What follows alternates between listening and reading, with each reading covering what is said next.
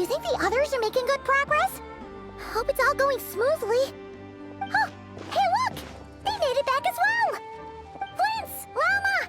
How did it all go? All is well, thank you. Nefer and Yahoda had to stay at the curatorium to wrap things up, so they won't be joining us for now. I ran into Miss Nefa and Miss Aino on the way back. Their work is still in progress, so I suspect they won't be back for a while either. You seem rather cheerful today, Mr. Flint's. I certainly am. I achieved what I set out to do and came away with more than I bargained for. Fighting alone can get quite tedious, but I had the good fortune to run into a pair of brave young warriors. We meet again. How have you been? Albedo! What are you doing here? That would be a natural assumption to make. It's also the correct one. These two courageously lent me a hand while I was fighting the wild hunt. When they told me they were Servarka's colleagues, it all made sense. And given how people of outstanding talent tend to cross paths, it's no wonder you're already acquainted. So, who's your travel buddy, Albedo? Why don't you come and introduce yourself?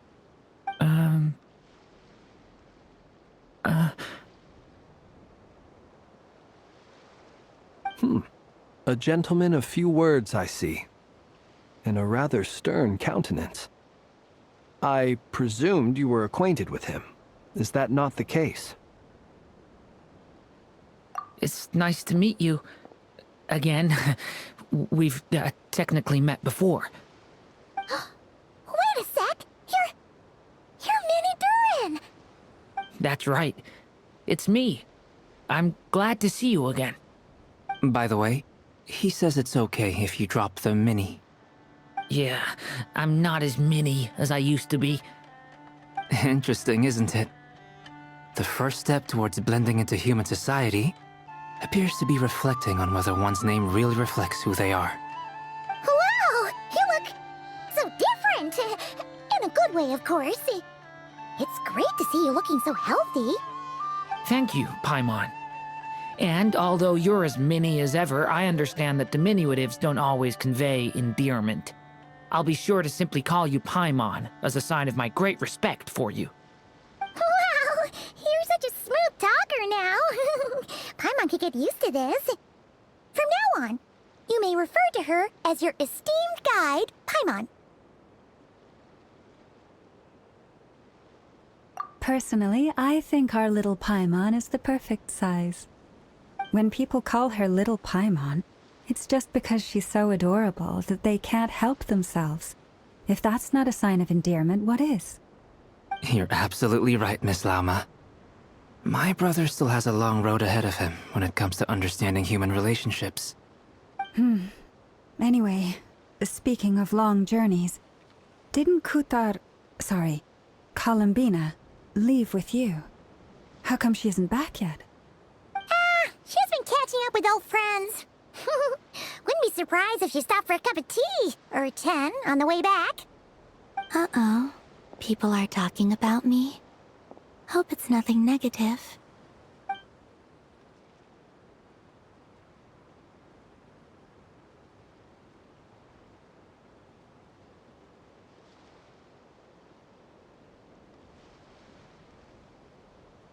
Judging from your expressions, I'm guessing it all went well?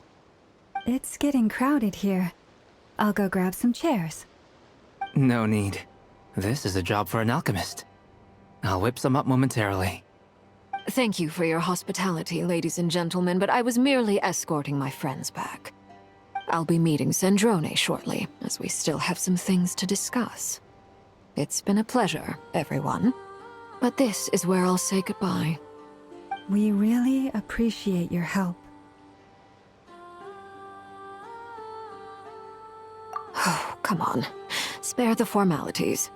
I'm just glad I could help out some true friends.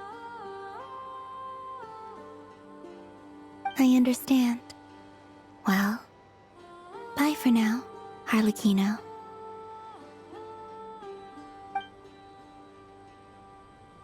Oh, this place is hopping. It's probably a good thing one of us left. Otherwise, we might not fit all these people in. Are you saying we're about to run out of chairs? As a matter of fact, I am. Come on in and see for yourself.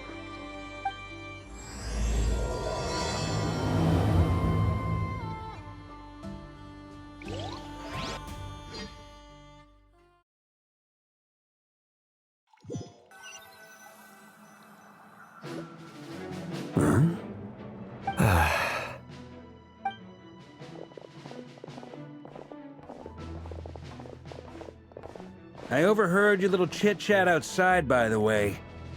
With Miss Columbina's colleague gone, we should be back to the original crew plus the other colleagues I brought in. Though, it looks like we have another new face. Someone else managed to rope in a colleague too? Frankly, you and Paimon are the only people I know here. This here is Deansliff, colleague of Tibet's greatest guide, Paimon, and greatest adventurer, the Traveler. Well, not exactly colleagues, more sort of friends. When someone else jumps in to do the announcing, you know you're speaking to someone important. Let's hear what he has to say. Note to self. Once Paimon knows your name, the rest of the world will soon follow. When he comes looking for us, it's usually something important. Paimon's guessing you've heard about the Wild Hunt, then. From the looks of it, you're about to hold a meeting. If I were to say that the Wild Hunt is our mutual enemy, would that earn me a seat at the table? As the saying goes, the enemy of my enemy is my friend. Mr. Dainsliff, there's a seat with your name on it. Though, I can't promise the same for everyone else. Hey, Albedo, think you can rustle up a couple more chairs? After all this time apart, Grandmaster Varka's first order is to rustle up a couple more chairs. I've missed this. Is he being sarcastic? Hey, he's your brother. Why are you asking us? I've still got a lot to learn about the nuances of human conversation. Trying to decipher Albedo's way of speaking has been like jumping in at the deep end. Oh, good point. Paimon gets you now. Don't sweat it. There are people who go their whole lives without getting the hang of it. You're ahead of the game already.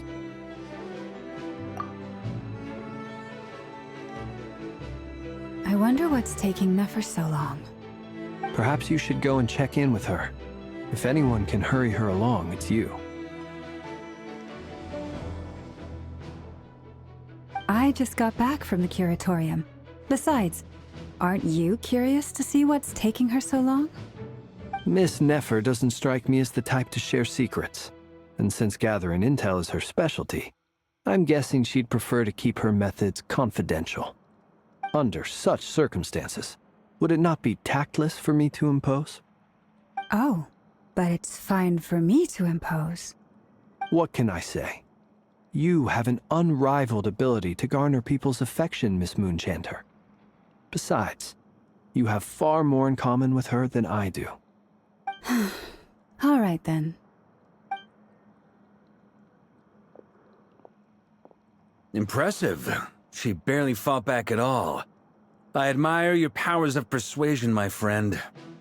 As I'm sure Miss Lauma will realize soon enough, the trick in life is to always pitch in with other people's responsibilities so that you can be selective with your own.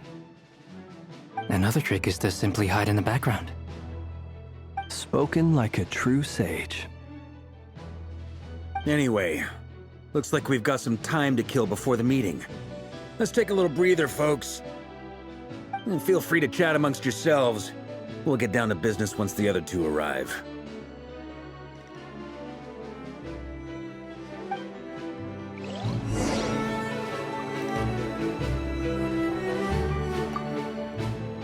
You're both awfully quiet. Why don't I start us off with an icebreaker? Much obliged. Have either of you ever had your portrait painted? If not, I'd be glad to help. That sounds like a lovely idea. You know how to paint, then? I dabble occasionally. He's an excellent painter. Tables, chairs, people, dragons, you name it. He'll paint it for you. I'm flattered. If I ever get the chance, I'd like to give it a try myself. I'll bear that in mind. Anyway, how about you, Durin? What sort of portrait would you prefer? Oh, I'd be fine with anything. Whatever style feels best to you. Very well. Then I'll play it by ear. You can replicate any style I want? I can try. If you show me a sample, I'll do my best to match it. Thank you. In that case, I'll dig up some reference material for you.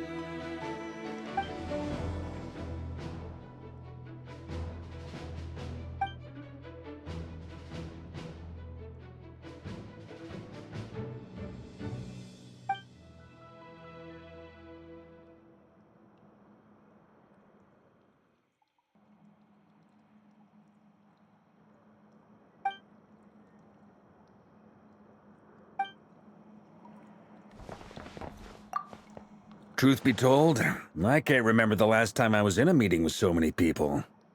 You're not alone there, my friend. The Lightkeepers also struggle to bring everyone together for a serious discussion.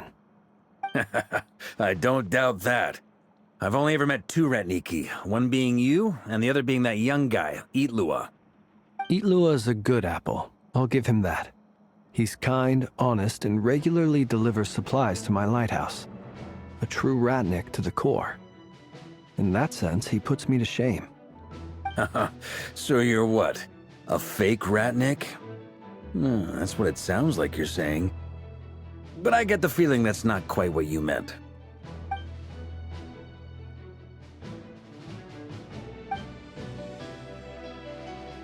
Come on, why the awkward silence? Sorry. I'm not even gonna bother trying to hide it. You've known all along, haven't you, my friend?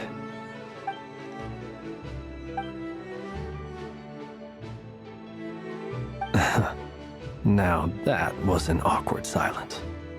Let's just keep this between ourselves. Probably best if Eatlua doesn't know, huh? That goes without saying. Gotta be careful what you share with youngsters, after all. Anyone else in the know? Let me guess. The Traveler and Paimon? It's dangerous being too sharp for one's own good, you know. Then, in the name of the Animo Archon Barbados himself, I swear, your secret's safe with me. When we went for drinks, you said that you and Barbados were practically best buds. In the light of that claim, do you really expect me to take your oath seriously? Of course. Just as long as you don't go spreading around the fact that I'm close with Barbados, all right? Fair enough, then. Nothing like a bit of mutual leverage to seal the bonds of friendship.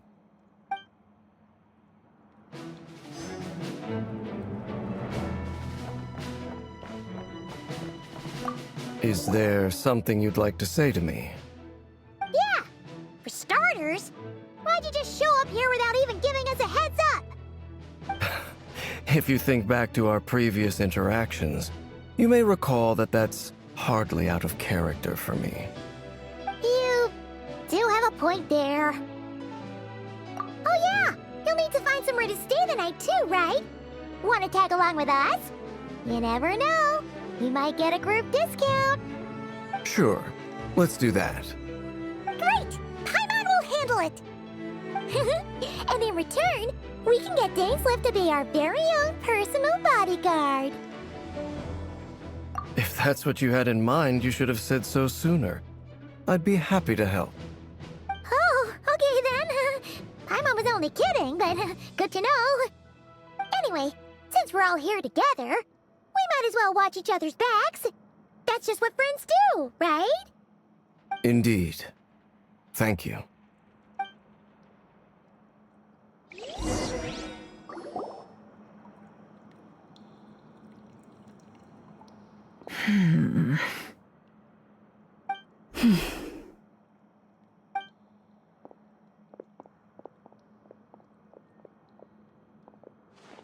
Ah, Miss Nefer. You made it after all. But what about Yehoda? I'm here to give you an update on how things are going on our end. Once this is over, I'll be heading straight back to continue my work. I left Yehoda back at the curatorium to watch over things while I'm gone. Huh.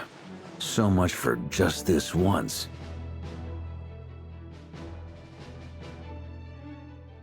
Shh!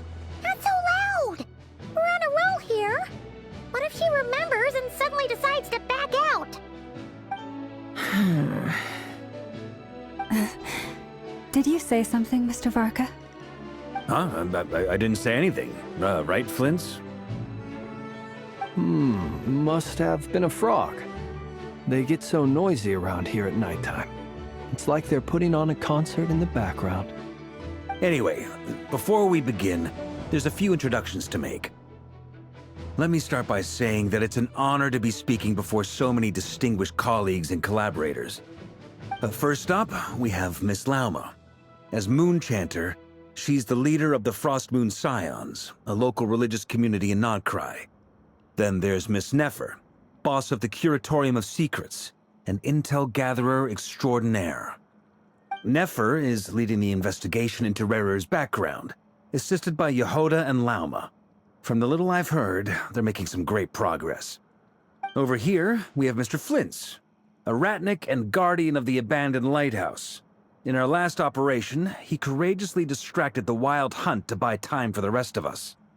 For those of you who've never met, this is Mr. Albedo, a renowned alchemist and captain of the Knights of Favonius investigation team. By his side is a new face for us all, myself included, Mr. Durin, who's come to lend his aid. Next up, we have the Moon Maiden and former Fatui Harbinger, Miss Columbina. Then we have the Traveler, who's earned more titles than I could possibly hope to list out, so I'll spare you the rundown. And Paimon, the ultimate travel companion and quite possibly the best guide in all of Tevat. Wow! That's a lot of people! Great turnout! Miss Nefer, it looks like you might have another job coming your way, so, congratulations on the booming business, I guess. You think I haven't got enough on my hands as it is? Who's looking for me now? That would be me, Miss Nefer. I have a commission for you. And you are? Who I am doesn't matter right now. What does matter is that I'd like you to gather more intelligence about the Recher of Solnari. Well, it's not as if we never take on anonymous commissions, but in your case, I'll have to decline. I'm gonna take a wild guess and say your job's probably more hassle than it's worth. Something about you seems like bad news. It's my eyes, isn't it? Conrian, I assume. And what's with the mask? Are you trying to hide your identity? In any case, the fact that you're even still alive raises an awful lot of questions for me. My name is Dainsleif. And yes, I am from Conria. As I'm sure you're aware, the Recher of Solnari's real name is Rerir. He was once an acquaintance of mine. Really? Then you must have been quite an influential figure yourself. You flatter me, but none of that matters anymore. My point was simply to clarify why I have asked Miss Nefer to investigate Rerir's background. So you're both from Conria, and it sounds like you used to be friends? What am I missing here? Surely you already know how he became one of the Five Sinners. I'll tell you everything I know. The history of Conria, the names and identities of the Five Sinners. I remember it all like it was yesterday. I have never spoken openly of this before. But the truth was exactly as people say. The 5 sinners were each driven by their own desires, and it was by playing upon these that the Abyss tempted them to their fall, tearing Conrial apart in the process. The visionary, Vedifenir, who wished to foretell the future. The wise, Haroptatir, who sought limitless knowledge. Gold, Rheindotter, who desired to create life. The foul, Sertologi, who pursued supreme strength.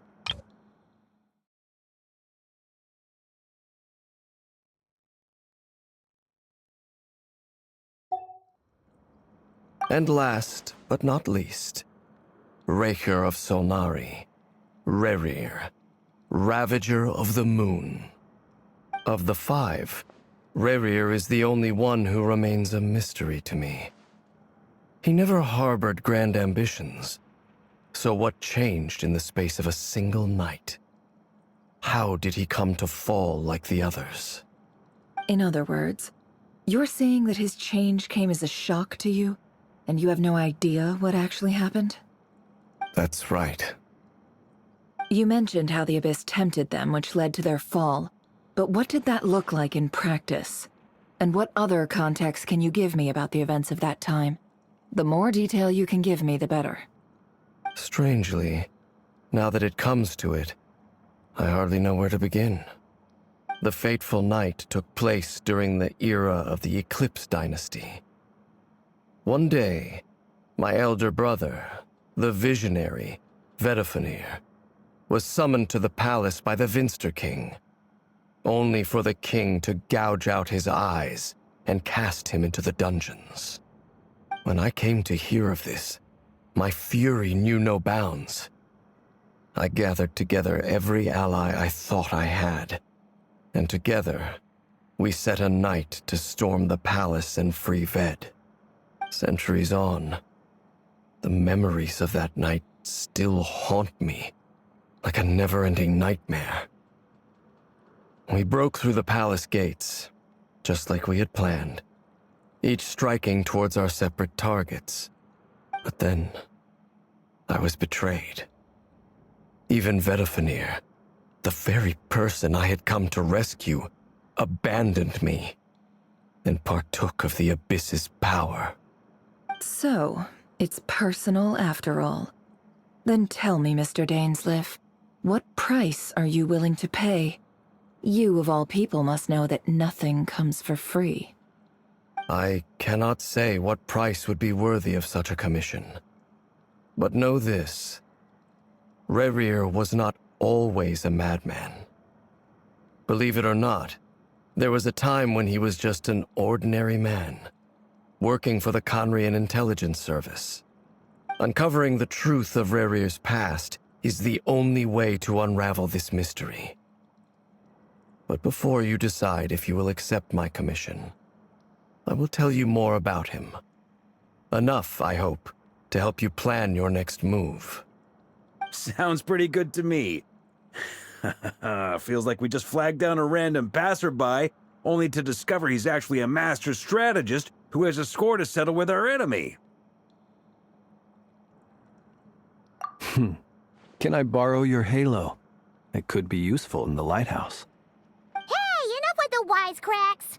Besides, isn't that lamp of yours bright enough already? Relax. It was meant to be a compliment. If that was a little over the top for your liking, I'll make sure to tone it down next time. I'll give your proposal some serious thought, Mr. Dainsleif. Let's speak in private once the meeting is over. Before that, there's a few things I'd like to share.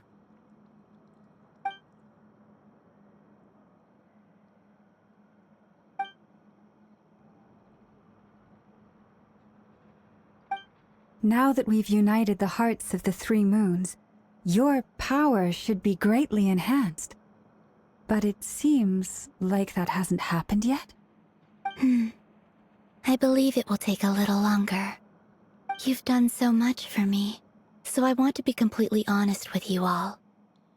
Even though I'm doing a lot better now, the truth is, My recovery will likely be an ongoing process. From the moment I was born, my power has been slowly ebbing away. And that is because Tevat has never accepted me. Even with the moons united as one, it seems my rejection cannot be undone. So far, I have yet to find a solution. It may turn out to be a problem that will plague me until the day I finally leave this place behind. Even so, I will do everything in my power to help you drive out the Ray here of Solnari. As Arlecchino put it, this is not about chasing the spoils of victory. It's just a gesture of heartfelt gratitude. Kutar.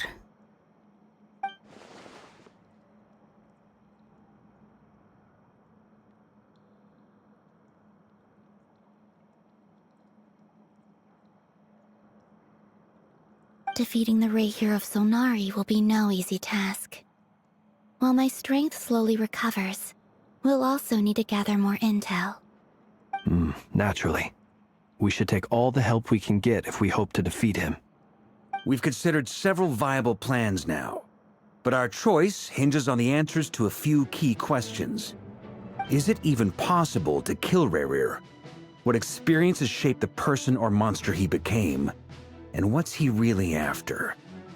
Given Albedo's expertise in alchemy, I think we should leave him to try and answer the first of these questions. Understood. As for the other two, I'm afraid we'll have to count on you again, Miss Nefer. Believe me when I say it's not my wish to burden you. But right now, relying on your skills is our only option. So you're placing all your hopes on me, huh? We can't thank you enough for agreeing to help us. Honestly, I can hardly believe how lucky we are. You sure have a talent for changing your tune, Miss Moonchanter. Timid like Yehoda one moment, then flinches insincere flattery the next. Ladies, please. I must object to your portrayal of me. That's all. Feel free to keep bickering. Just pretend I'm not here. I almost don't want to leave this room. I'm curious to see how this plays out. I have faith in you, Miss Nefer. Something tells me you'll stand by us until the very end. Oh? And what makes you so sure of that? What if I suddenly decide that my compensation is insufficient? This isn't about the money. I can sense that you've got a deep-seated distaste for Rerir. And knowing you, that alone is motive enough. Look at them getting along so well. Like two peas in a pod. And I'm the one they accuse of insincere flattery. There is no justice. Miss Lauma, you have to understand something. Unlike you, I don't actually enjoy having everyone's hopes on my shoulders. Is that right? Well, maybe the fact that I'm willing to put my hopes in other people says more about me than you. But the fact is, I also trust you. And that's because I know that you're someone we can count on. Anyway, we've got our plan, so let's get moving. Mr. Dainsleif, let's talk.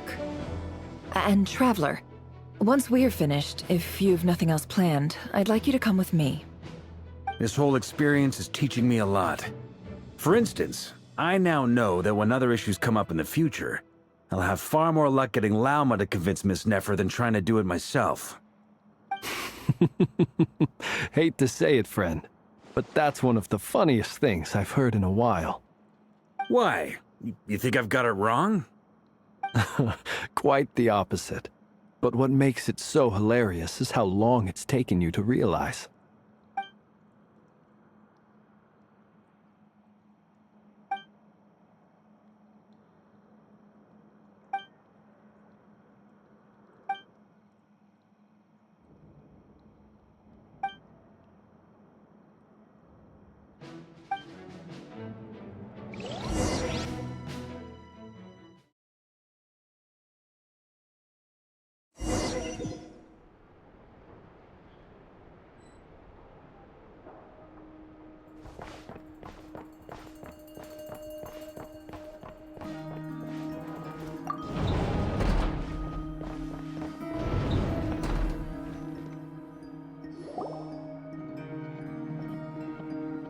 Thank you for waiting. It's okay. We actually used the time to help Dainsleif get a room at the hotel. That's very considerate of you. Now, I trust you share my curiosity about Rarier's past, and you seem fairly familiar with Mr. Dainsleif already. We spoke at some length after the meeting. He was the one who suggested I should invite you to join this operation. He feels confident that these secrets will be safe with you. Dane has a lot of faith in us, that's for sure. Likewise. I appreciate that you got right on board without interrogating me about why I invited you. It shows that you trust me to explain everything in due course. That's because we know what you're capable of. We appreciate you too, Nefer. You might have been forced to help in the beginning, but this time, it was your choice. That's one way to put it. Another is this, that once a decision's been made, it's set in stone. After that, my only goal is to see it through. Alright, so here's how it is. I'm going to access Rarier's thoughts again using my confidential method. Now, I'm sure you've seen things like this before on your travels, so you're surely well aware of how dangerous it can be. The reason I've gathered you all here is to ensure my safety during the proceedings. I plan for us to enter the fragment of his consciousness together, and once inside, I will focus on searching for information. Think of this as a diving expedition into someone's brain. If I'm the diver, you are my safety equipment, tasked with keeping me alive while I'm under the surface. Once the ceremony begins, we will all be spying on privileged information. But in the interests of safety, you must remain absolutely silent at all times. We will discuss our observations after the ceremony has concluded. Lastly, any individuals of a weaker constitution are advised not to partake in the ceremony. In any case, Paimon has her own job to do, which requires staying in the room but not joining the ceremony.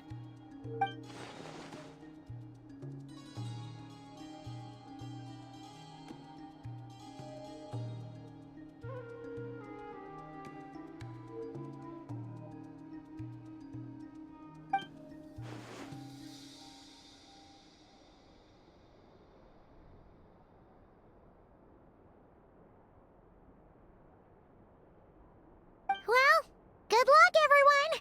Sounds like all Paimon can do is cross her fingers and root for you guys. There's a little more to it than that. I was being serious when I said you have a job to do. While the rest of us are inside Rarier's mind, it's imperative that we have a team member on the outside. In the event that something goes wrong, you will be our first responder. I don't anticipate any issues, but the extra level of safety will be greatly appreciated. I second that. This is a dangerous operation here, and you're our whole rescue team. That's pretty much the most important job in the crew. So, Paimon's like the lifeguard? Yeah, that makes sense. All right, got it. Good. Please, take a seat. We'll get started momentarily.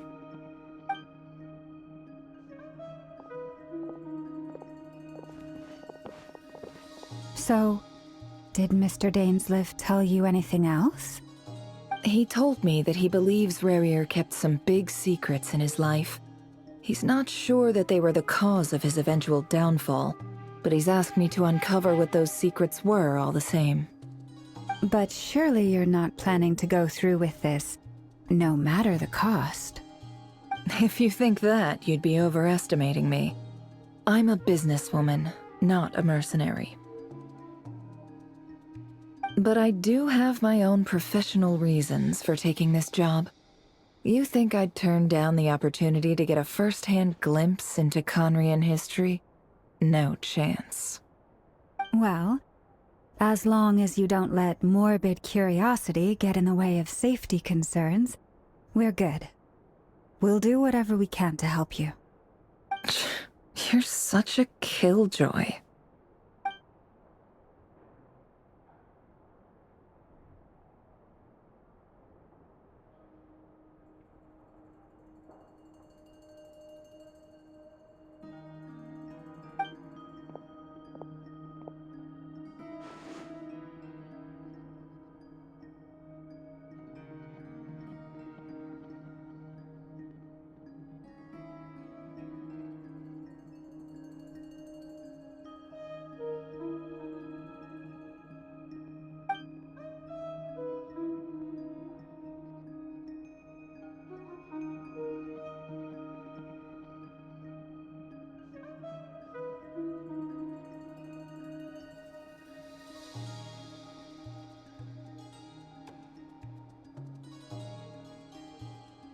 All right, I'm good to go. All set over here, too.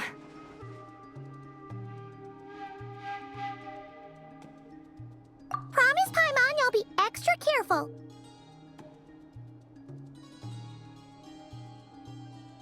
All right. Let your whole body relax. We're about to begin. Close your eyes.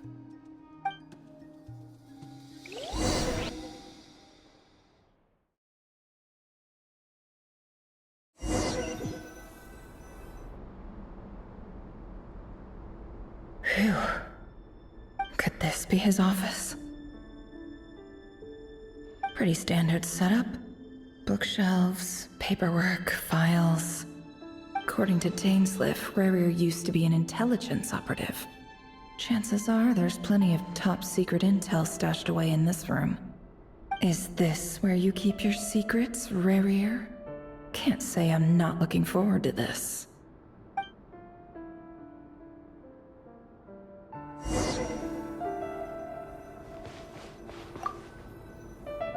A file tucked inside a folder. The title reads, Dear Breakfast Shop Owner. It's a list of names. But at this stage, I have no idea who any of them even are.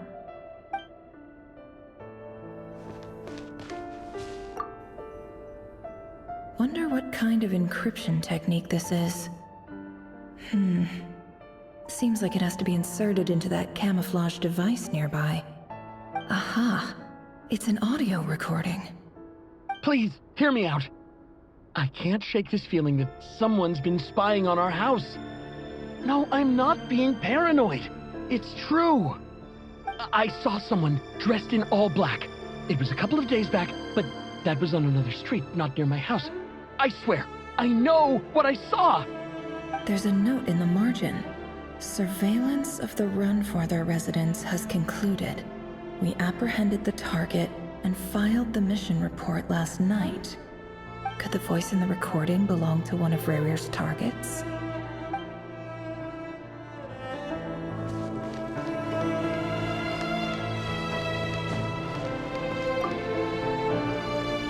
Bookshelves full of documents. Looks like these are all files, packed with the personal details of individual Conrians. The Crimson Moon dynasty preceded the eclipse. Since Rarier worked as a secret agent during the latter, it stands to reason that he was tasked with purging remnants of the old dynasty. Yep, lines up exactly with what Dainsliff told me.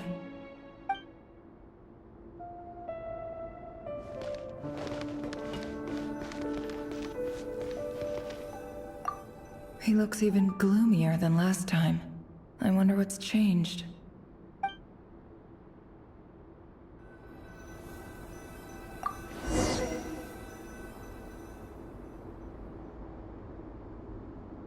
Today's files are in. Time to wade through them, just like usual.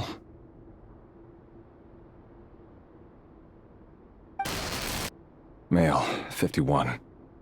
Occupation, cook. Confirmed Crimson Moon descendant. Has maintained frequent contact with other descendants over the past year. Poses a threat to the dynasty. Neutralized.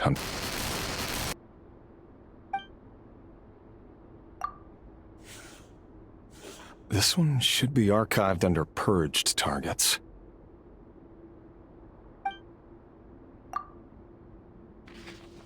Female, 23. Occupation, office clerk. Confirmed Crimson Moon descendant. Has maintained frequent contact with other descendants over the past year. Poses a threat to the dynasty. Neutralized.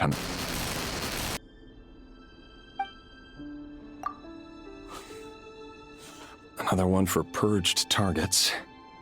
Sounds like she was that other man's daughter. Never mind. What's it got to do with me?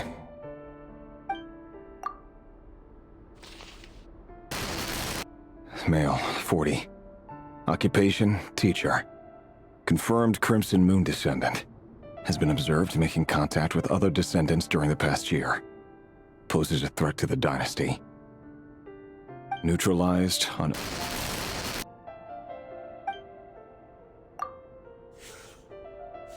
Just another nobody for the archive. Come to think of it, I remember surveilling this man. A case like his never would have been considered a priority in the past. Huh. He barely even interacted with other Crimson Moon descendants.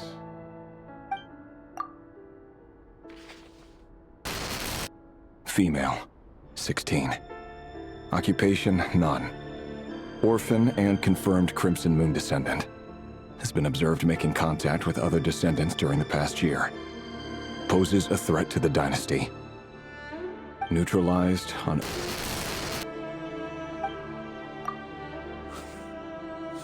Filed. I have no recollection of this girl. None whatsoever.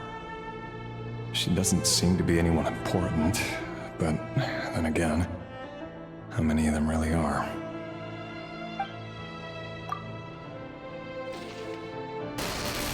Female, 13. Occupation, none. Orphan and confirmed Crimson Moon descendant. Has been observed making contact with other descendants during the past year. Poses a threat to the dynasty. Neutralized on...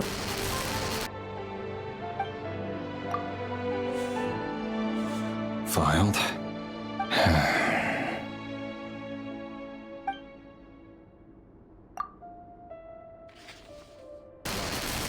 Male, 11. Occupation, none. Orphan and confirmed Crimson Moon descendant. Has not been observed making any contact with other descendants during the past year. Poses a threat to the dynasty. Neutralized and...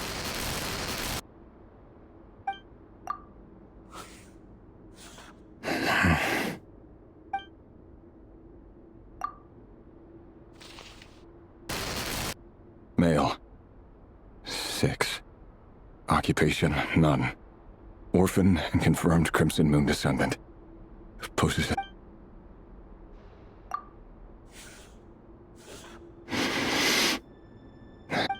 It's funny, isn't it? Your job is becoming both harder and easier at the same time, depending on how you look at it. Sooner or later, the Crimson Moon descendants will be completely wiped out. But as their numbers dwindle, they become harder and harder to track down.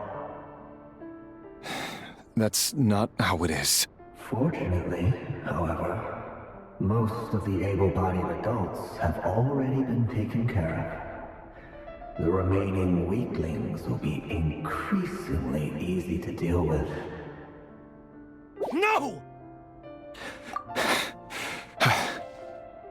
No. My job is to ensure the survival of the Eclipse Dynasty. And the only way to do that is by eliminating any and all potential threats. It's a perfectly legitimate line of work. Every single one of my colleagues can attest to my fairness. And if my friends were aware of the facts, I know they'd back me up too. Assuming, of course, that they were aware of all the facts.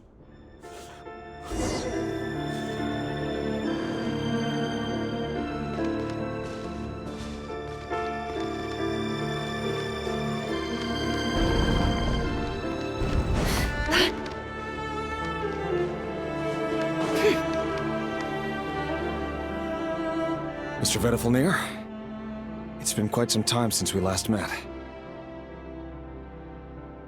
Rerir, I trust you're here because you have something important to discuss.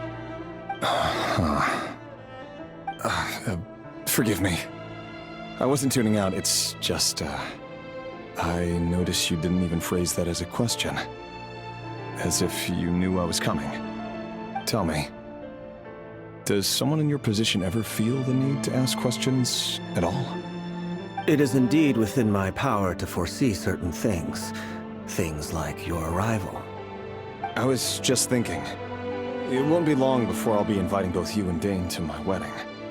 That isn't a lie, but nor is it a fact as such. It's a wish, isn't it? No fooling a prophet, is there? Ever since that day we met for drinks, I knew it was only a matter of time before you came looking for me. Does it feel good? Knowing how the future will unfold. I'm afraid the notions of good and bad fail to capture the complexity of what such a power entails. Once you've seen what will come to pass, it can be all too easy to succumb to fear and melancholy. Unless, of course, you learn to abandon these feelings.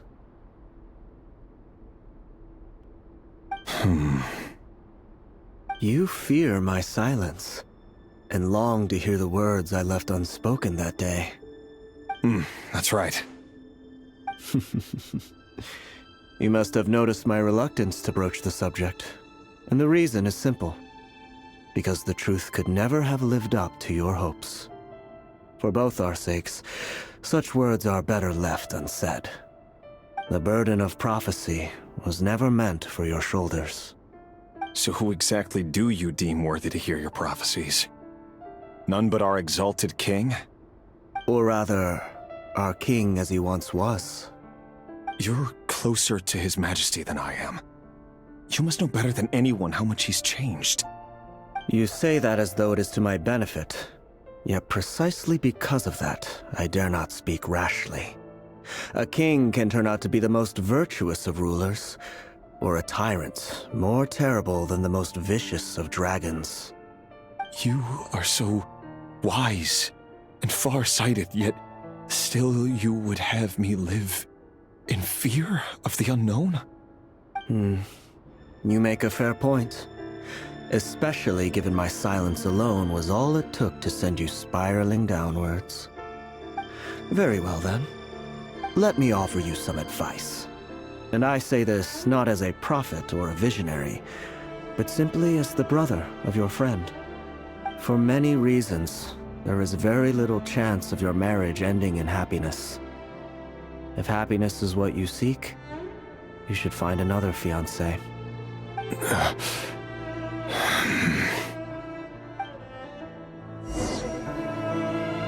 Hold on. There's that same black fog again. Could this memory belong to Thelindis? Guess I'd better tread carefully.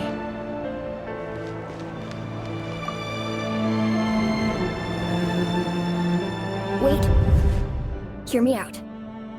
This time we finally got a clear look at his face and learned his true identity. His name is Rayrir, and he claims to be one of the king's guards. What did you say? A cruel irony, isn't it? The man you're set to marry leads a double life as a brutal executioner. Why are you telling me all of this now? Simple.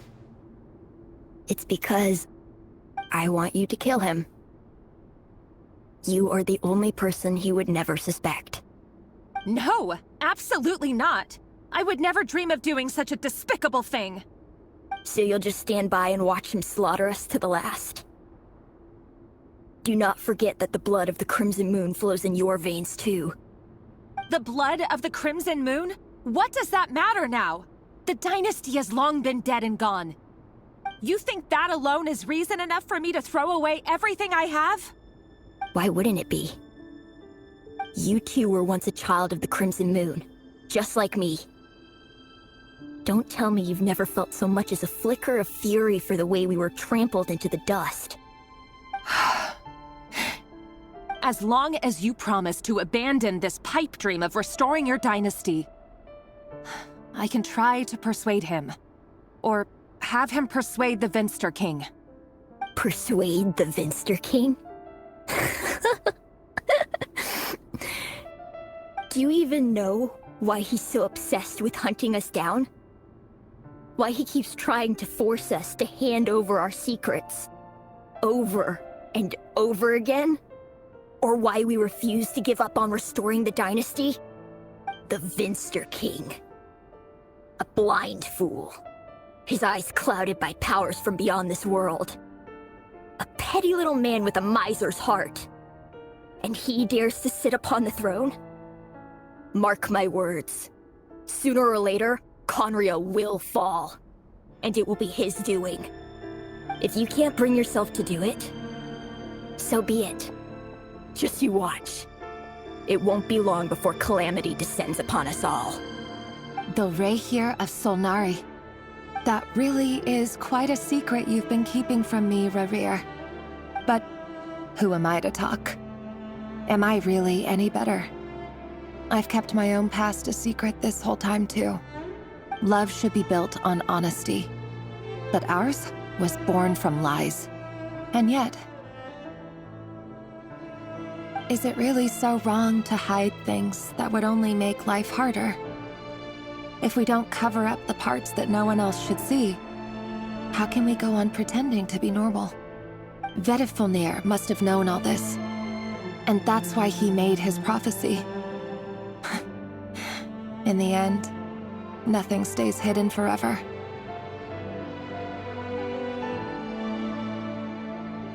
But I won't just sit by and watch this disaster unfold. I'll do everything in my power to protect what I cannot afford to lose, no matter who I have to face.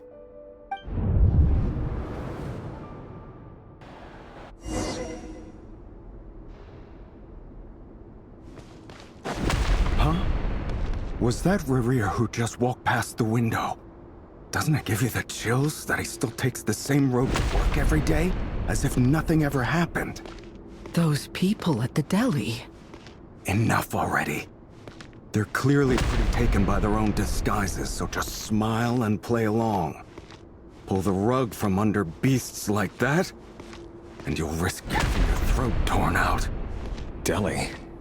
Oh. They're talking about those people from the opposition. Right.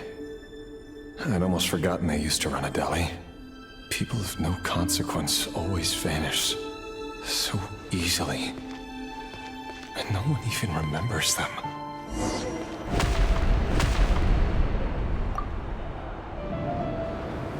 But surely you can see he's not the man he pretends to be! So many have died already, and they say that the king's madness grows with each passing day. We're not going to survive this, are we? But why does it have to be this way? Do we really deserve to die just because of the blood that runs through our veins? Thalindis, are you even listening? Sorry, Freether. My mind was off wandering. I heard you, though. You're talking about what Revere said. He's just following the king's orders. He's a secret agent, and it's his job to hunt down rebels and dissidents. By the time you first met him, he'd already taken lives. Maybe he was using you from the very beginning. No. Revere has no idea I have anything to do with the Crimson Moon. My family are only distant relatives of the main lineage, and besides, my eyes are perfectly ordinary. Truth be told, apart from my teacher, pretty much no one knows I have any connection to any of it. It's been a long time since my family severed ties. But as Orlog said, who could possibly talk sense into that raving lunatic of a king? No one. I'll work something out. Trust me, I'm with you all. But for now, you need to keep yourselves hidden. Don't let anyone find you, anyone at all. Don't forget that Revere is an Eclipse operative. You need to be extra careful when he's around. And when I am too. For now, don't come looking for me. And if anything happens to me, just act like we've never met. If even you can't escape this, what hope do the rest of us have? But after all this time together, surely he wouldn't lay a hand on you. I won't speak in his defense, nor can I give you a clear answer to that question. But I'll do everything I can to put an end to this. Here, hold on to this. If an opportunity to escape presents itself, take it. You'll be glad you took some spare change. You call that change? But what about you? I've got a job, and there's still money coming in. But you can't go anywhere right now. Please think about yourself for once.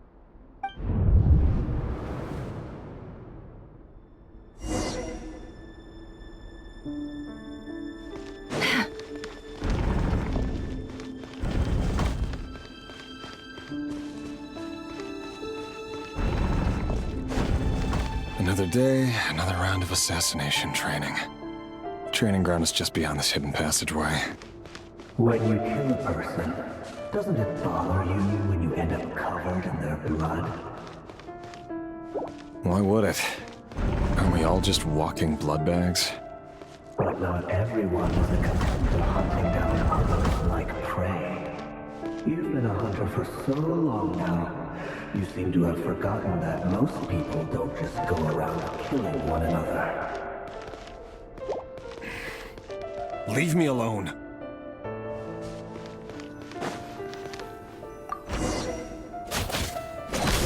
Make sure you have a firm grip on the handle. Choose your angle well. Keep your movements light and brisk. And the prey won't sense a thing. I doubt that. I'll bet no one's ever died of quiet death at your hands. I work clean. No traces.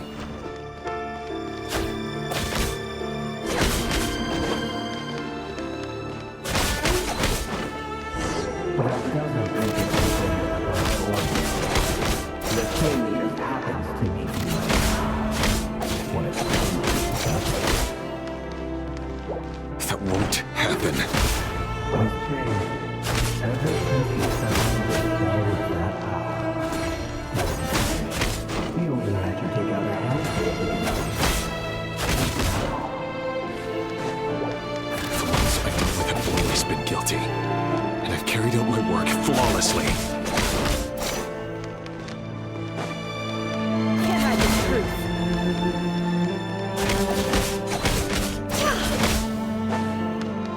No more lies.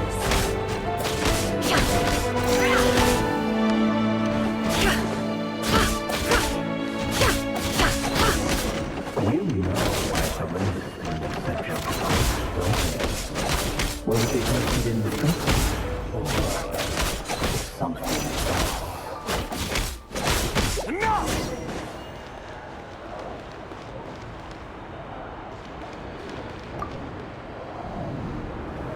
Delindis, do you still remember Orlog? Orlog. The boy who was pretending to sell flowers. You spoke for quite a while, didn't you? Yes, we did. What about him? He was arrested 2 days ago. Chances are he's already dead. He... I just don't get it! After everything he's done, why do you still stand by him? Or does it mean nothing to you that people keep dying? No, that's not... Just hear me out. I need to go now, Thelindis. They're looking for us. You take care too. If you ever need a place to hide, come find us.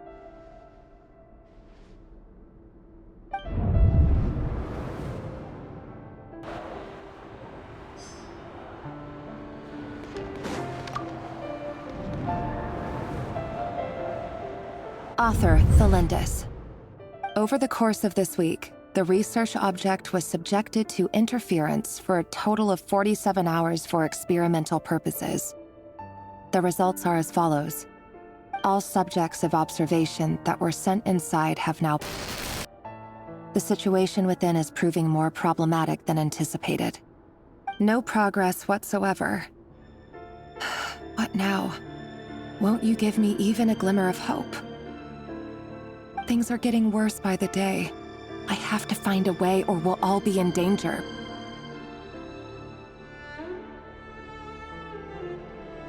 But I... If all this research comes to nothing, what then? Sooner or later, it'll be my neck on the line. But could he really bring himself to kill me? No. Surely he wouldn't have the heart.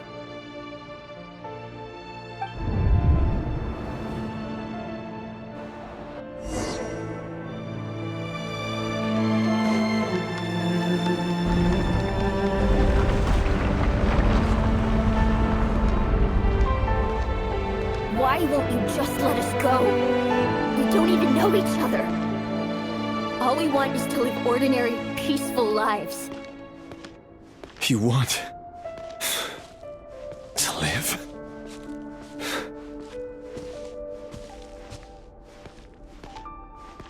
Yes. I just want to go on living. Is that really such an unforgivable crime?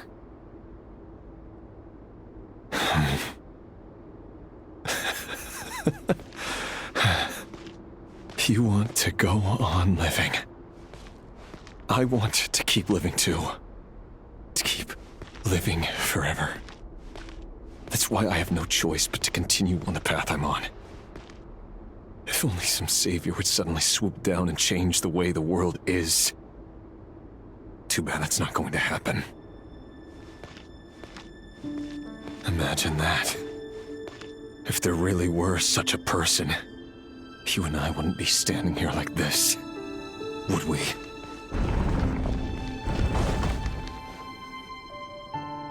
Today's files are in.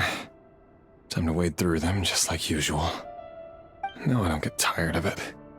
It's my job. And not only am I lucky to have it, I'm good at it too.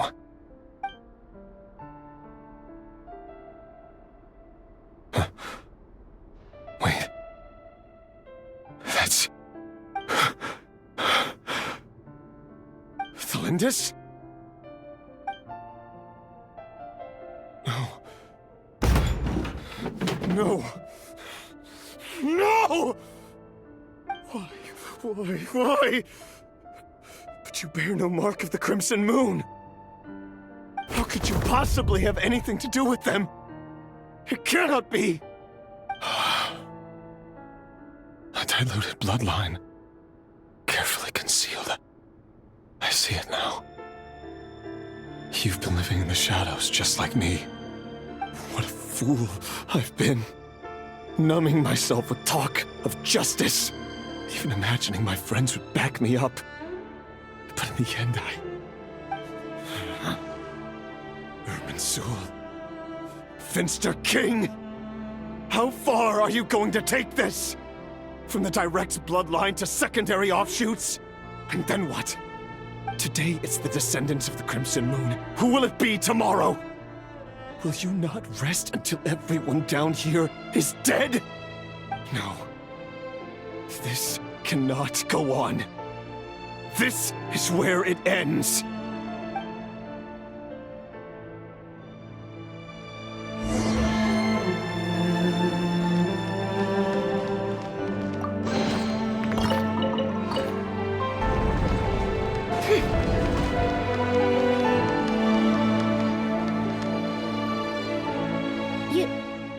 You're really letting me go?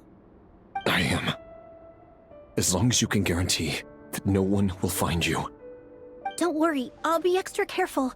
No one will know I was here. But... what about you? Me? If you let me go, you won't be able to complete your mission, will you? Good point. In that case, maybe you should stay. No, please! I just want to see the outside world again. To... Go on living? Yes. I know you're a man of your word.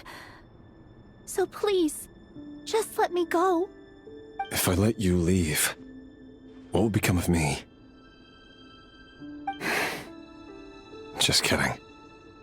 Go, now. But remember, don't let anyone know you were caught. We'll be seeing each other again very soon if you do.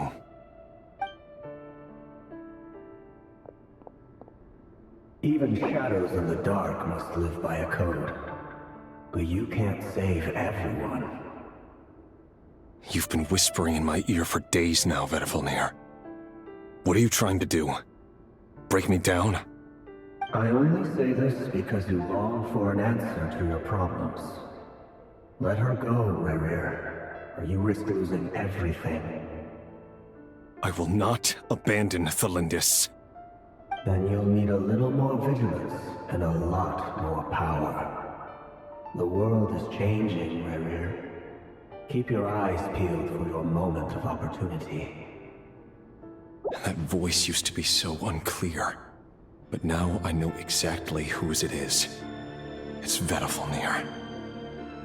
He won't tell me how to actually resolve any of this, but he keeps trying to manipulate me like a puppet. What's his game here? Tell me then. What will this moment of opportunity look like? And no answer. He's like a ghost. Always disturbing me when I'm on edge, but never answering when I need him most. So, the Eclipse Dynasty was purging, well, massacring the descendants of the Crimson Moon. And it seems like it was all connected to the Vinster King's research. The King's obsession with abyssal power left the future of Conria hanging in the balance. No wonder every aspect of Rerir's life was so unstable. And it looks like this Thelindis, Rerir's would-be fiancé, herself belonged to a sub-branch of the Crimson Moon Dynasty's descendants. It almost defies belief that a couple like them could hide the truth from each other for so long. If the Vinster King hadn't intervened in such a drastic way, they might have gone on deceiving each other for the rest of their lives. And why does Vedalfnir, Dainslif's older brother, keep talking in Rerir's head? This guy kept more secrets than I ever imagined. The human mind is like a vast desert of shifting sands. When you follow the flow of someone's memories, you only ever see the parts they're willing to let surface. Time for something a bit more creative. We've been inside Rerir's mind this whole time, building up a picture of his psyche. There's already enough clues on the board to start reading between the lines and mapping out the rest. Now, we can finally begin to put the pieces together. Sure, it'll only be a reconstruction, part simulation, part reasoning, but it's usually pretty accurate. Once we've built up a cognitive profile, we just need to cross-check the logic behind his actions. And then we'll be able to take a sneak peek at whatever it is that Rerir has really been hiding.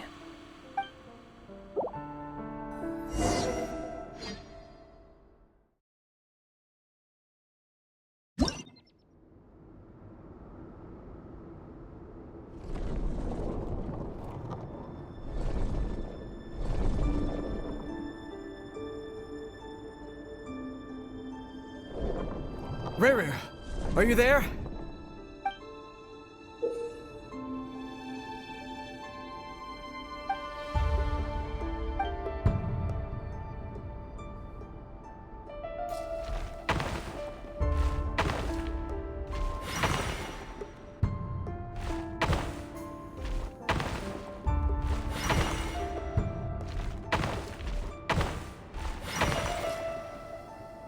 Hey, Rerir! Come out, it's urgent! Dane? What's wrong? Quick, come with me. I'll explain everything once we've met up with the others. Okay. I'll come. But the Lindis is still over at the Universitas. I'll need to leave her a note. All right then, but make it quick. I've never seen Dane so worked up before. Whatever this is, it must be big trouble.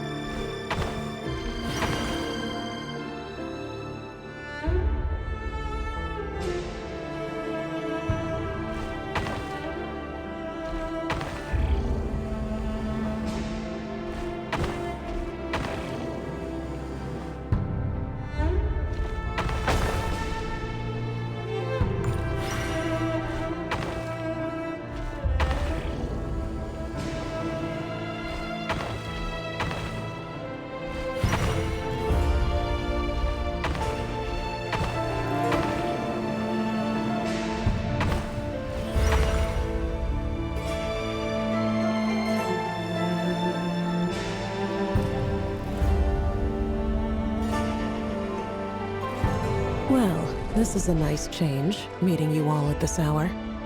When men and women of ambition can speak face to face in broad daylight, I say that's a big step forward for our dear Conria. Don't be ridiculous. We do not fear the day. Why would we seek refuge in the night?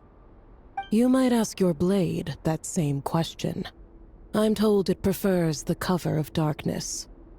The word on the street is that Sir Elegy only strikes when he has an unfair advantage. But that is patently false. I see you're missing an arm and a leg. Surely only a fair fight could explain that. If this is your way of offering me replacement limbs, believe me, I'll take them. Oh, we can certainly discuss that. With bioalchemy, anything is possible. Assuming I have your full support in my research.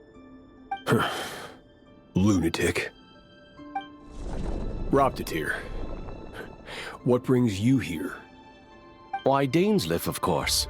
He invited me. Please, cast aside your apprehensions, Miss Rhine-daughter. Whatever the rumors may say, I am but a humble servant of the king, and I can assure you he affords me no greater convenience than he does you. Well, the Universitas Magistrorum won't stop fawning over you. So at least some of the rumors must be true. You're clearly doing well for yourself, so drop the humble servant act. It endears you to no one. You're president of the Universitas Magistrorum, the chief royal mage known as the Wise by royal appointment, and by far the most favored among the 4 pillars of Conria. Vice President Veit doesn't even try to hide his envy when he sees you. My success is the product of hard work and good luck. It's as simple as that. Were the king not such an extremist, I hardly think I would have received a senior post at my age. Of course, no job is without its gripes. Serving a king like ours can be a challenging task, as I'm sure you can imagine. And as for Efterveit, in missing out on the presidency, he's dodged a mountain of stress. Like everything else in life, it comes with pros and cons. You're all here. I apologize for the short notice, but it was an emergency.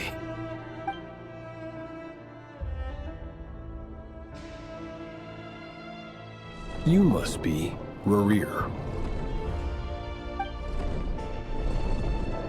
Mr. Sir Elegy. Yes, I handled your case file during your sentencing. Nothing personal, of course. I'm pleasantly surprised that you remember me. You're clearly a person of substance if you've been invited here. But Dainsleif, you'd better have a very good reason for convening this little gathering.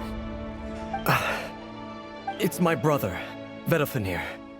After he spoke at the court this morning, the king was so infuriated by his words that he had him blinded in both eyes and thrown in prison. Vedalfenir in prison? Strange. I thought the king trusted him and Horoptatir more than anyone else in the world. Does this mean the king's circle of trust just got even smaller? It has nothing to do with trust. It's about what the king wants, which is as clear as day to anyone paying attention. I simply appease him, because it's in the best interests of the Universitas Magistrorum. And also because you're slimy. Vedalfenir, perhaps less so. But still, a visionless visionary? It rather inclines me to think that qualifications are not what get you ahead in Conria. Do you honestly think this is an important discussion to be having right now? Dane, what are you planning to do? Rescue Vedalfenir, I assume. Correct. It will mean storming the palace by force. Tonight. I need all of you on my side. That's far too dangerous. And don't forget, Dainsleif, you're captain of the Royal Guard. You swore an oath to the throne. Hmm? You've been planning this for a while, haven't you? I have no desire to commit treason. But whatever critique the king may have of Vedalfenir, disfiguring your most loyal subject for putting the best interests of his court and nation first, this is not the conduct of a wise ruler. My blade will force the king to see the error of his ways. So, Vedafilnir's prophecy enraged the king. I'm sure it wasn't what he wanted to hear, but if he won't take counsel even from the visionary, that is deeply troubling news. The extent of His Majesty's madness is now all too clear. The question is, how does a man like me get out of this situation unscathed? You have noble ambitions, Dane, but I'm afraid they don't do much for a guy like me. I'm not interested in saving the world. All I want is a letter of pardon.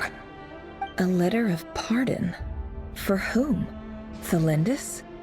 The chances of the Vinster King issuing a pardon for anyone connected to the Crimson Moon seem vanishingly slim.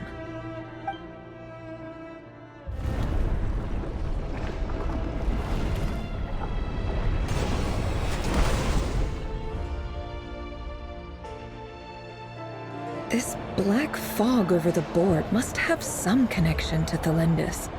But why is it taking this form? Does it have something to do with Revir's past? Another mystery I'll need to unravel.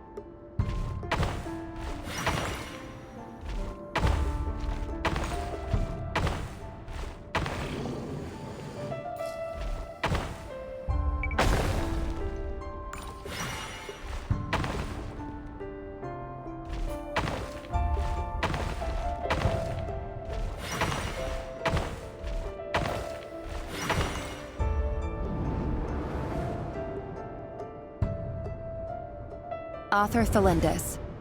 Over the course of this week, the research object was subjected to interference for a total of 60 hours for experimental purposes. The results are as follows. Research dating back to the Crimson Moon Dynasty has established 2 points regarding Moon Marrow.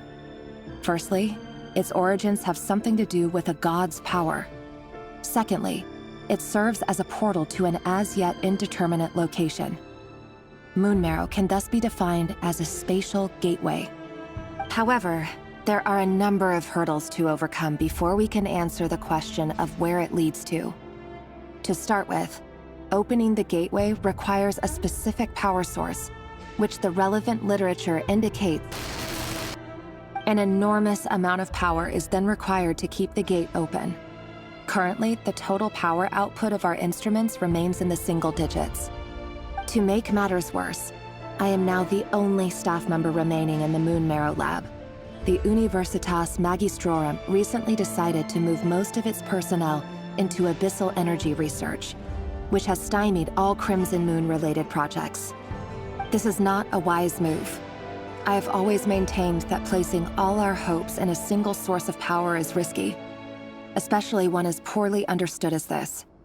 As well as making ourselves overly reliant on a single resource, we are neglecting other promising technologies. I apologize if this comes across as disrespectful. But as a Moon Marrow researcher, I desperately want to see the world beyond the gateway. If we really made it there one day, what would we find? And how would we go about taming the unknown? My imagination is endlessly fueled by questions such as these.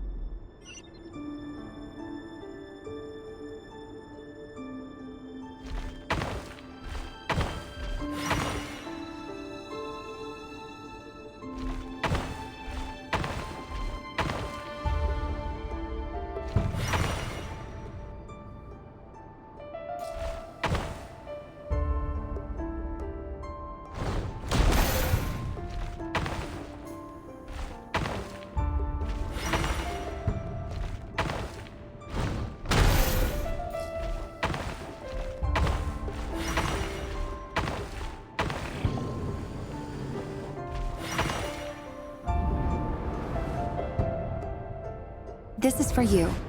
I heard you're gonna leave the city with your parents.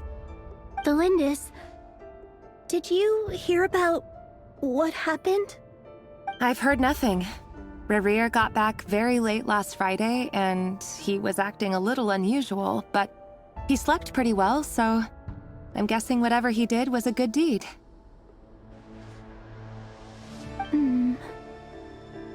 You never saw him, and I don't know what he did. And this conversation never happened. You understand? What if he finds out that you pried into his secrets? Don't be silly. I don't know what secrets he does or doesn't have. All I know is he's just a normal guy who happens to run some errands for the king. Are you scared of him? I don't know. The Rerir I know doesn't match the person you all describe. Logically, I should be scared of him. And yet, I don't want to lose him. But enough about that. You should get going, and be careful with the package I gave you. Keep it secret. Keep it safe. What's in it? A piece of the moon. All you need to know is that as long as you keep it safe, then in the future, everyone will be able to see a red moon. A red moon? You mean our moon? That's right. Our moon. Promise me you'll look after it. I promise, Tholindis. The Crimson Moon bloodline will never die out. Its light, the color of blood, will become like a fire that flows in our veins, no matter how long it takes.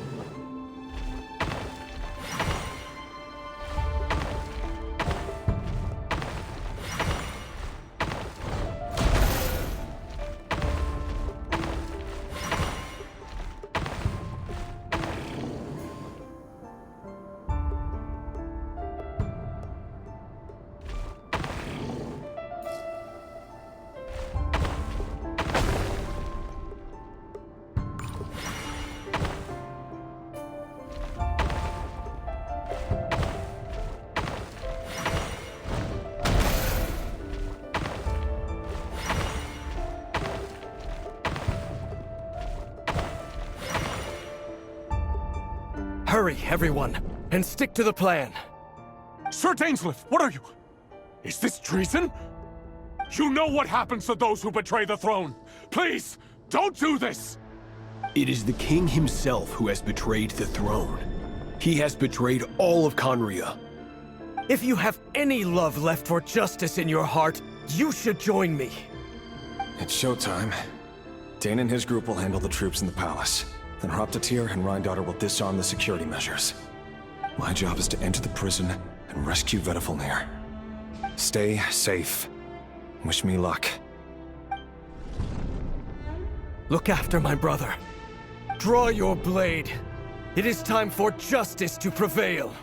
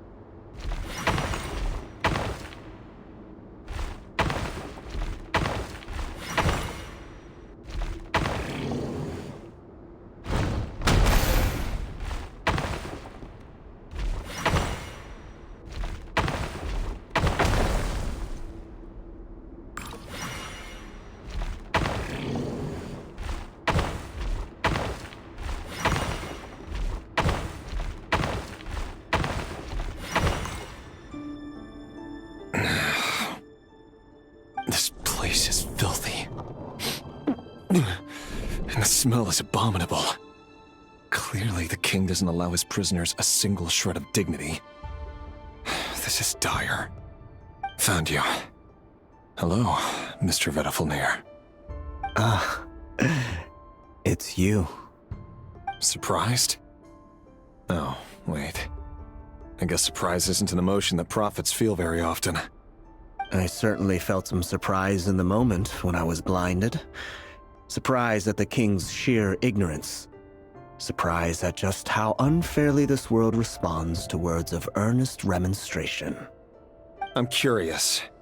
What did you prophesize this time? It wasn't a prophecy. It was a word of warning. Someone had to say it. The king has forsaken all reason in pursuit of his obsessions. I simply told him that if he continues on this path, Khaenri'ah will surely fall. But he didn't listen. Worse still, he stabbed you in both eyes and locked you away. Dane asked for my help. The court is in complete chaos now, but I'm sure you predicted that. Everything is transpiring as I foresaw, yet I am powerless to change it. Fate is an immutable force. I can but lament as the inevitable unfolds. I do wonder whether giving a man the power to see the future does nothing more for him than slowly crush his spirit. Forgive my curtness, Vedafilnir, but the king did not suddenly turn on you today. His suspicions have been brewing for a long time. You can't have wisdom beyond the reach of your fellow man without attracting his fear and suspicion. There are things the king does not want to see. So, he doesn't want you having visions of them either. He blinded you because he thought this would make the visions stop. He wasn't entirely wrong. I did indeed lose my power to see the future. Right up until... Until what? Just now. I believe I saw something new. Well, tonight could go a lot of different ways. 5 of us banded together to storm the palace, also we could rescue you. This will go down as the most tumultuous day in Khaenri'ah history. I sense hatred in you. But also hope. A desperate hope that with the tyrant deposed, that will be the end of the story. But this is not the end. It is the beginning of a new chapter, in a whole new story. There are many men of honor and courage in this world, Rerir. But you are not one of them. You're not here for justice, are you?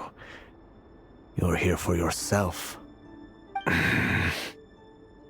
Is that a dagger? Interesting. Why not the polearm? It was always your weapon of choice. With your abilities, I don't doubt that you were able to recover some of your sight. But I also doubt that you want to make an enemy of me right now. Of course not. We're on the same side, aren't we? We could be. But I need you to be honest with me, Vedafilnir. At this point, you're my only hope for the future. You mean your future? With your beloved, Felindis? Yes. And I know there are bigger things at stake here. A dynasty, a nation, maybe the entire world. But forgive me, I care first and foremost about myself. I can't abandon the one I love to save myself. I just can't do it. But you see a broader picture of the future than I. You see the solutions to the biggest problems of our age. So tell me, what is my solution? What's the answer? In matters of fate, answers are either right or wrong. What will be and what will not. Maybe you are willing to pay a certain price in the pursuit of happiness, but unfortunately, fate does not negotiate. That is the cruelest thing about fate. It is unmoved by your sacrifices. That can't be true.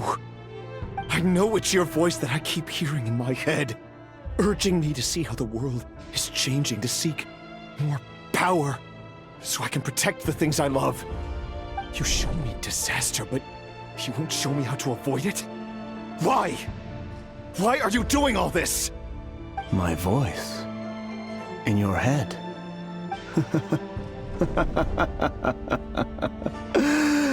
So, you hear it too? The voice that steals your mind, gains your trust, and drives you crazy. It turns out that we are not so different, you and I.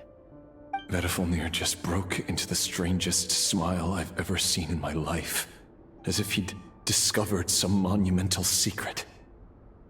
But then he suddenly switched to looking extremely weary. Very well then. My advice to you is as follows. You must persevere. Whatever trials and tribulations you may face, be steadfast in the belief that they are your path to the future. For as long as you live, your story with Thelindis shall not come to an end. That is the only chance you have of fighting back against fate.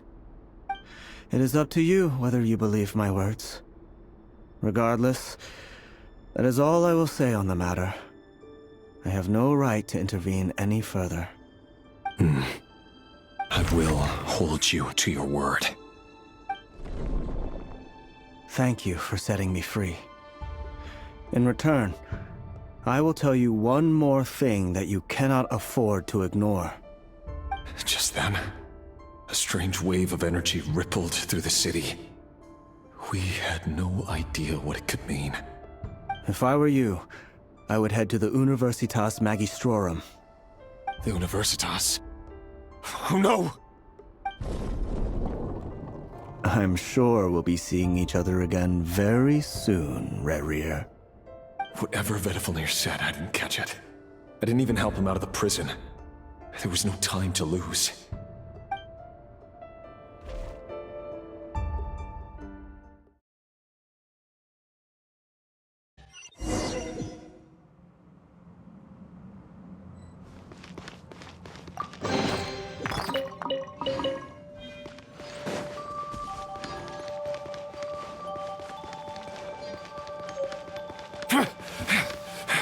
Monsters? Is this Rhindaughter's doing?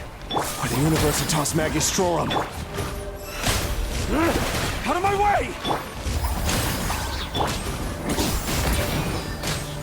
Full throttle!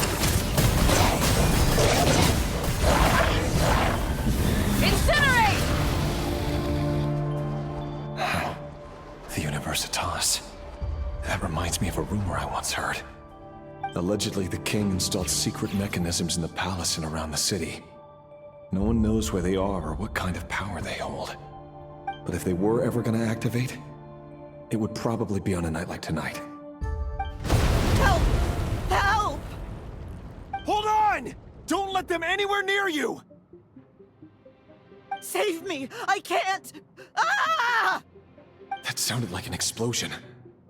So, the rumor is true? The king really went through with it. What other means does the king have at his disposal? They must run on power from the Abyss. And given it's a major center of Abyss research, anyone over at the Universitas will be in grave danger. I have to hurry!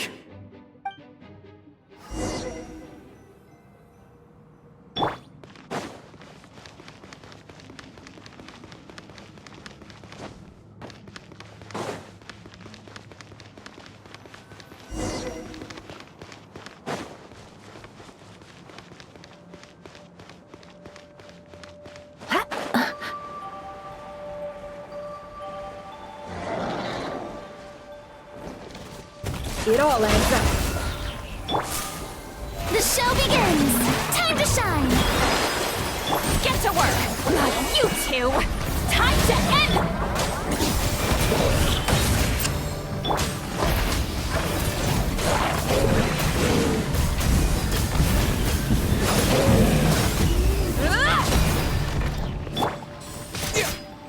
Can't hide the truth.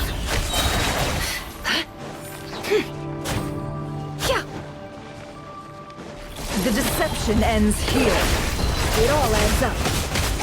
Fulfill our pact!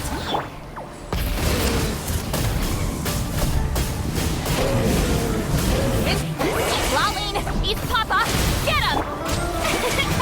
Light up the blazing sun!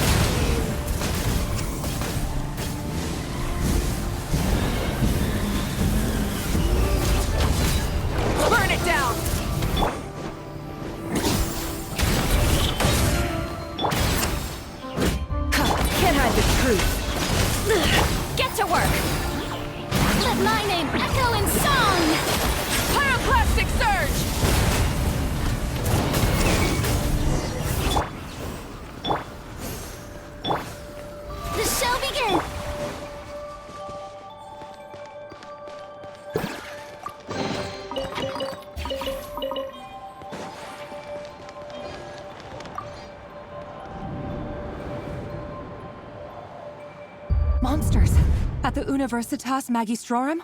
Why now? Oh no! They're coming! It's no use. The table won't hold out much longer. The weapons. Where are the weapons? Of course. All the lab equipment was upgraded after the inspection last week, but the new weapons haven't been allocated yet. I'm done for. Is anyone there? I need help! Ah!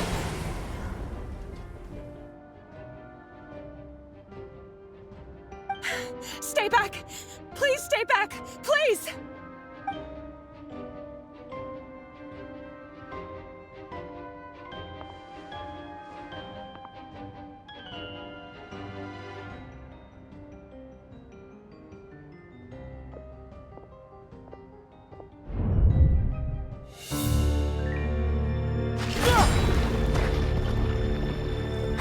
What's that? Reverie! So the rumors about your work are true. What? No! Listen, something happened at the palace tonight. We have to leave!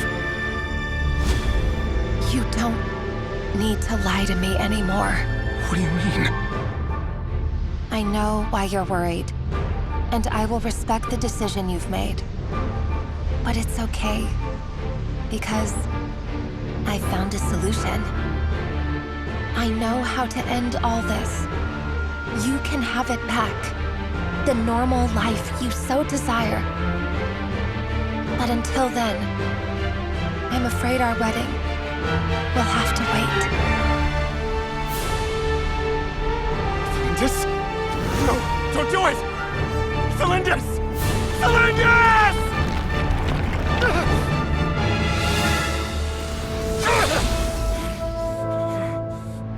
I told you, Reverie. Let her go.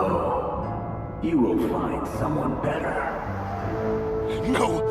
No, I won't do it! I have to save her! By what means exactly? A lowly pawn. You lack the power and the strength of will. Do you know a way? Tell me! Come to the palace. Join us.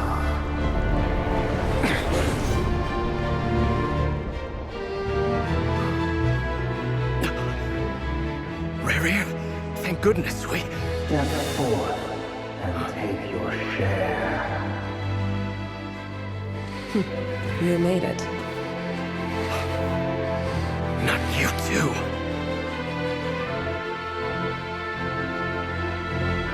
Hatred or grief, despair or desire.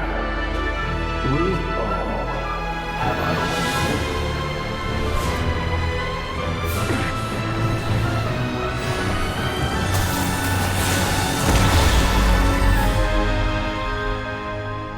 Reverie. Reverie. Celindus? Were you daydreaming?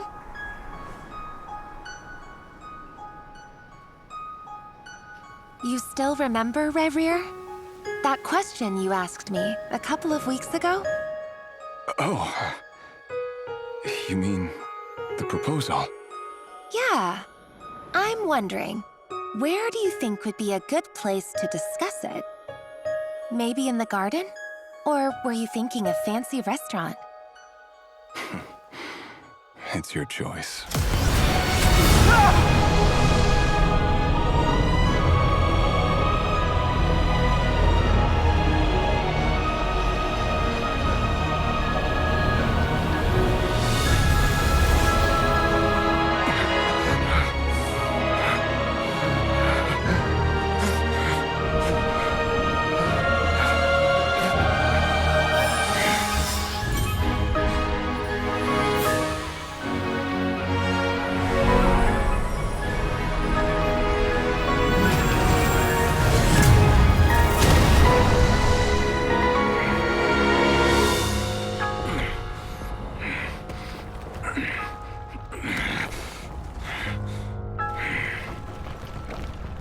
I will find you. And then... You can give me your answer.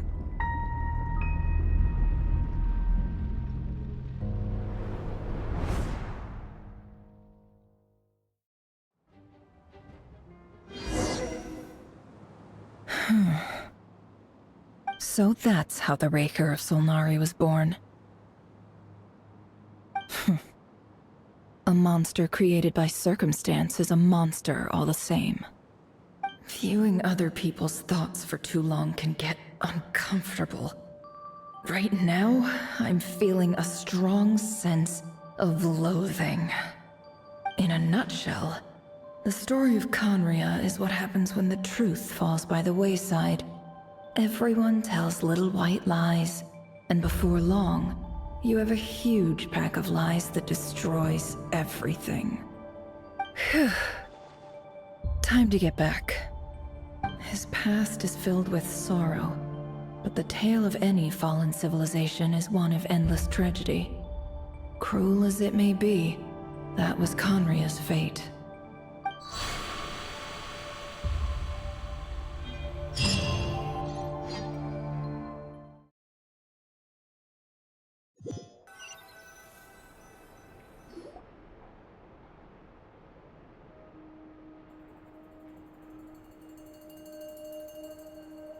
Everyone, I'm back. Can I get a standing ovation? Never! How are you holding up? Feeling okay? She's fine. Boss is a pro. Yes, I'm fine. You will have seen the events of Rarir's life through my thoughts. It's now clear that he is just a regular nobody, driven by personal tragedy, as he said himself. I mostly agree. There's only so much we can know about him from his memories alone, but they did give us a clear glimpse into his life in Conria. However, I would not consider Rarir to be a nobody. He was deeply involved in the events of that era. Yet, when the catastrophe of a generation strikes, nobody is safe. Sounds to me like you're speaking in riddles again. Is this you urging me not to abandon the people of Nodcry in their hour of need? That's not what I meant. Although I do hope you choose to remain a part of the plan. Without you, the mission ahead will be all but impossible. Then try to remember that I respond better to the carrot than the stick. And I don't appreciate being bossed around. Now, as for you, Missy, you were excellent. You stuck to the rules of the ceremony and kept your mouth shut the entire time. Bravo. Cool. So, can you fill me in on the deets now? Most of what I saw went right over my head. Patience. You'll hear the whole story, don't you worry. But let's meet up with the others first. It will save me narrating it twice. Yehoda? Yes, boss. Let me get that door for ya. That's more like it. For a moment there, I was worried you'd forgotten about the first clause of your employment contract. Forgive my curiosity, but what does the first clause say? It says I gotta do the annoying stuff that boss is too lazy to do for herself. Like opening the door, pouring the tea, yada yada. Is that right? If something is in the contract, it's because she willingly agreed to it. Rest assured that the Curatorium abides by the very strictest of labor policies. You don't seriously think I'm cruel enough to treat her like my slave. In any case, I've hardly shied away from my share of the work today. Hope I don't catch Flintz and Varka lounging about in their chairs, enjoying a leisurely cup of tea. There's nothing I dislike more than other people enjoying themselves while I'm hard at work.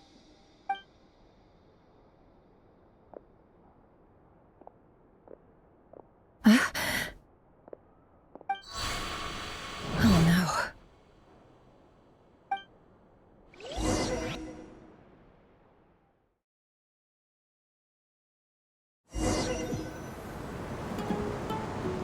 Sorry to disturb you, but we seem to have run into some trouble. Evidently so. Don't worry, I'm not about to leave you to fend for yourselves. I'm not that kind of boss. And it would go against the Curatorium's labor policy. I'm sorry. What did you hear me say? I wasn't talking about labor policy. Wait. How long have I been standing here? Not long. You just appeared by the door a moment ago.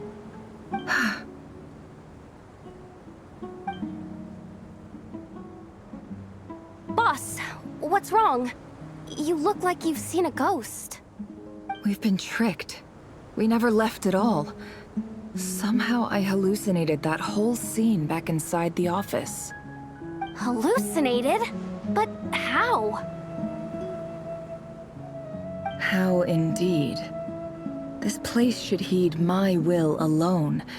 All thoughts and actions that occur in here are just a result of pawns moving across the chessboard in a carefully calculated manner. And nobody has access to this chess set but me. So you control everything in here? More or less. But yes, it's a special technique of mine. Has anything like this ever happened before? Only once. It was the first time I used the chess set. Is there any similarity between what happened then and what's happening now? I suppose my thoughts are a little turbulent, which was also the case my first time. Is there anything I can do to help?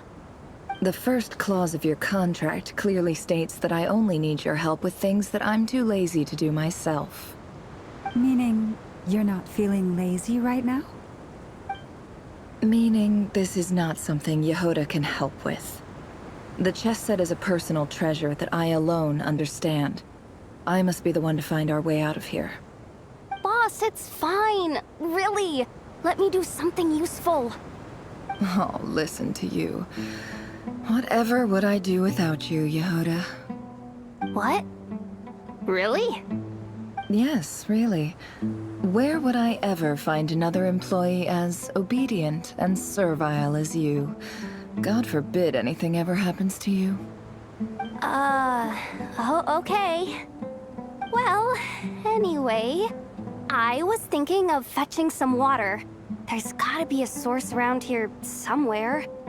I suggest everyone finds someplace comfortable to take a rest.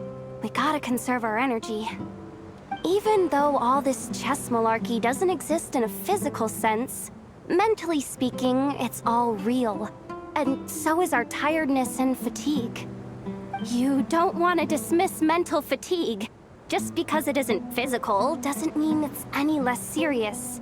But anyway, I got your backs, so don't worry about a thing.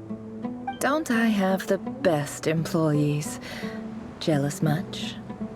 If we can find a suitable time, I'd love to borrow Yehoda for a day to help out at the Frost Moon Scions. Would you be amenable to that, Boss Nefer?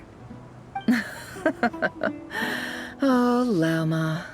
Have I ever told you just how pretty you are? Beauty runs from the tips of your antlers to the depths of your imagination.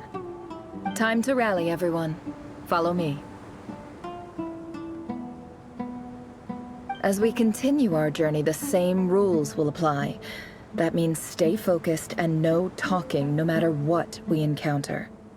And don't disturb the chess pieces. You have my word that I will get us all out of here.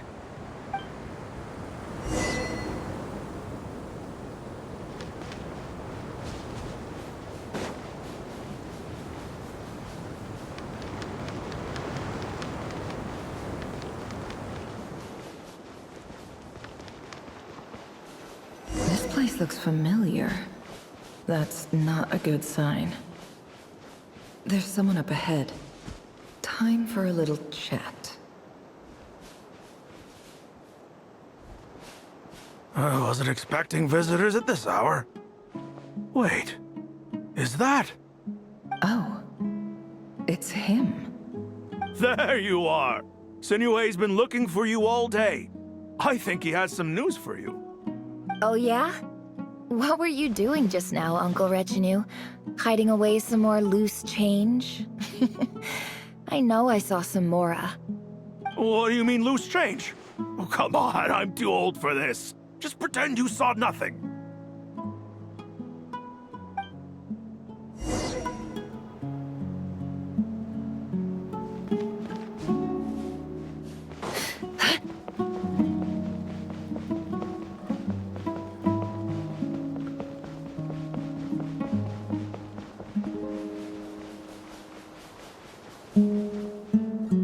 Hey, kid.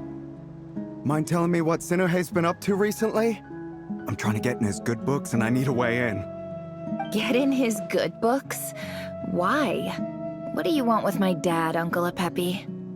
I've written a new song. I was hoping to showcase it at the next festival, but I'll need his approval. A new song, huh? I'd love to stay and listen, but unfortunately, Uncle Retinue says my dad's looking for me. Well, there's plenty of time and I'm not going anywhere. See that pile of stones? I'll be sitting there warming up my vocal cords. Come find me when you're done. Pile of stones. Got it.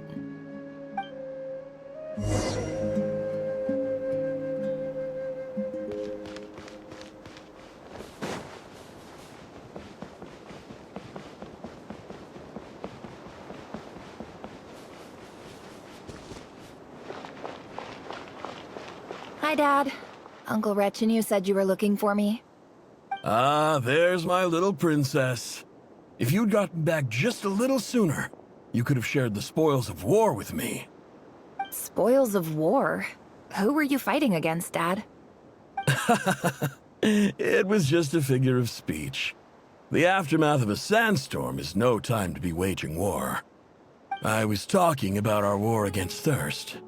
I went out to fix our water supply problem, and now I'm back. Which means... We have a well again! That's right.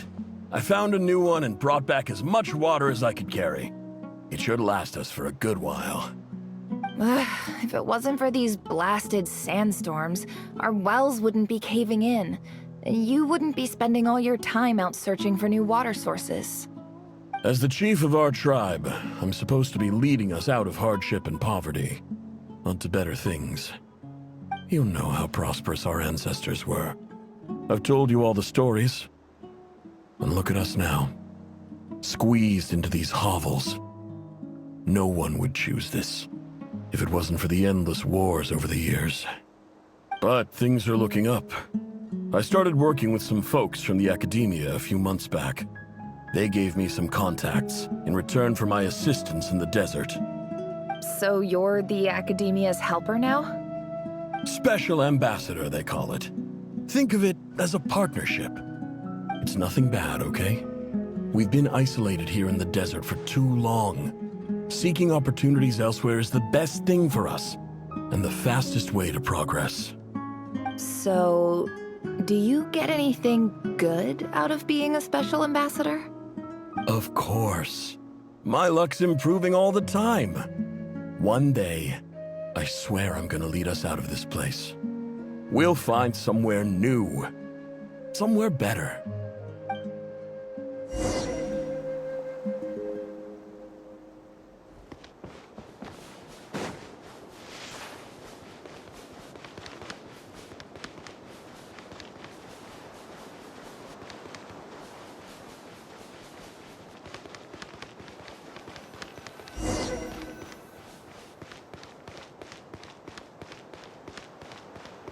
It all adds up.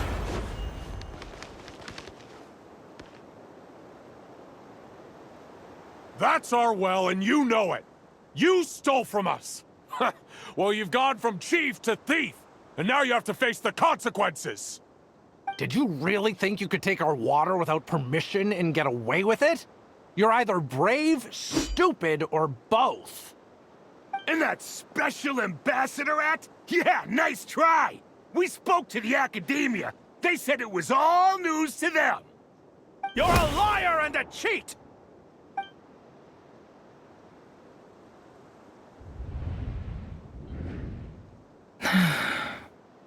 I heard Yehuda gasp, but I don't blame her. Most people are terrified by the sight of blood. Corpses strewn across the ground. The wounds are clearly from scimitars and daggers. The desert dwellers' weapons of choice. There's a handwritten note on the ground. Let's see what it says. Halil, this is Sinuhe, chief of the Shimti tribe. Surely you remember me. I was the one who helped you and your colleagues avoid the quicksand in the desert. This is my second time writing to you. I assume my last letter must have gotten lost in the mail, as I didn't receive a reply. I hope this one makes it to you safely.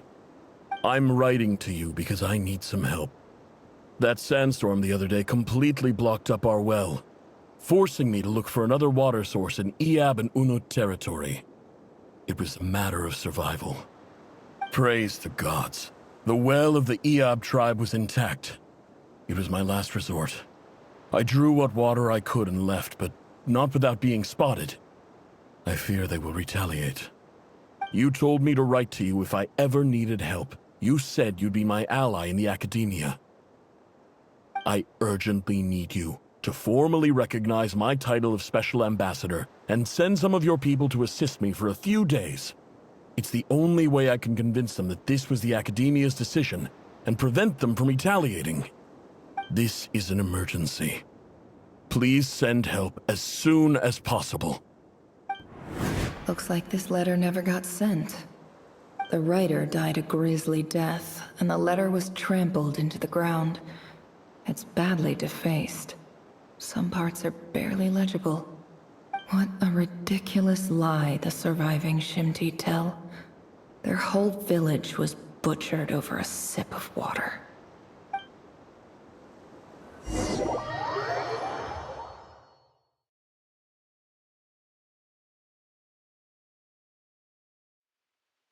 Ah, officer. Welcome. Welcome to our humble village. I thought you would at least have the courtesy to provide some respectable libations. This is the finest wine Aru village has to offer. I promise.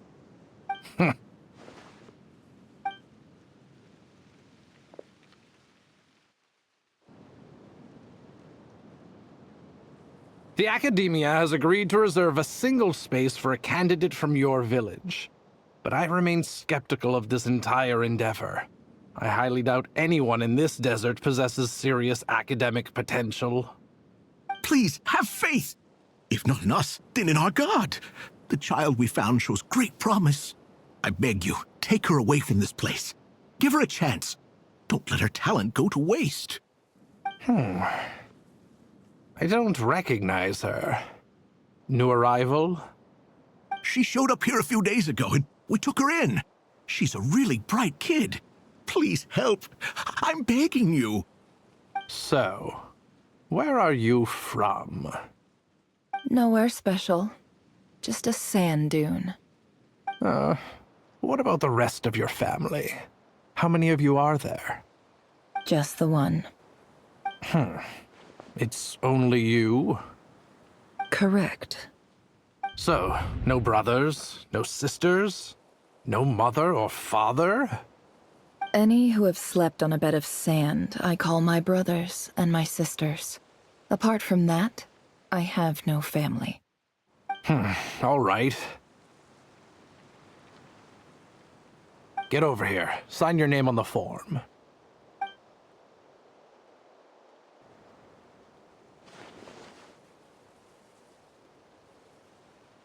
Never? You're rather fair-skinned for a desert dweller.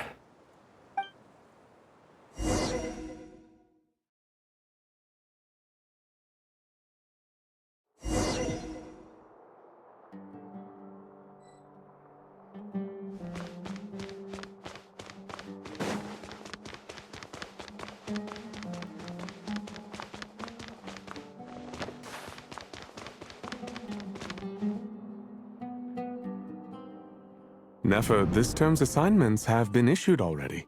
Please read through the materials thoroughly, conduct your own additional research, and then write an essay on the topic. Yes, Professor, I'm aware. I just had a couple more questions I wanted to get your perspective on. Oh? Please, ask away.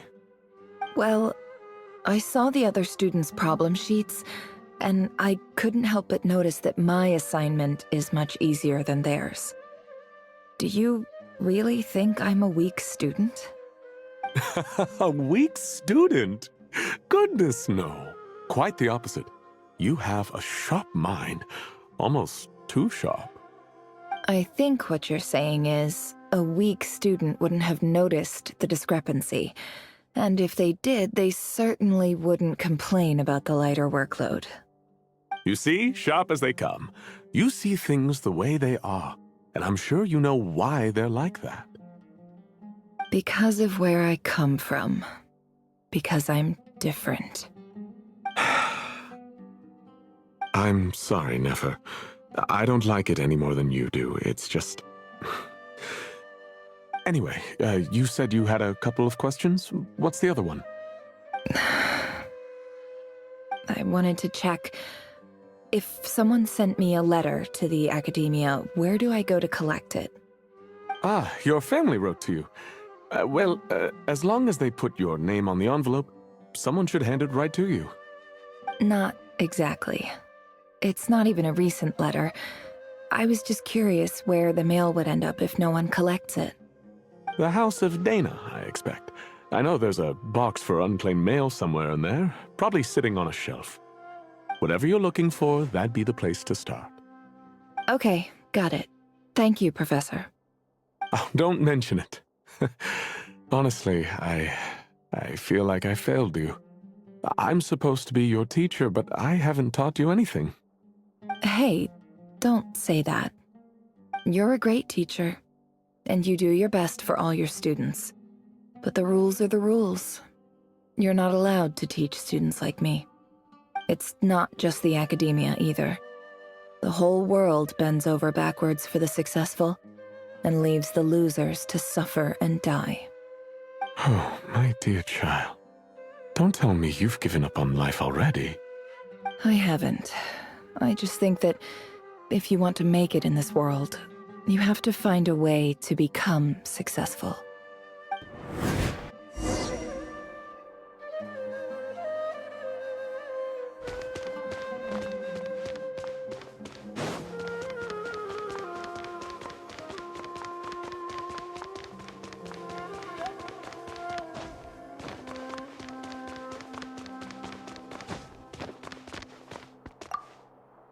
This must be it. A big cardboard box full of unclaimed mail. And probably some letters that ended up here by mistake, too. Let's take a look.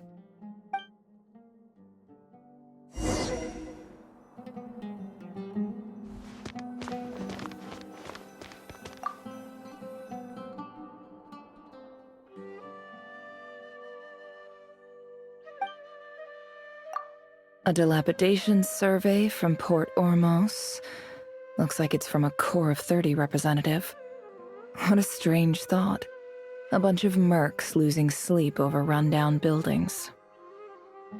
This one was never even opened. I guess the recipient didn't care what the Core of 30 had to say about anything. Who was it addressed to? I don't recognize the name. But it must have been a Kasharawar professor.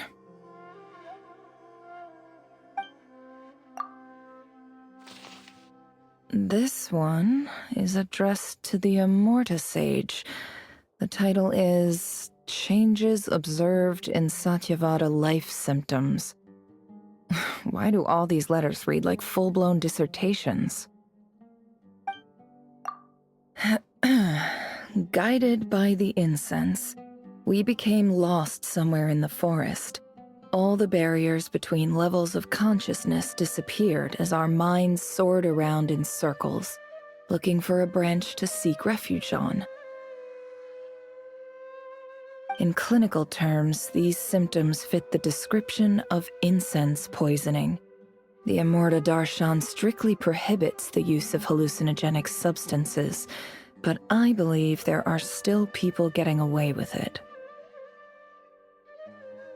For example, my neighbor who always breaks out into song and dance after using incense. This seems like something the academia would want to know about.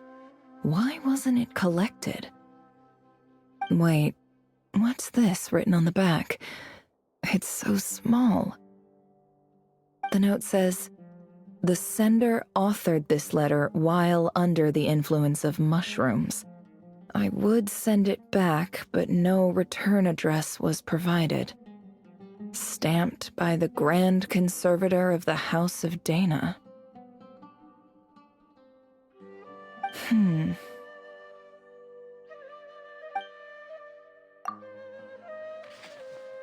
This next one is addressed to Grand Sage Azar.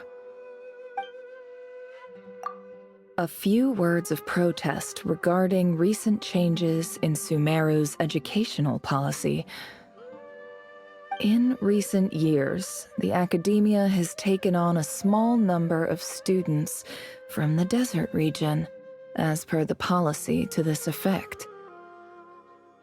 However, it appears to me that these students have not, in fact, been provided with educational opportunities that are, in any meaningful sense, equal to those enjoyed by their peers.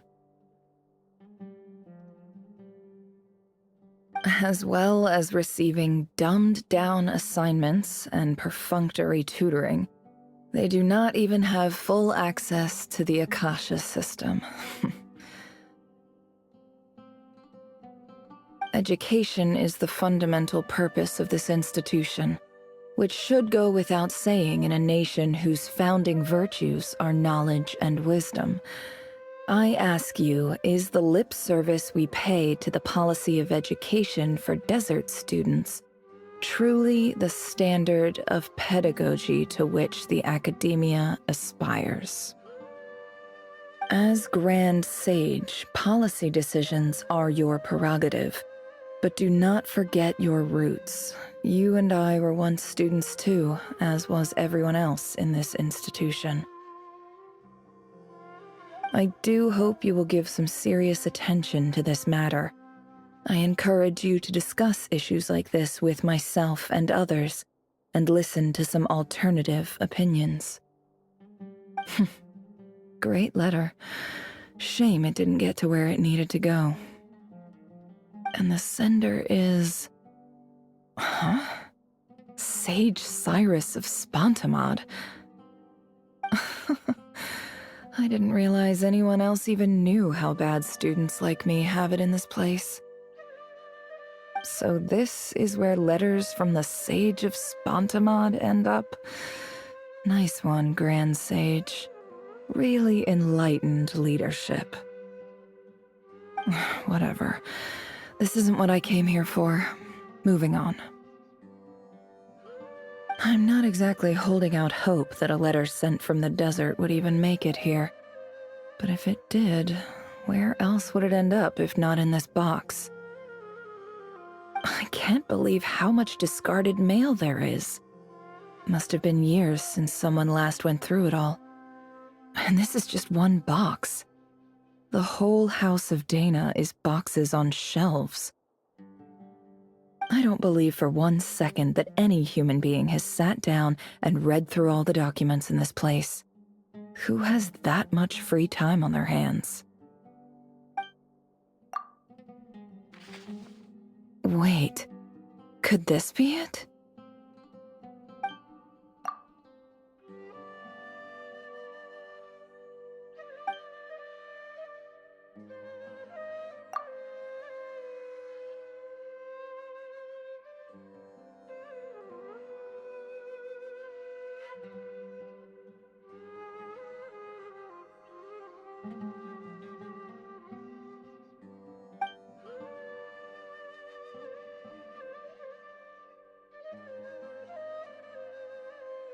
Greetings, Halil. My name is Sinuhe, chief of the Shimti tribe. I was the one who came to you and your colleague Zaid when you ran into trouble in the Great Red Sand. I don't know how well you remember it now, but I brought you to safety and gave you some water and other supplies. You seemed very pleased and told me your name. In my tribe, learning a person's true name is serious business, and I therefore see you all as friends. You were kind enough to leave your contact details so we could stay in touch. The Shimti tribe lives a harsh, nomadic existence in the desert. You were sympathetic towards my plight, promising to make me a special ambassador of the Academia and help us find a way to make a better living. This brings me to my reason for writing. Our tribe has fallen on particularly hard times, and I would like to ask for your assistance. There was a terrible sandstorm a few days ago, which blocked up the well in our land. To ensure my people's survival, I had no choice but to venture into Iyab and Unut territory in search of an alternate water source. The Iyab and Unut are descended from the Thamudians, while we trace our ancestry to Tulatala. We worship the Lord of Flowers and have had relatively good relations with our fellow tribes up until now. I found a well belonging to the Iyab tribe. They declined to help us, but I really had no other option. So I took some water to keep me and my tribe alive. My actions are certain to incur their wrath. When we met, you assured me that you would be my ally in the Academia. I would like to take you up on that offer, because I really need your help. I wonder if you could send an Academia representative to meet with me. That aside, the last time you were here, you mentioned that the Academia had started accepting students from the desert, and I told you a little about my daughter, Nefer. We have next to no resources here in the desert, and my power and influence are limited. Would you consider enrolling my daughter at the Academia? She is a smart girl. I know she won't disappoint you. From the outset, the Academia never took you seriously. Those things they promised were just empty words. I doubt they even remember the name Sinuhe. And you were so emphatic that your luck had finally changed for the better. You swore you'd lead us to a better place one day. You spoke with such conviction, like you were the most powerful chief in the whole desert. You liar. You lied about everything. You promised the world and delivered on none of it. And who fell for it? Just me, by the looks of it. Despite your best efforts. Which makes you a pathetic liar. You weren't even any good at it. I think I'll take over from here. Let me show you how it's done.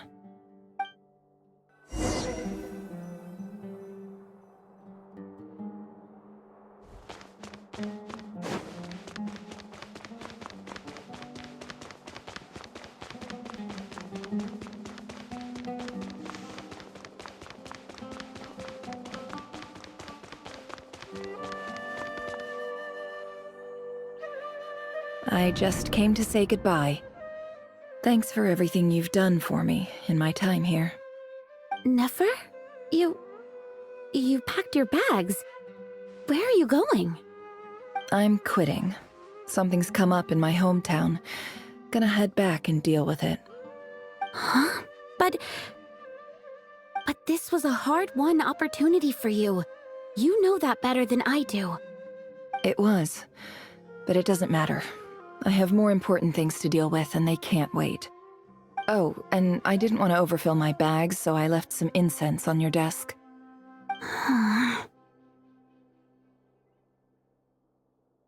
What's wrong? I thought you liked incense. Although, I did read somewhere in the House of Dana that it has hallucinogenic effects. Don't use it all at once, all right? Isn't this the stuff you brought from your hometown? You're just letting me have it? But you said it's a rare and valuable commodity. Yeah, about that. I lied. It's not rare at all. There's this bunch of ruins near my hometown that are practically overgrown with this plant. It's not worth much. Keep it, it's fine. But never... All right, that's all from me. You take care.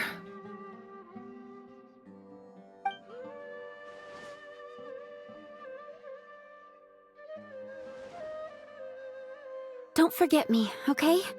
I mean, we're more than just classmates, right? We're friends. Yeah, I'll remember you. I lied again.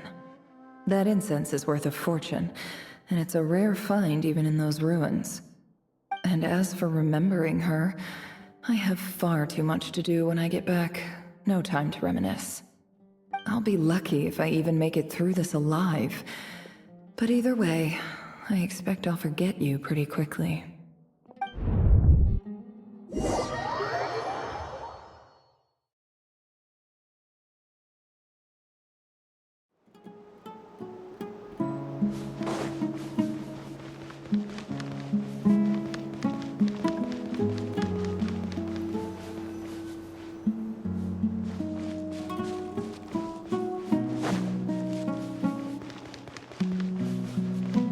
No more lies.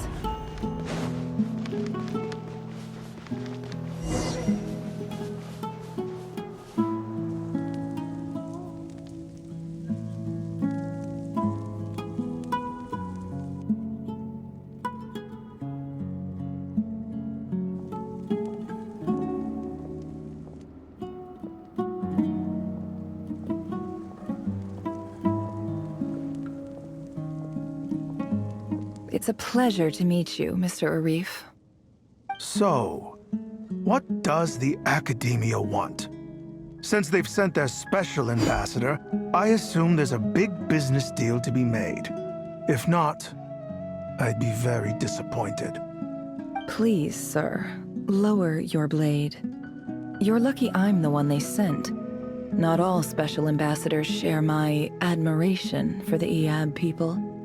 The ever-shifting balance of power in the desert reduced the once great civilizations of this region to rubble and sand. But the story of the Iab has a very different trajectory.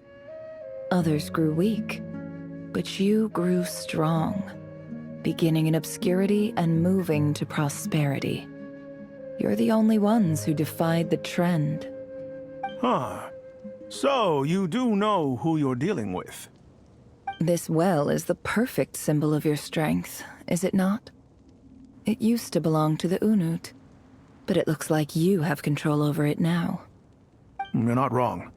But I'm sure you didn't come all this way just to flatter us. Of course not. I came to bring you some very good news. Some information that recently came to light, which might just be your ticket to freedom. Records uncovered by the Vahumana Darshan show that a certain well currently under Iab control is built on top of some ancient ruins. These ruins are of great archaeological interest to the Academia. I checked the map carefully on my way over here, and I'm confident that this is the well in question. The Academia is offering 50 million mora in return for excavation rights. 50 million? No, wait. If these ruins are as important as you say, 50 million's a little low, don't you think? Don't get greedy, Iab. We know far more than you think. We know that you seized this well by force. Wasn't that the first step in your rise to power? To drive away the Unut and steal their water supply? So what if it was?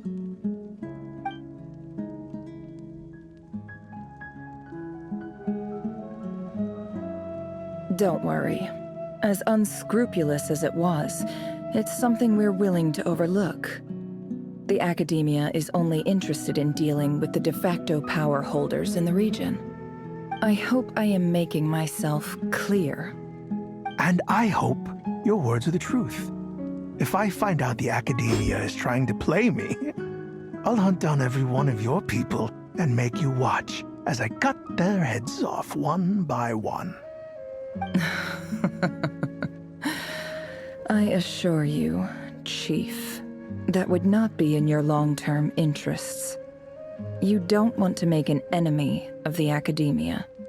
You see how I'm dressed, don't you? I appreciate that you've never been to the rainforest, but surely even you recognize an ambassador's attire when you see it. And what does a barbarian like you have to lose anyway? You really think the Sumeru Academia would bother to come all this way just to lie to you? We have more important things to worry about. All right, I take your point. The Academia is the highest authority in the land. I'm sure you're trustworthy people. In that case, we have a deal. We will sell you the excavation rights. I'd like to thank you, Ambassador. This is good news indeed. Excellent news. In fact, it calls for a celebration. Would you do us the honor of staying a while and enjoying some Eab hospitality? Gladly. I am partial to wine myself, and I trust you are as well.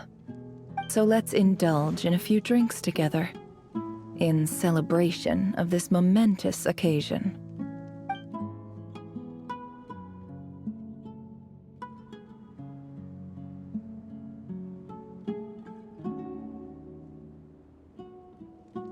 Chief!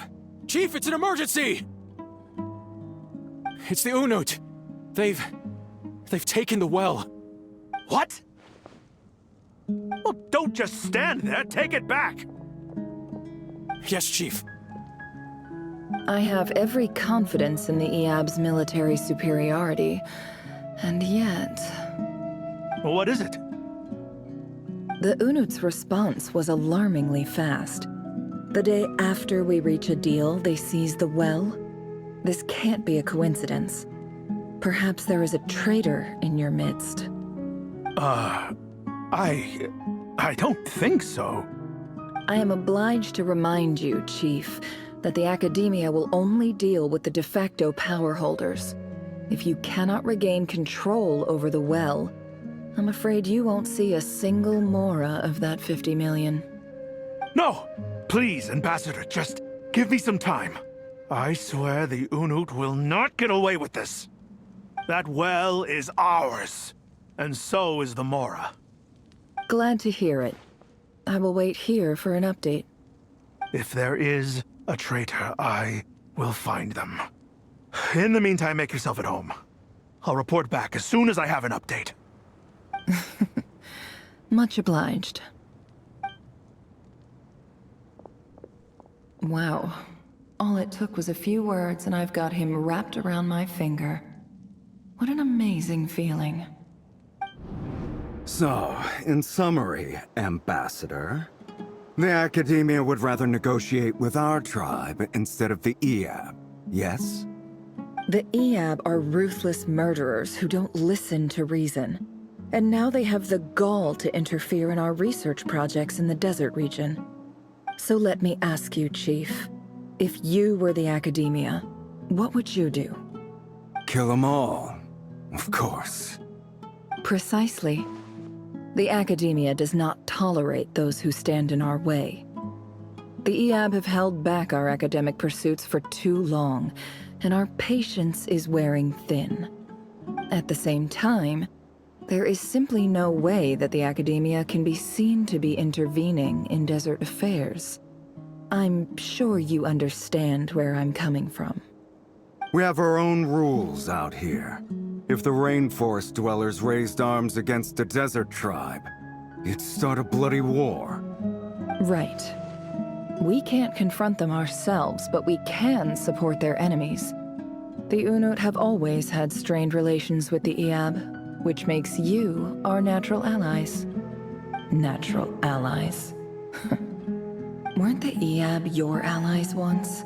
You were quick to send them after us to protect your interests back when we stole that water. And now look at you. You're at each other's throats. Let me be clear. The Academia wishes to collaborate with the legally recognized rulers of the desert in this matter. We are asking for excavation rights to that well, and our offer is 50 million mora. Say no more. I believe we have an understanding. Good. Then I suggest you get to work. Get us access to that well, and the mora's yours. You see, Dad? Lying is easy when you know how. People will believe anything.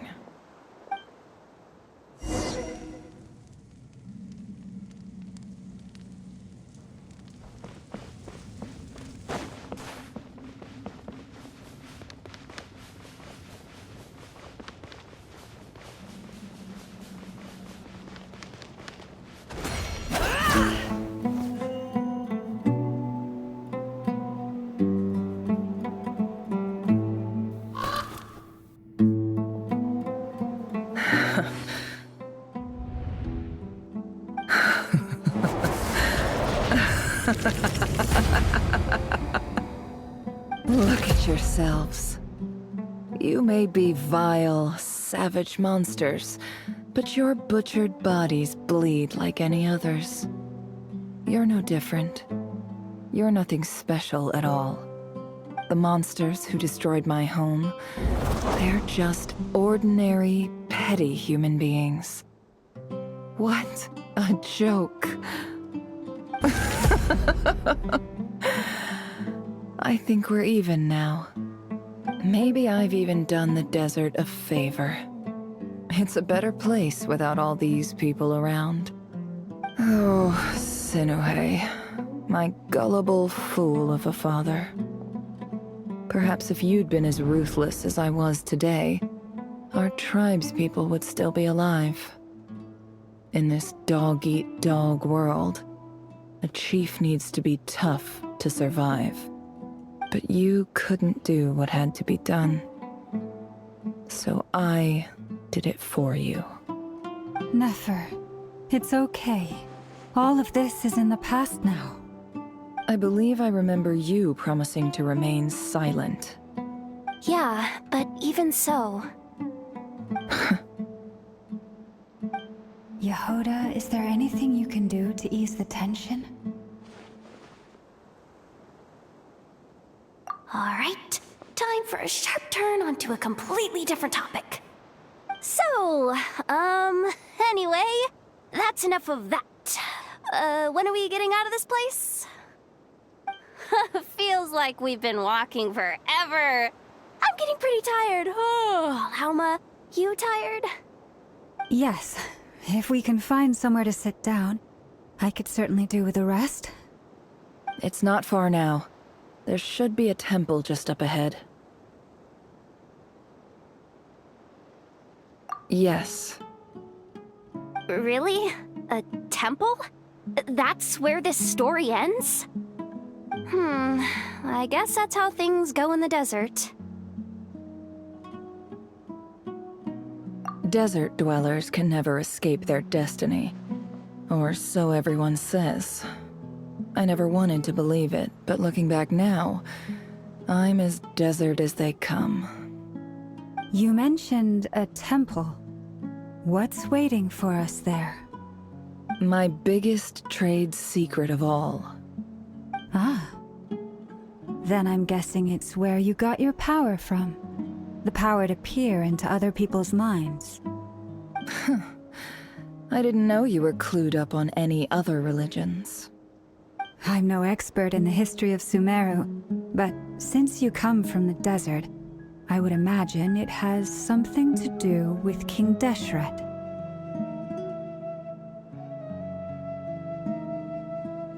Sounds impressive. Oh, I know who you mean. General Mahamatra Sino. The spirit of Hermanubis dwells within him. That's Boss Neff for ya. She knows everything. Sino's hardly a figure of obscurity, but I know about Sethos too. What about him? Is he a big deal or something? Well, he's not a small deal, let's put it that way. Please, this is the bare-bone basics. Save the flattery. Thanks for your patience, everyone. I'm sure it's been a lot to take in. With any luck, that's our exit just up ahead.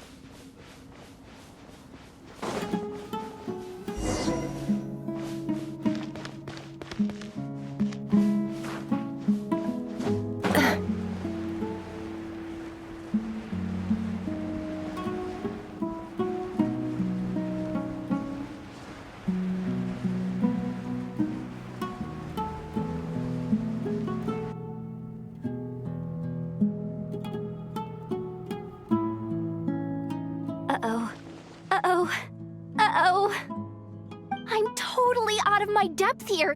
I don't have anything to add about any of this stuff.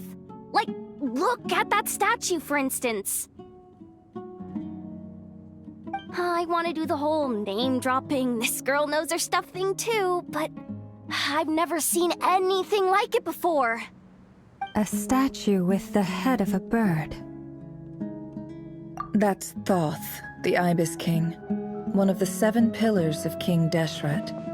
The legends say that he, the Crocodile King, and the Goat King were the 3 retainers of King Deshret. Let's take a look.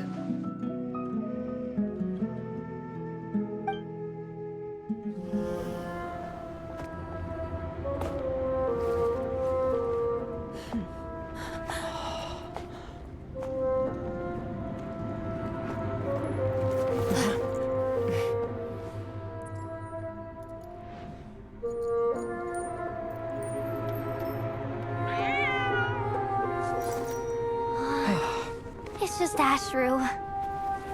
So, all is well?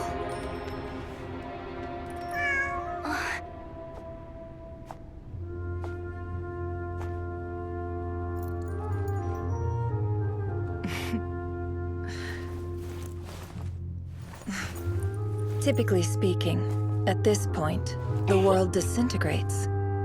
Then we find ourselves back in the outside world. Besides, these are my memories. There's nothing to fear. You're sure? Of course. It's almost over.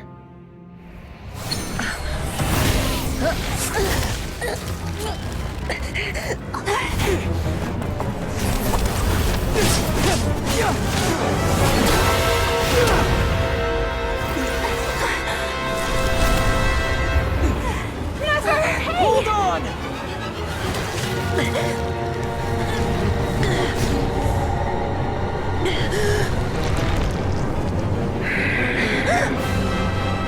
Knowing too much is always a death sentence. Speak for yourself.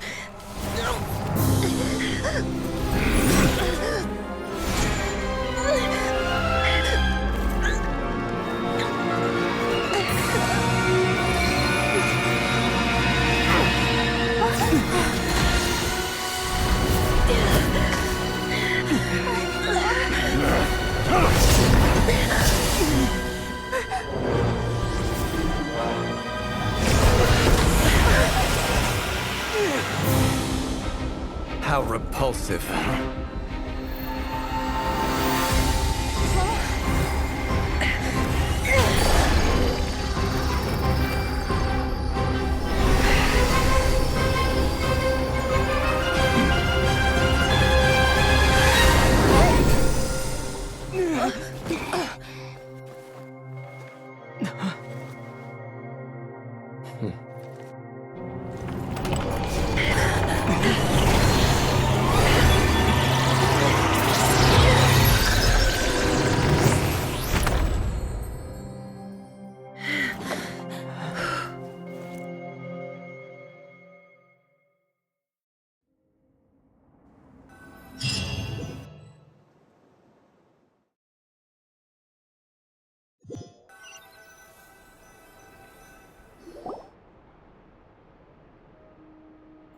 timed that pretty well, didn't I? It's okay. I'm just glad no one was hurt. Paimon noticed you doing something too, Dainsleif. Were you helping get them out? Of course. When I asked Nefer to conduct this investigation, I was not naive to the dangers involved. I had a duty to ensure your safety. Good to know your sense of justice is still intact after all these years. I take that to mean that you saw the truth. That comes as a great relief. I certainly did. And thanks to your help, I also managed to trap Rerir inside the chess set. Whoa, really? How'd you manage that? Well, to be honest, I sensed that something was wrong long before we made it to the temple. By using this fragment to probe into Rerir's past, well, the monster formerly known as Rerir, it seems I alerted him. I was tracking him, then he caught on and started tracking me too. Can't say I'm surprised. But how did he track you through your thoughts alone? That shouldn't be possible. Rerir was a secret agent who reported directly to the Vinster King. He is an expert at finding a trail and hunting down his pursuers. No wonder. He infiltrated the chess set, read my thoughts, and built a new virtual chess set inside of it. That's why we weren't able to leave at first. Speaking of your chess set, it's quite a remarkable item. Would I be right in thinking you have some connection to King Deshret? You overestimate me. I only have a connection with one of his underlings, the Ibis King. You all saw how this came to be. A long time ago, the Iab massacred my tribe, the Shimti, in our home village.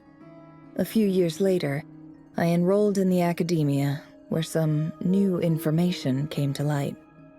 The Unut and the Iab fought a bitter battle over the rights to a well, all for the sake of a non-existent 50 million mora.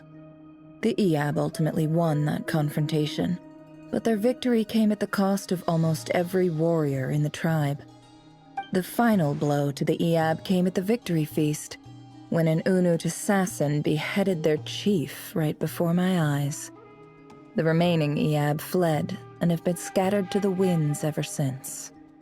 Having gotten my revenge, I returned to my hometown, where to my surprise, the nearby temple was still standing. There it was, seemingly immune to the relentless hostility of the desert, while my tribal home lay in ruins. As I stood there gazing at the temple, I noticed a cat just outside. This cat, as it turned out, was home to the spirit of the Ibis King. He led me to a gate deep inside the temple, and there he made a deal with me. This chess set is my gift from the Ibis King. The chessboard within is made to the same specifications as the one in the mausoleum of King Deshret, and represents his power of piercing analysis. With this chessboard in its container, I gained a certain ability to perceive hidden secrets. Now, you could conclude that the Ibis King simply wanted to give the people of this world the power to seek the truth, but I don't believe that's the full story. Every god plays favorites. Their hearts are as fickle as any human's, full of secrets, perversions, egotistical tendencies. But precious few gods are willing to admit this. It is the same with all powerful forces, including fate itself. Their gaze falls preferentially upon a select few. As you rightly point out, this is an act of favoritism. If you're alluding to the Abyss, then yes, I agree. Gather the others. It's time to share everything I've learned.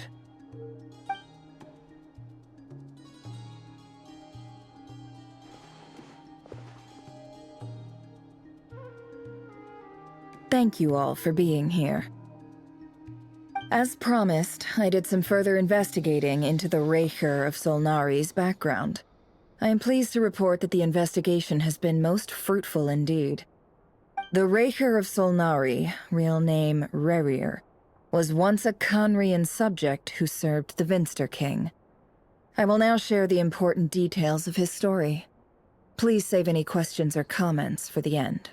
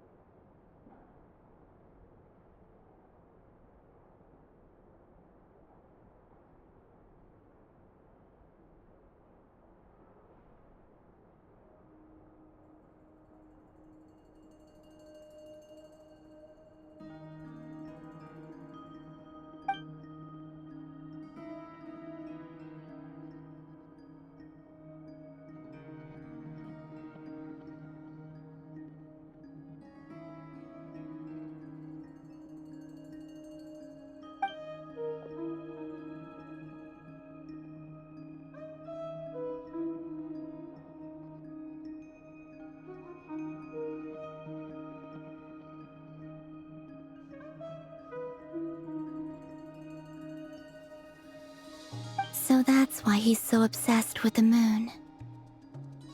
A tragic tale, to be sure. But it does not excuse his many transgressions. No matter how much Rerir suffered in the past, the fact remains that he is what we know today as the Wild Hunt, wreaking havoc upon innocent lives in Notcry. He becomes more dangerous with each passing day. If left unchecked, it is simply a matter of time before all of Tevat suffers the consequences. This is a threat that the Knights of Favonius cannot ignore. A question for Miss Columbina. Forgive me if this is presumptuous, but have you ever seen the spatial gateway that appeared in Rerir's memory? Never. But I have heard stories of something called the Moon Gate, and this seems to fit the description. Miss Lauma, any thoughts on this? In the lore of the Frost Moon Scions, the moon is believed to hold many secrets. Some sources speak of ancient knowledge, others of a gateway to the unknown. The term Moon Gate is one I have heard before, but as is the case with all of our legends, there are no records of any first-hand witnesses. We cannot know whether it truly exists. Then back to Miss Columbina. As a moon goddess yourself, do you have some idea of where the Moon Gate leads to? Not at this stage, sorry. I do hold the power of the Frost Moon, and my strength is recovering well. I can sense that the gate would open at my command, but... But there's more to the power of the Frost Moon than that? Yes. A moon goddess has the right to open the Moon Gate, since it is a path to the moon. But as never mentioned, holding open a spatial gateway takes a huge amount of power. And right now, I need to conserve my energy to fight the Rahier of Solnari. I'm afraid this is one mystery we may have to leave unsolved for now. I agree. Better to save your strength. But if you'll humor me for a moment, I have a bold conjecture of my own regarding the world beyond the gateway. I highly suspect that neither Tholindis nor Rerir made it through unscathed. The evidence pointing to this is the fact that the Rehir of Solnari exists in the form of countless fragments. With the abyssal power he wields, no ordinary foe can touch him, let alone tear him to shreds. And yet, the Wild Hunt proliferates wherever his scattered fragments lie, drawing hordes of monsters to many different locations across the land. So your theory is that Rerir was physically torn to shreds by some powerful force? Hence, why the Wild Hunt is a distributed phenomenon, rather than a unified one? Makes sense to me. Explains why the Wild Hunt is so pervasive, and why he's been trying to piece himself back together. He was whole to begin with, and he wants to be whole again. Without the power of the Abyss on his side, he almost certainly would have perished the moment he was torn apart. But the Abyss, much like a curse, has kept him alive. I could not agree more. The power of the Abyss is most surely a curse. It is a compelling explanation, and one that accords with my present understanding of Abyss creatures. Whether the life form in question is primitive or advanced, if a curse has extended its lifespan unnaturally, it will continue to survive in spite of everything. This raises some interesting questions. I will run some experiments and see if there is any validity to my suspicions. That being said, regardless of whether my research bears fruit, I would like to thank Miss Nefer for conducting such a thorough investigation. Already, it has greatly enriched my understanding of the entity we face. My pleasure, Mr. Albedo. I too hope that the information I have shared today proves useful as we look to formulate the next stage of our plan. Hey! What is it, Dainsleif? You look really upset! It's just... when I think of the man I once knew as Rerir, I struggle to understand why things had to turn out like this. The two of you used to be friends, didn't you? I don't know if these words will bring any comfort, but my heart goes out to you. Mine too. We could never know all the hows and whys of the way things are. The moon and stars are full of untold secrets and lies, and the skies are host to many more mysteries than these alone. Yet, none of that can begin to compare with the complexity of human life. Those are the first comforting words I've heard in a long time. Thank you, both. Well, I think this is a good place to end today's meeting. I'm sure Nefer needs some time to recover. She's been through an awful lot today. That's very thoughtful of you, Lama. Of course. Sounds good to me. Take some time to rest and digest before we reconvene to nail down a plan.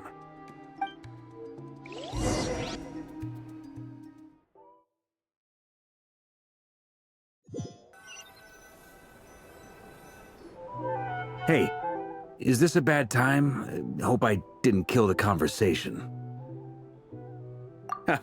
No need. Come on, let's talk outside.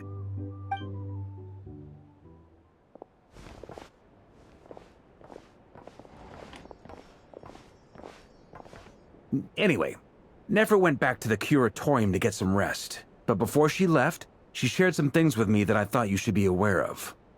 Firstly, although she managed to trap the Raker of Solnari inside her chess set, there's no guarantee that the power of the Ibis King is any match for one of the 5 sinners. Their powers are beyond our comprehension. It's only a matter of time before he finds a way to break out. We have to come up with a plan and take care of him before that happens. Honestly, my mom figured that might be the case. So, how long have we got? Well, I asked her that same question. She talked for a long time, but for the most part, it seemed like she was trying to convince me how precious her chess set is. What a long and storied history it has. It felt like some kind of sales pitch, you know? The kind where you end up handing over Mora against your will? Anyway, After all that, she finally answered the question. 2 days, at most. 2 days? Holy moly! Can we even recruit enough help in that time? That remains to be seen. Which brings me to the second issue. Dainsleif is obviously conflicted about this whole thing. But given how little time we have, there's no way we can pull this off without his help. You have some history with him, right? Do you think maybe you could talk to him for us? Great. I appreciate it. All right, on to item 3. So, Albedo, Durin, and I put our heads together and came up with a plan. Can't promise it's gonna work yet, but at least it's a start. We figured we'd bounce the idea off you first. We'll explore it further once everyone's recovered. Oh, Paimon's dying to hear this. All right, so here's what we're thinking.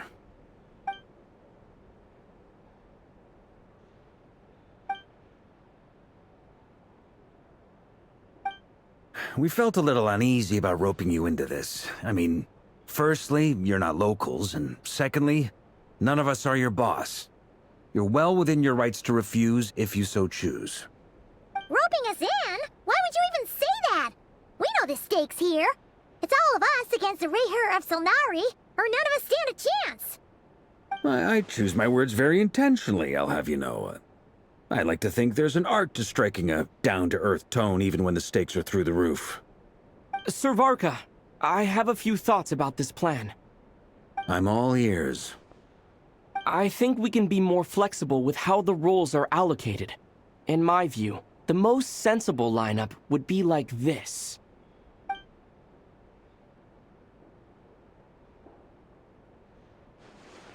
I see your point, yeah. But if that's how we're going to approach this, you'd better make sure you're ready.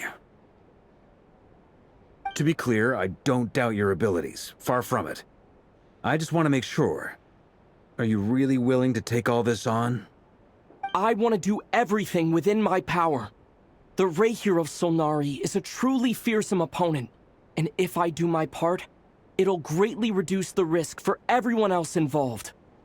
Well, that tracks with what I've heard. Jean's mentioned in her letters that you're so diligent it's almost abnormal. As in, most people weigh up the risks and rewards in situations like this. But you seem to just march towards danger without a moment's hesitation. Of course, everyone appreciates a fearless pioneer. But all that aside, I'm the Grand Master of the Knights of Favonius, and you're our honorary knight. I want to make sure your courage doesn't come at the expense of your safety. Thank you, Sir Varka. I should be the one thanking you. It means a lot to have you on board. I'll give some serious thought to your suggestions.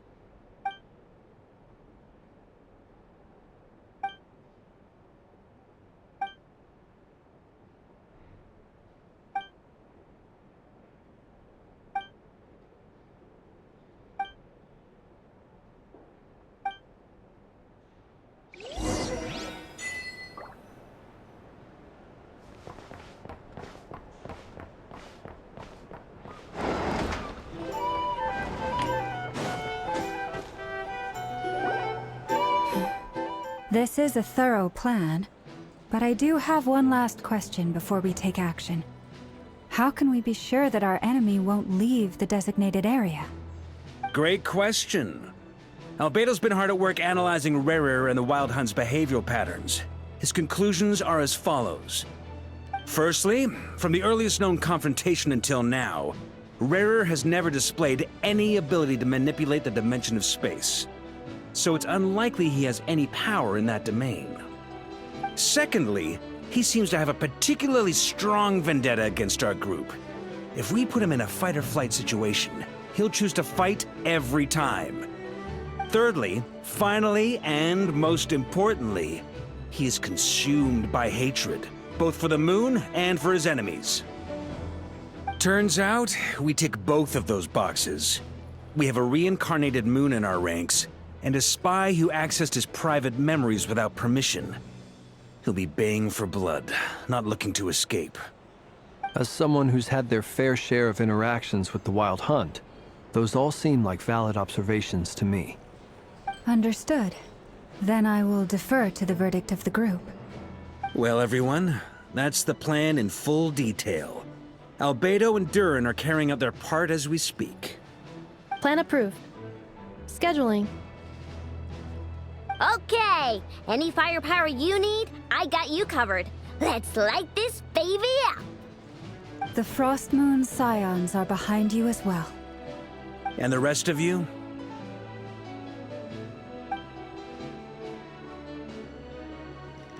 No objections? All right, then it's settled. This is the plan we're going with. Next up, an old tradition of mine. Anyone who wants to back out, now's your chance. Wait, we can still back out of this? Everyone says things they regret, right?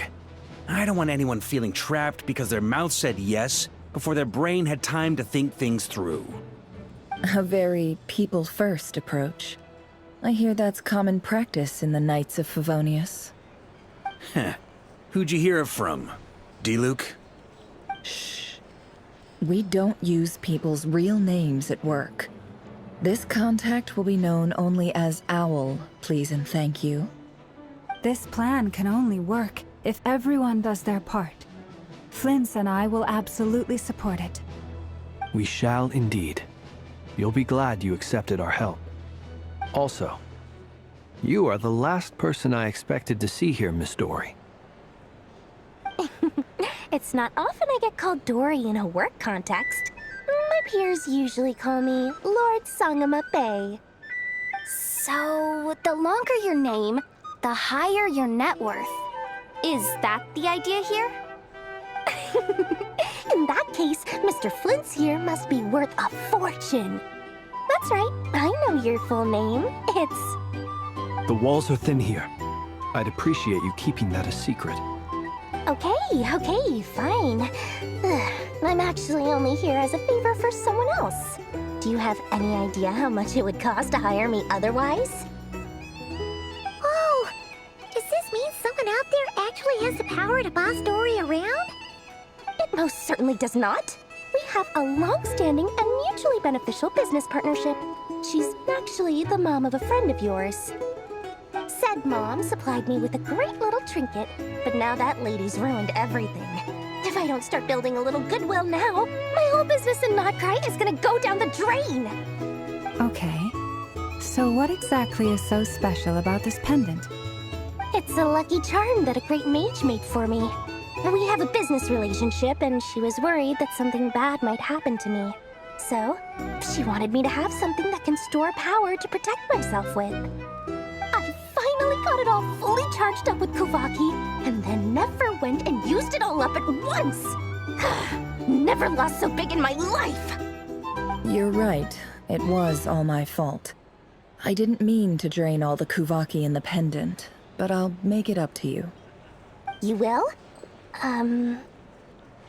Well, in that case, how about you give me your chess set, and we call it even? I knew you'd say that. Well, it's yours if you want it. In fact, take it now, and I'll even throw in a free Raker of Solnari. Deal? You're putting me in a difficult position here. It's a very useful thing to have around, but I have a funny feeling it won't be around much longer. I guess we'll see in a couple of days. Looks like bankruptcy for me. Hey, don't be so pessimistic. See this through and you never know. You might find a new business opportunity on the other side.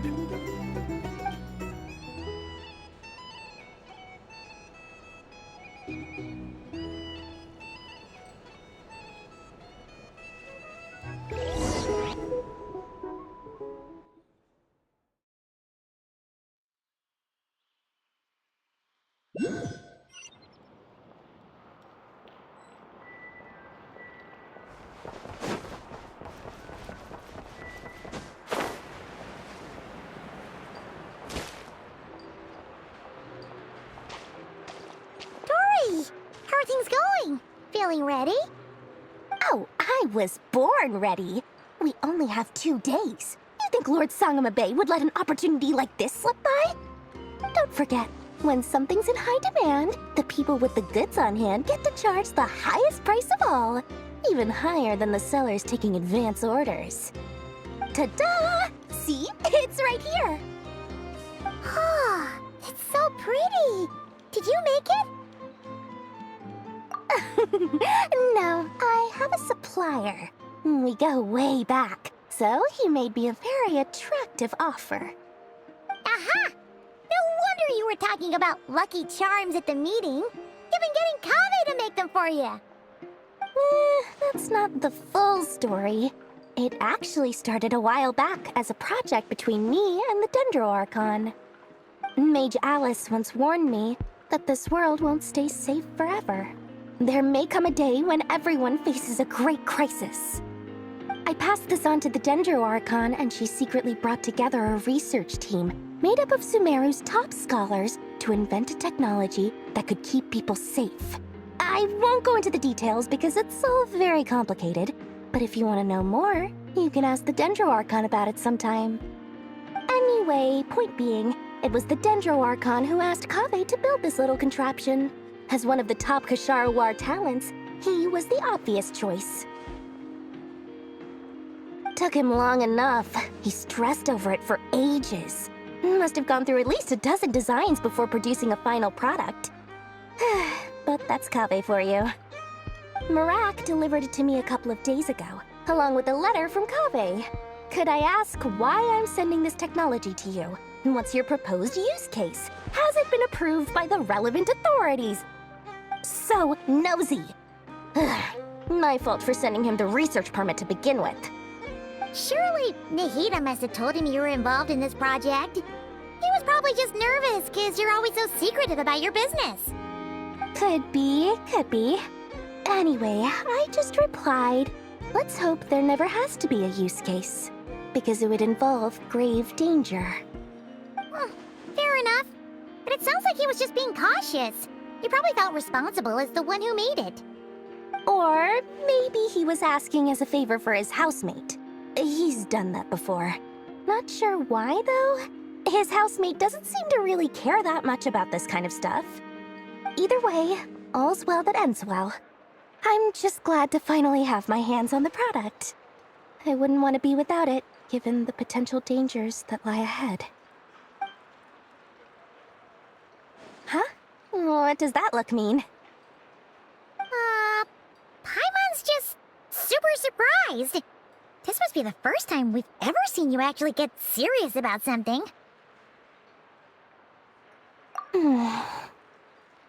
Well, a long time ago, I made a promise to myself.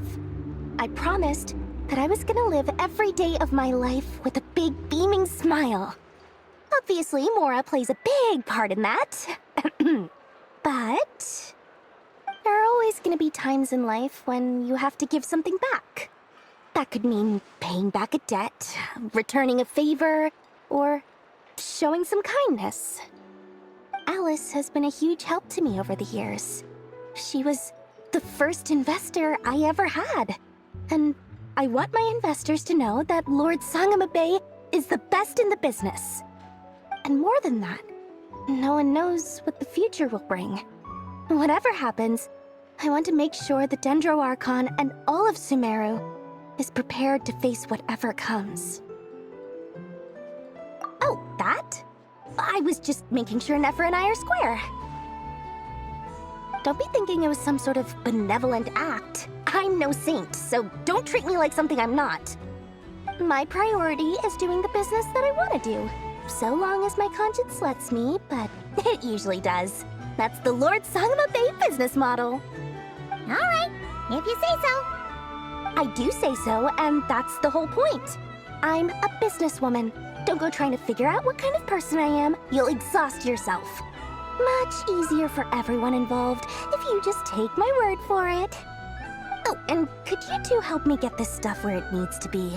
Thanks so much. You're my favorite assistants.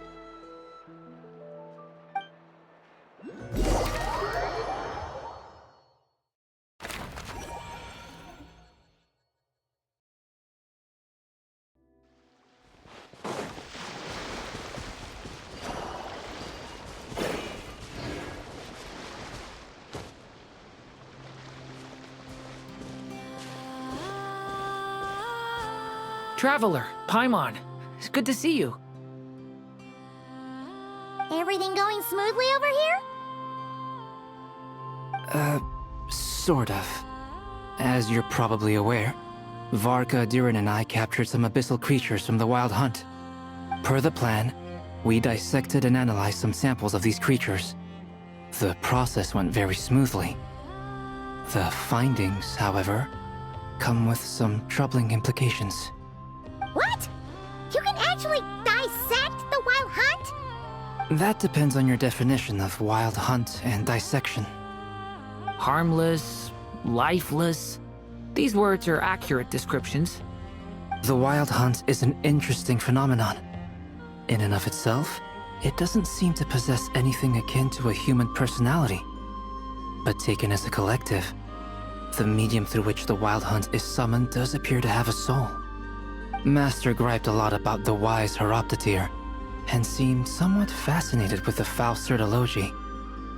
But she barely mentioned Rerir at all. I don't think that was because of his lower social standing, though. Anyway, it's a pity. I should like to hear her thoughts on the nature of the lifeform he has become today. It's a strange mix. The furious energy of an abyssal being channeled through a fractured physical existence. A consequence of being torn apart by an unknown power.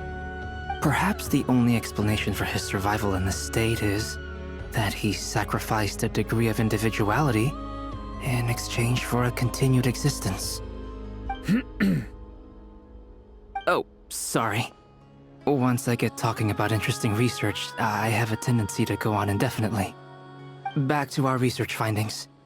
Essentially, they confirm my hypothesis. Rerir's corpse is completely contaminated by the Abyss, and the effects are irreversible. You could think of this as Rerir in mutated form. But in my view, even that would be inaccurate. In reality, his whole being has been consumed by the Abyss. In other words, he is now nothing more than a manifestation of abyssal power. Unfortunately, at present, we have no means of completely eradicating abyssal power. Hence, we cannot fundamentally destroy the Rehyr of Solnari either. Oh, that's terrible news! So, that's it? We can't defeat him? Not even if we get the power of the Three Moons? Miss Columbina's situation is a difficult one. She can never achieve wholeness when the world does not accept her presence. It's as if her creator banished her to a place she can never be accepted. It means she spends most of her energy just on her own survival. Given the circumstances, it's only natural to despair. But we must see this plan through to the end. Time to kick off the backup plan. Oh, Paimon almost forgot! This is for you. Dory asked us to bring it. Ah, how wonderful. Well, thank you for making the trip. Durin and I will be heading off shortly. I'm sorry I won't be there to protect you in person this time. Please be careful. All right then. Stay safe.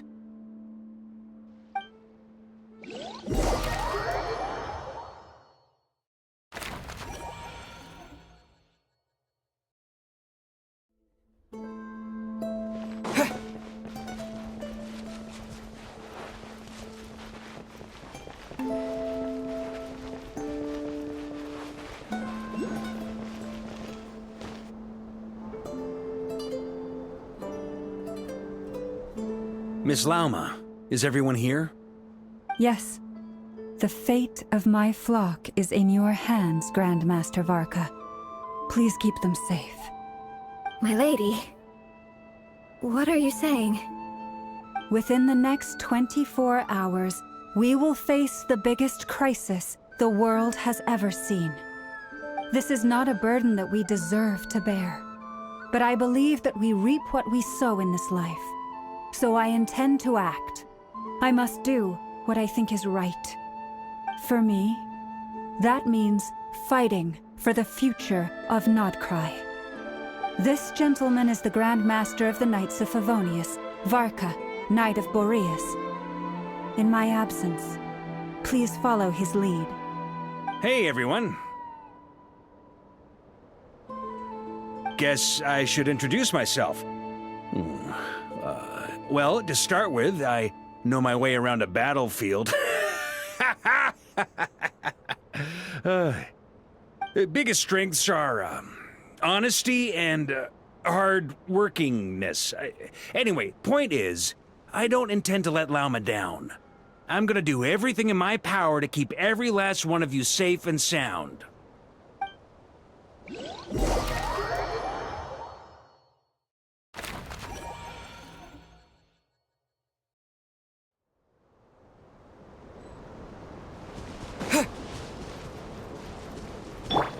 Try and stop me!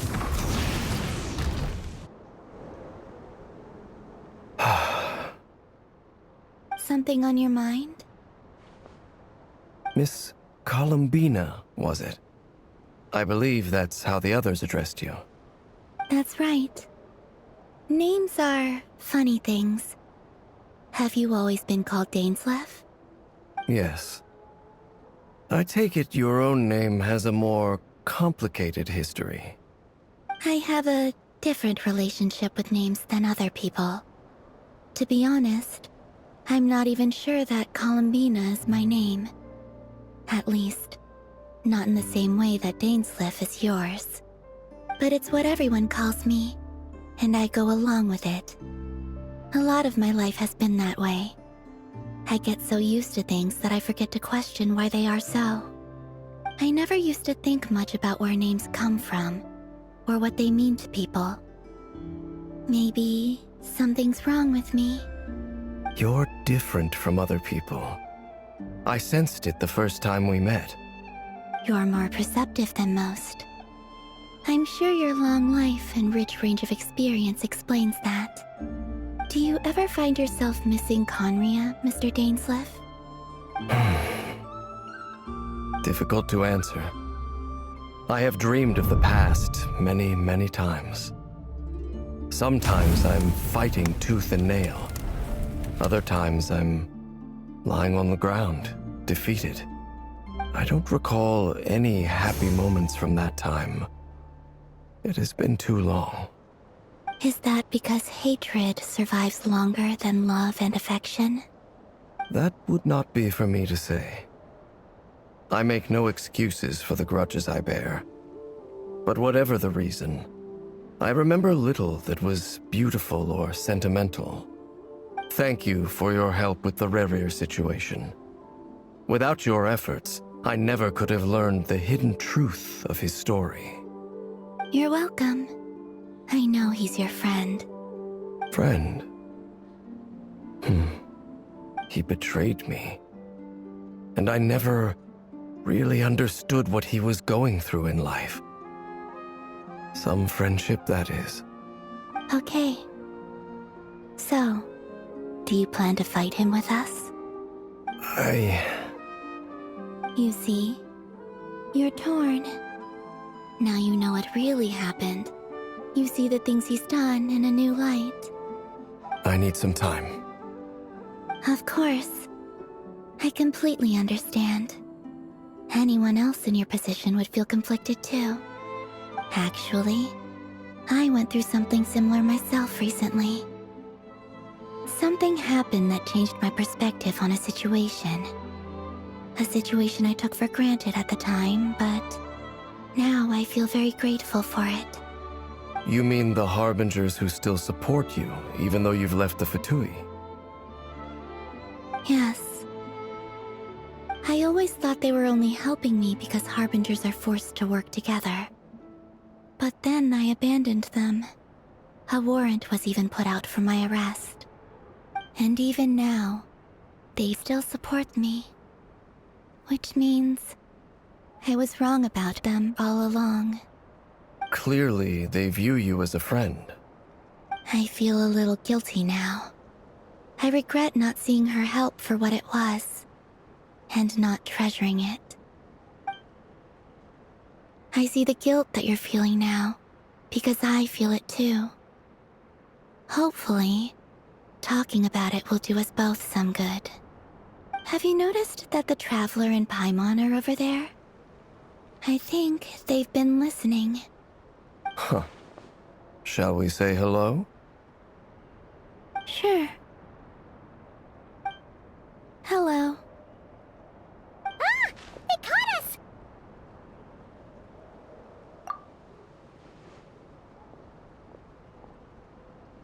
I apologize for making you worry. No doubt you wish to know where I stand on the plan to take down the Recher of Solnari. I'm afraid I need a little time, but I will seriously consider joining you. You will? Oh, thank you so much! Everyone will be so grateful to hear that! They needn't be. This was something that I was going to have to face up to eventually. That doesn't matter to them. They're grateful to you regardless. You can't control their gratitude, so just accept it. And then, have a think about whether you're willing to join us.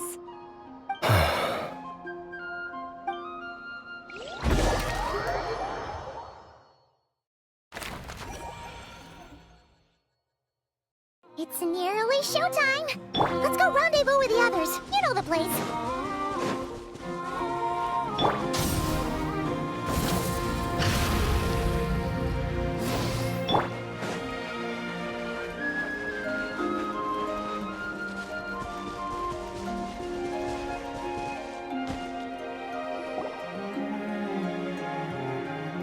Ah, you're earlier than I expected.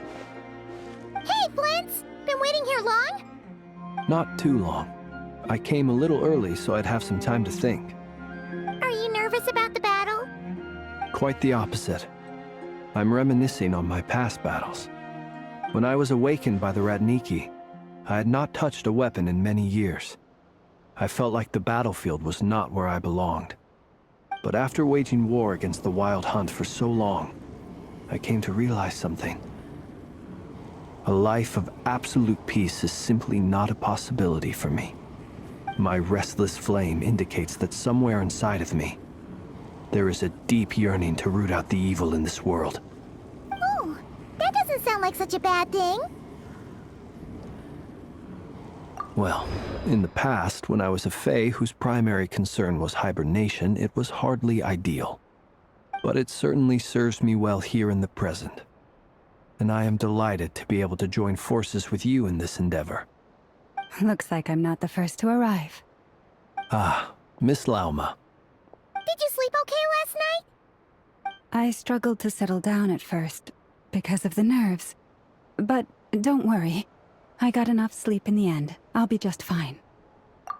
Please, I'm just doing my part. Never! Over here! Aino asked me to relay a message. She said Anefa will be on high alert and keep a close watch over all secondary districts where defense is required, providing support as necessary. Meanwhile, Aino herself will provide range support to us directly, using her latest invention. Excellent. My thanks to all involved. The chess set's looking a little unstable. It won't hold him much longer. We should be prepared to engage at a moment's notice. No sense sitting around waiting. Let's make the first move while we still have the option.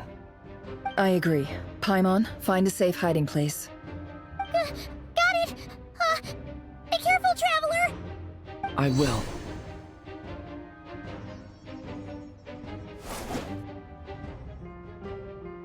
Everyone, take your positions as soon as the battle starts.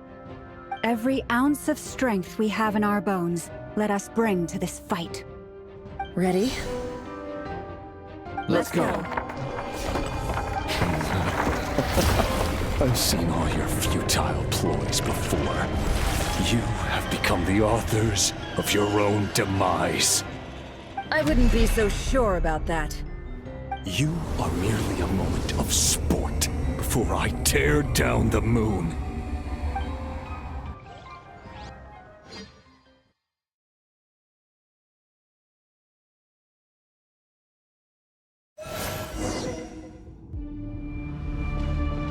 Stay on your toes. Yep, you too!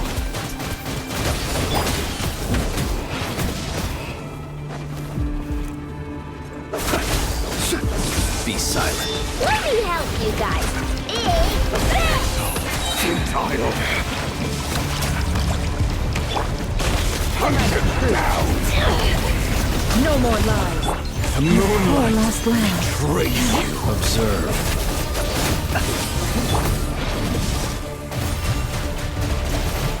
Water down! Futile!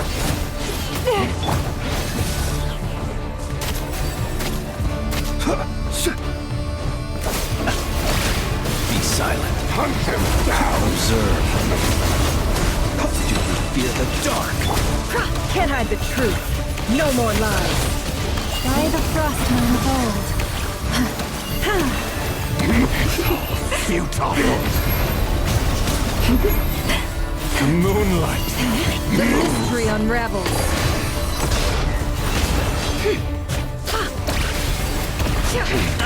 Pathetic!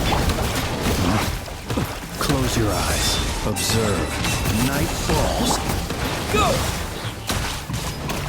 Bombs away! The moonlight betrays you. Protect us. Can't hide the truth. No more lies. Close your eyes.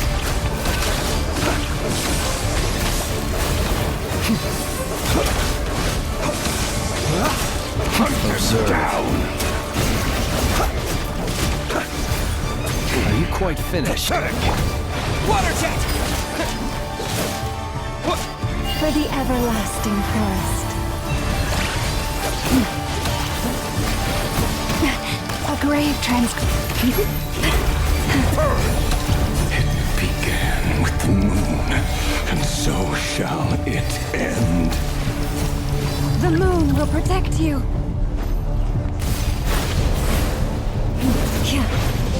You poor lost lamb.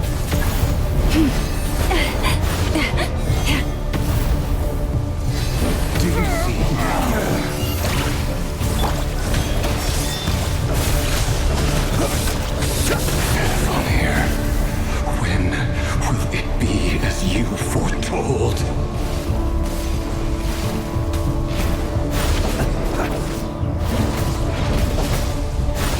Close your eyes. Welcome here. Be silent.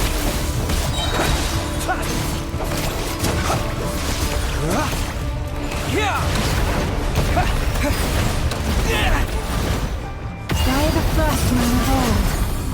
Leave this place. The deception ends here. Can't hide the truth. Move! Pathetic! Observe. Close your Futile! Hunt him down! Do you fear the dark? Pathetic!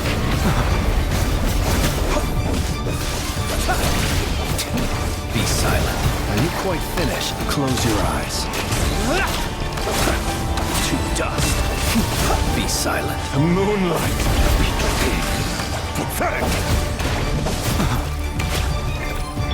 You poor lost lamb.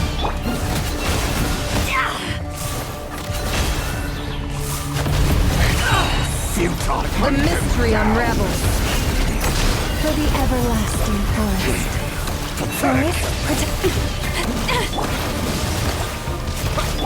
Observe. Be silent. To dust. Observe.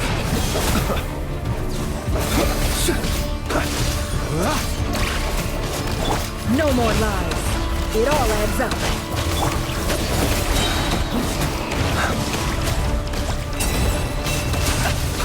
Be silent.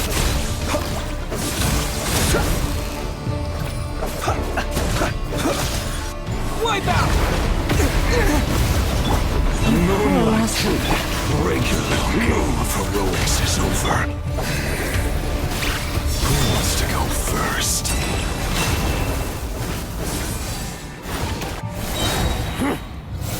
Now, get out of my sight! No! We've been separated! Will it take? You okay? Nefer, where are the others? Stuck outside the barrier. I guess it really doesn't matter. Power. Knowing too much is always a death sentence.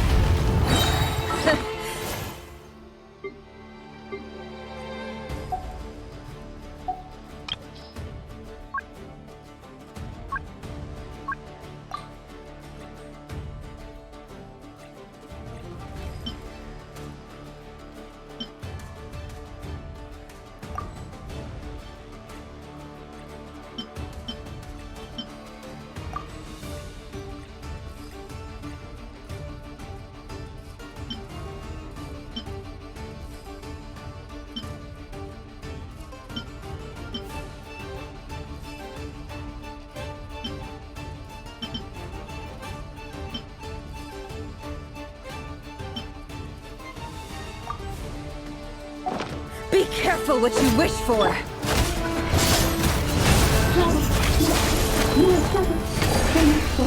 Rama! Can you hear me? Hold on first. Silence. The voices are gone, but at least I know I'm still there. I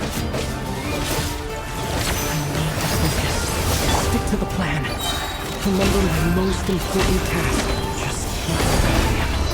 If I can silence him long enough, the moment will come.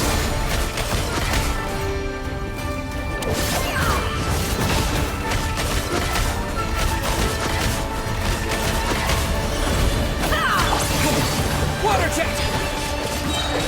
Yeah! It all adds up. Time to come clean. The mystery unravels. Let's see what you're made of.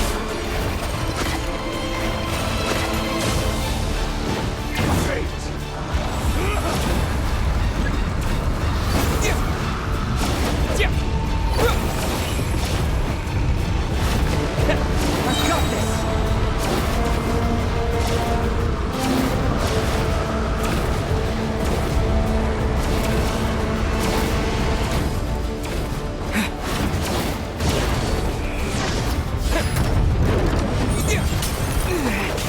The shield's broken. I can't keep this up. Don't push your luck. How much power will it take? No more lies. It all adds up. No more lies.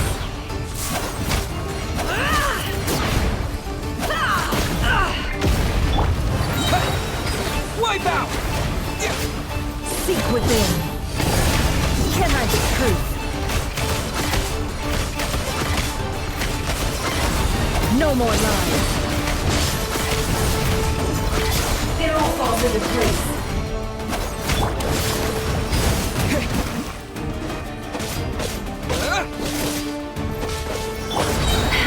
Can I the truth?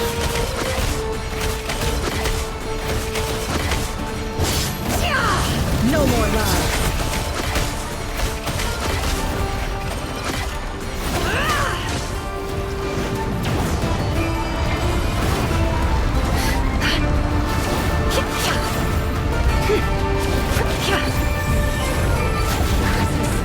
There's no other way.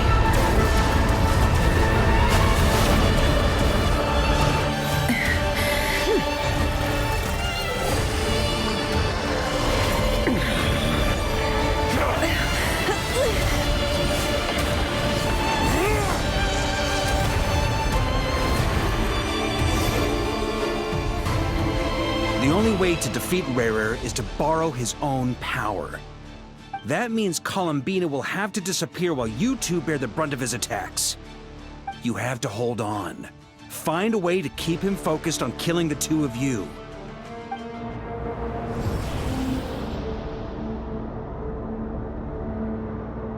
Nefer, your eyes are bleeding. Soon you will be powerless to resist. And then, I will reduce you to dust. But that dust will plague your memories. Come on, keep holding on. Any other tricks up your sleeve? Let's see them. As entertaining as they are. You've backed yourself into a corner. You don't fool me. I see your fear clear as day. I have to stoke his rage. Make him unleash everything. You fear what you could never defeat. You fear the thought of never being able to save your beloved. You cannot win the fight against fate, Rerir. Is that what you think? Well, now it's your turn to feel afraid!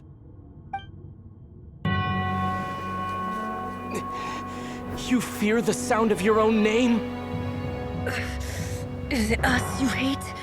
Or is it what you've become? Let's see what becomes of you!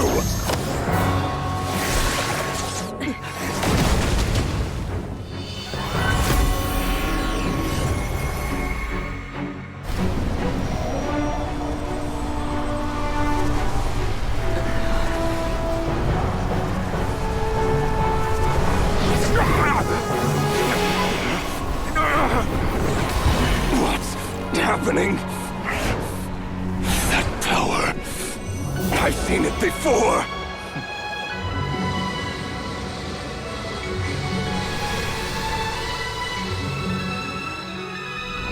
His power is on another level. We'll need to use an alchemical array to convert his power into a usable form. Then quickly channel it into Columbina, rendering her powerful enough to compete with him. I'll join you. I can help. If I release enough abyssal energy into a confined space, it'll create a potential difference, allowing us to extract a huge amount of elemental energy. Next, I'll synchronize with everyone's minds using Pyro, then give you temporary access to their abilities and fields of view. But it won't last long. Can you see? Well enough. So, we have a student of Gold Rheindotter in our midst! How about that?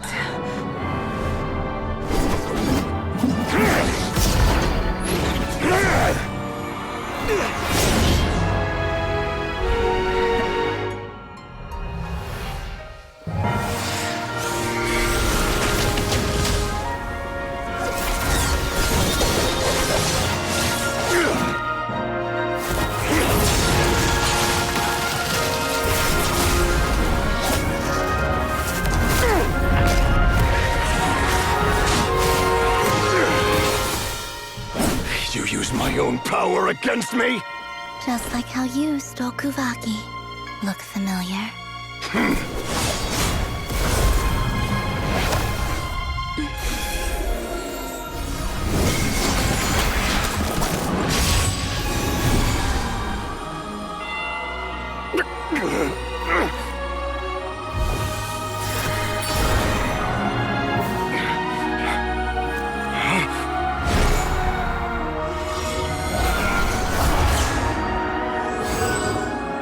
Don't you realize? You don't have the power to hold that gate open! I don't, but someone else does.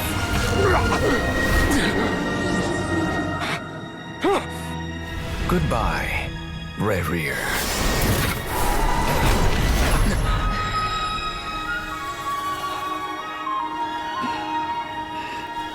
We won.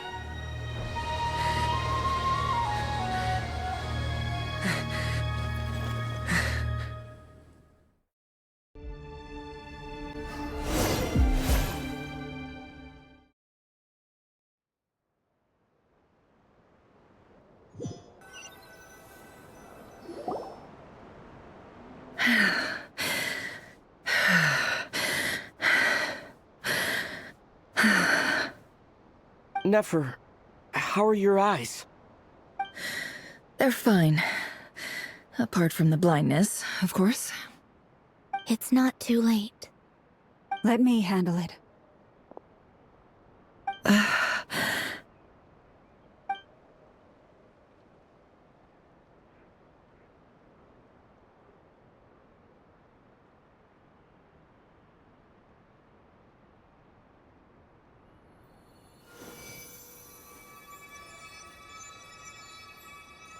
Miss Nefer.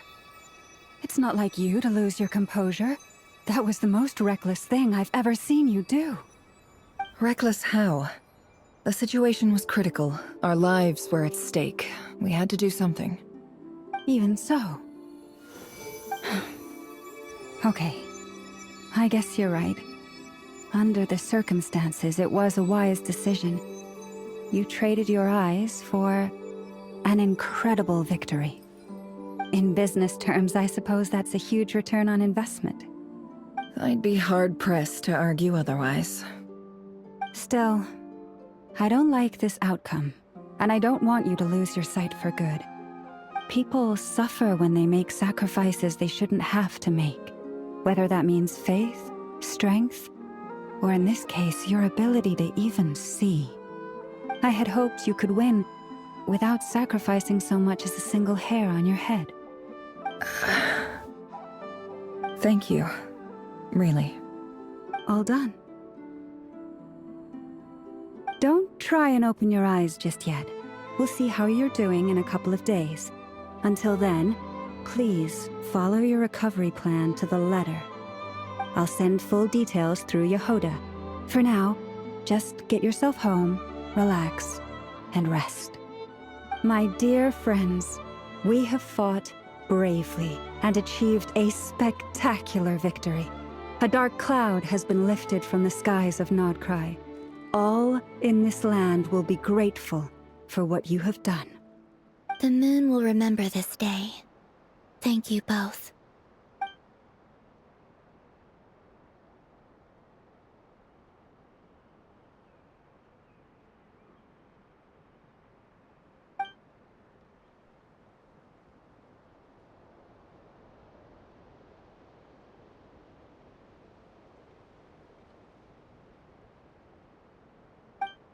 There's something I want to let you know.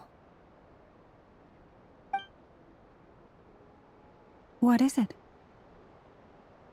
When Durin connected everyone's minds so I could access their powers, I also felt everything they felt. And since Nefer's eyes were injured, my eyes are hurting now too. Huh. Hold on. Let me try. I only feel the pain. There's no actual damage. I just thought I should tell you. You're right. There's no damage.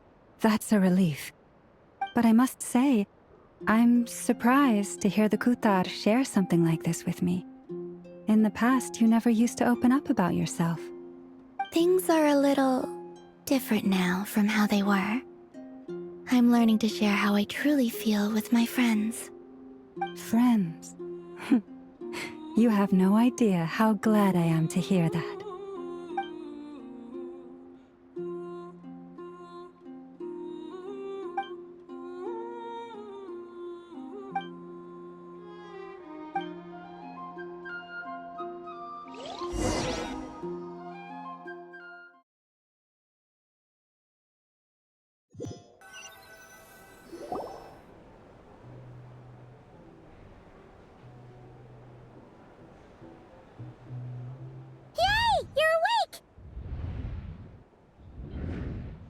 How are you feeling? Any aches and pains? Did you sleep well? I'm doing all right, Paimon. No need to worry about me. Phew! Well, that's good. Paimon's been sitting on the edge of the bed worrying about you for ages. You slept a whole day and night. Poor Paimon had to eat all by her lonesome. Glad to hear you didn't starve. How was the food? Well, it wasn't the same without you there to share it. Honestly, Paimon just can't relax when you're not your usual self. She couldn't enjoy the food and settle down to sleep. Well, I'm back to normal now. Oh yeah, and Albedo swung by earlier. He said to tell you to head to the tavern when you woke up. Varker and the others are organizing a victory feast and they want to celebrate with you. He also dropped off some medical supplies, but you seem fit as a fiddle, so guess you won't be needing those. If you're feeling up to it, let's head over now. Wouldn't want to keep them waiting.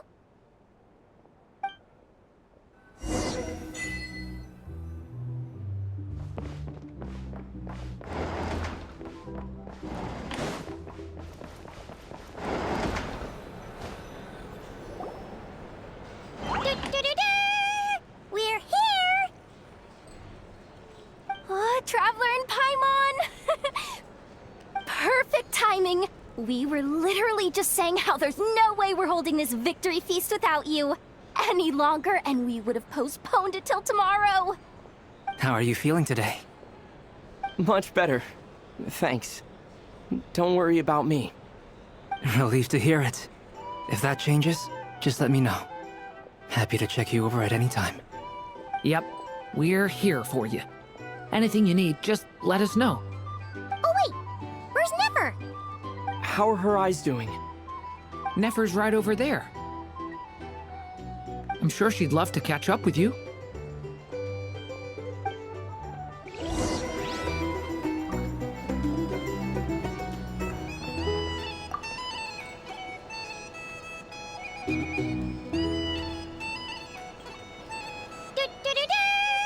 We're here! Oh, Traveler and Paimon! Perfect timing! How are you feeling today? Much better. Relieved to hear. Yep. Oh wait, where's Nefer? How are her eyes? Nefer's right over. I'm sure she'd love.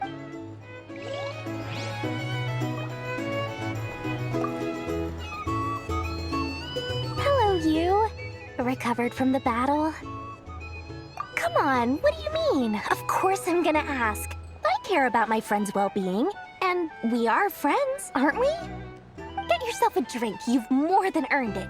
In fact, today, your drinks are on me. Lord Sangamabe's got you covered. Wow, really? What about Paimon? Has she earned it too? Has she? Please? Well, you haven't been through quite as much as the Traveler, but... what the heck, sure. Yay! Wow! Drinks on Dory! What a historic day. Hey, keep your voice down, or everyone else is gonna want in too. Have you heard anything I've been saying recently? Doing business in Nodcry has been an absolute nightmare. If I'm buying for everyone, oh... Okay. Paimon will speak more quietly. Jeez. That's more like it. Don't you forget, Lord Sangamabe doesn't just go around buying drinks for anyone and everyone.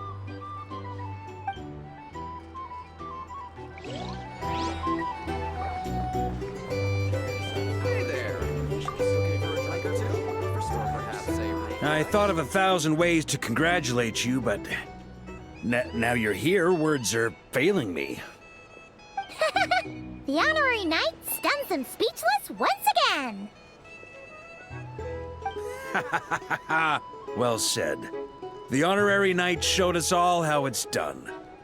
The other knights told me that Mondstadt was the first stop on your journey.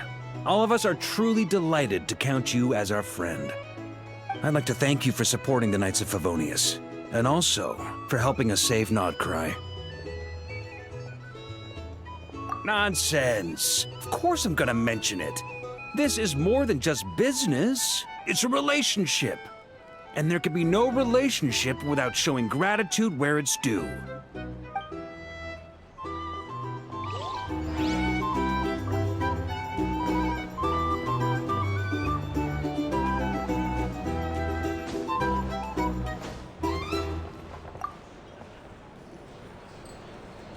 I see you've recovered.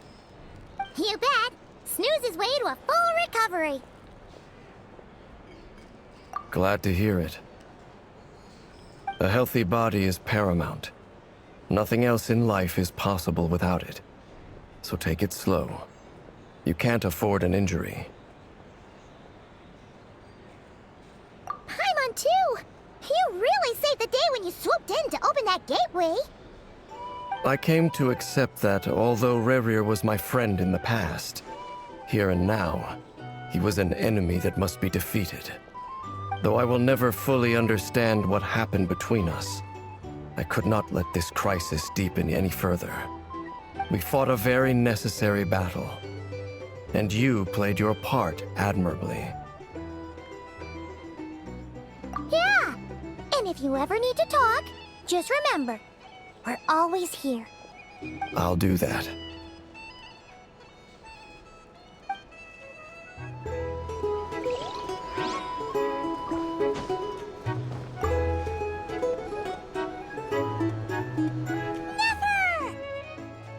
Traveler, Paimon, are you recovering well? Turns out that moon chanter has some real talent after all. My eyes were mostly recovered after just a couple days' rest. I can actually open them again now. Yeah, but you gotta be careful. Lauma says not to strain your eyes while they're still healing. Yes, thank you. I'm well aware. Yehoda, could I borrow you for a moment? I could do with an extra pair of hands. Oh, sure. Coming.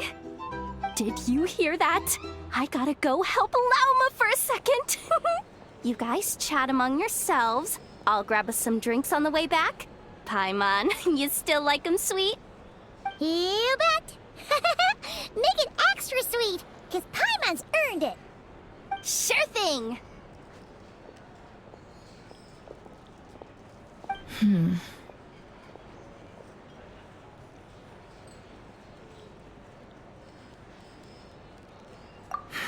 The Raker of Solnari.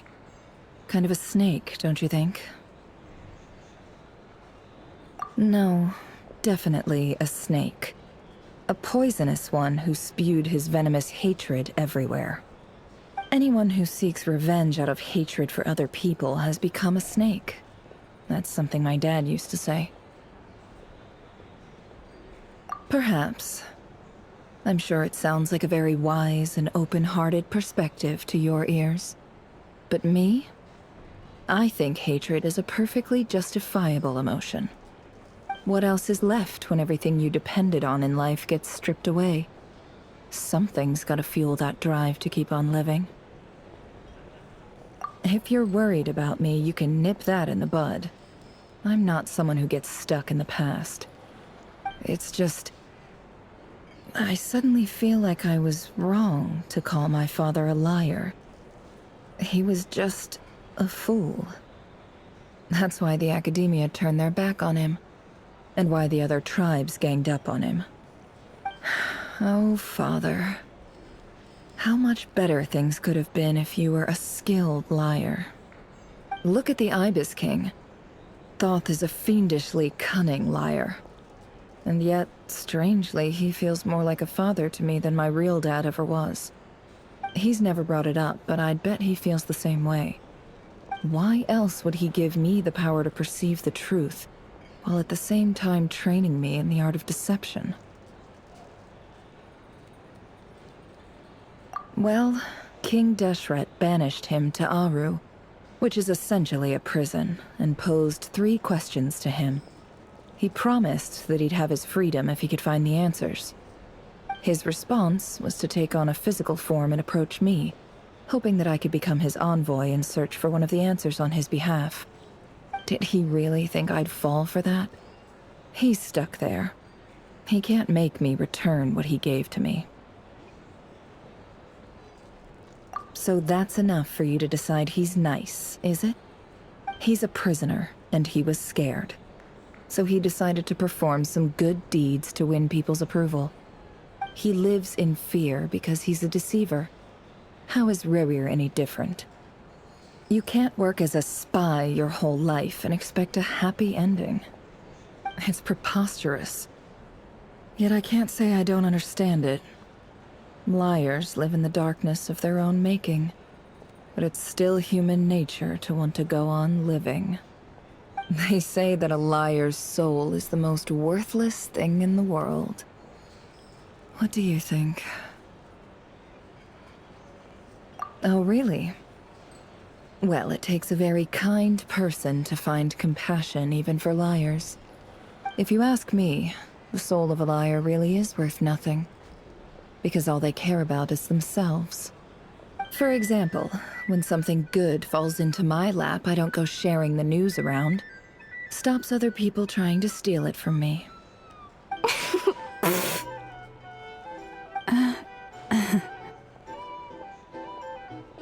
So be it. They have sharp ears. I can't keep anything from them. Oh, is that what it looks like? Well, you all know my past now, and I can't simply eliminate everyone who knows too much.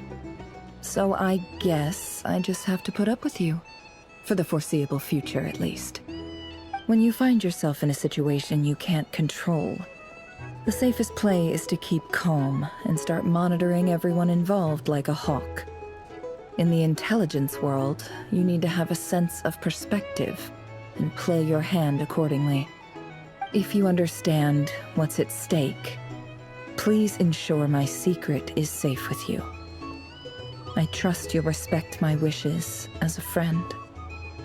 But don't forget, I will also be watching you like a hawk.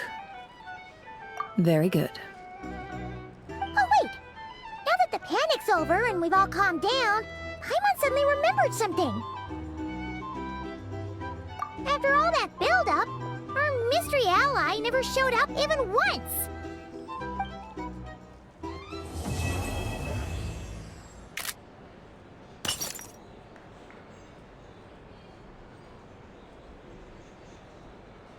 Huh? Am I imagining things?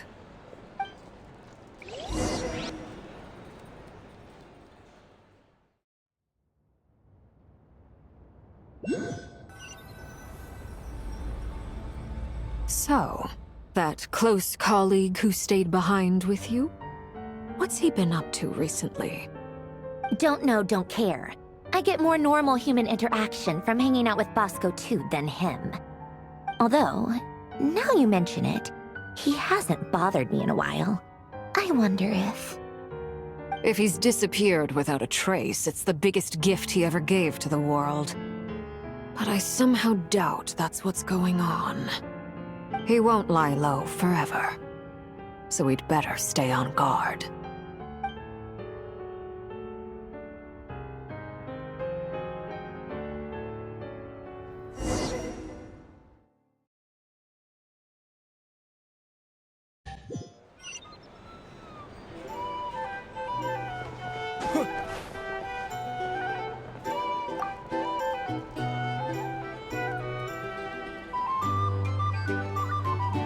Ah, Lord Sangama Bay. How lovely to see you.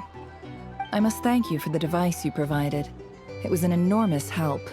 Would I be right in thinking that it was developed by the Academia? Why come and ask me when you clearly know already? I mostly came to thank you. That's more like it. A little gratitude goes a long way with Lord Sangama Bay. Play your cards right, and you might even stand a chance of becoming my long-term supplier. The chance to work with such a kind and charitable investor as yourself would be a great honor for the Curatorium. Huh? Charitable? Who said anything about charity? First time hearing about it. Let's see.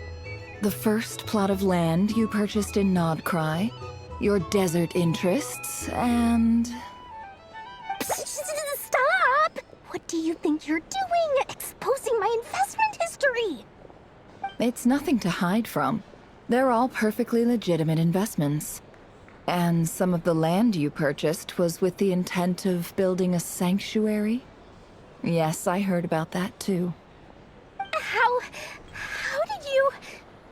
You're a curious case, Lord Sangama Bay. You don't like people finding out about your good deeds, do you? But I'm afraid no matter how hard you try to keep things under wraps, where there's a will, there's a way.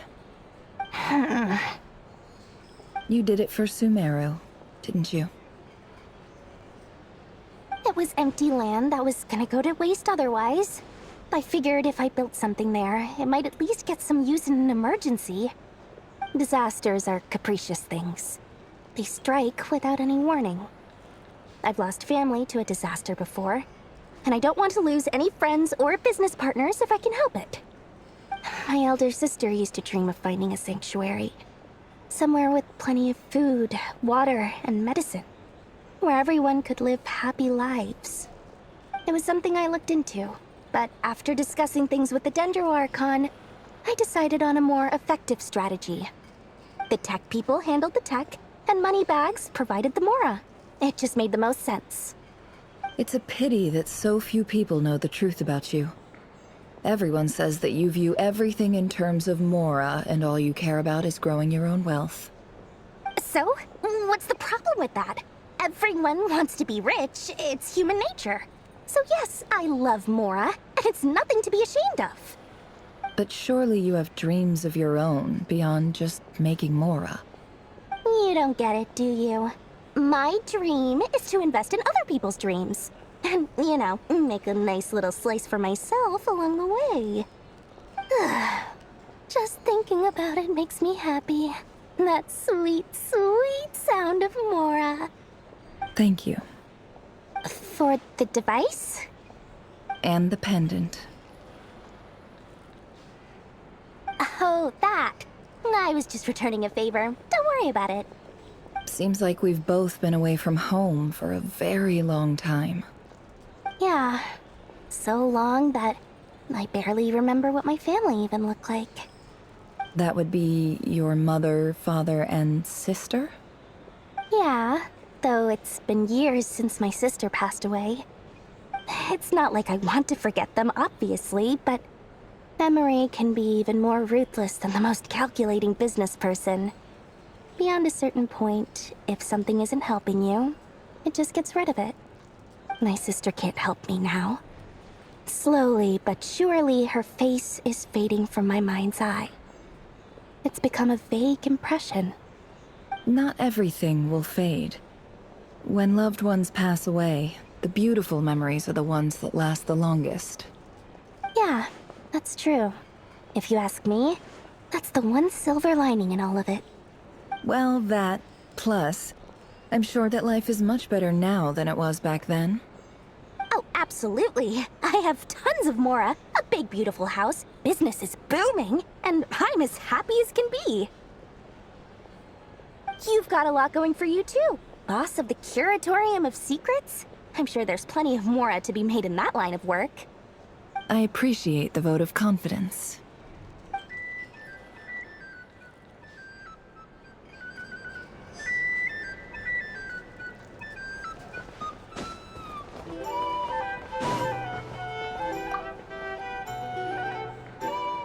How have you been holding up?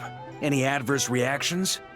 If you start to take a turn for the worse, make sure you tell me right away. You don't need to worry about me, Grandmaster. I'm fine. I mean, I barely did anything, so... What? You're too humble, young man. You played an indispensable role in the battle for Nodcry. We can't thank you enough for your support. Sometimes, when people praise you, it's because you deserve it.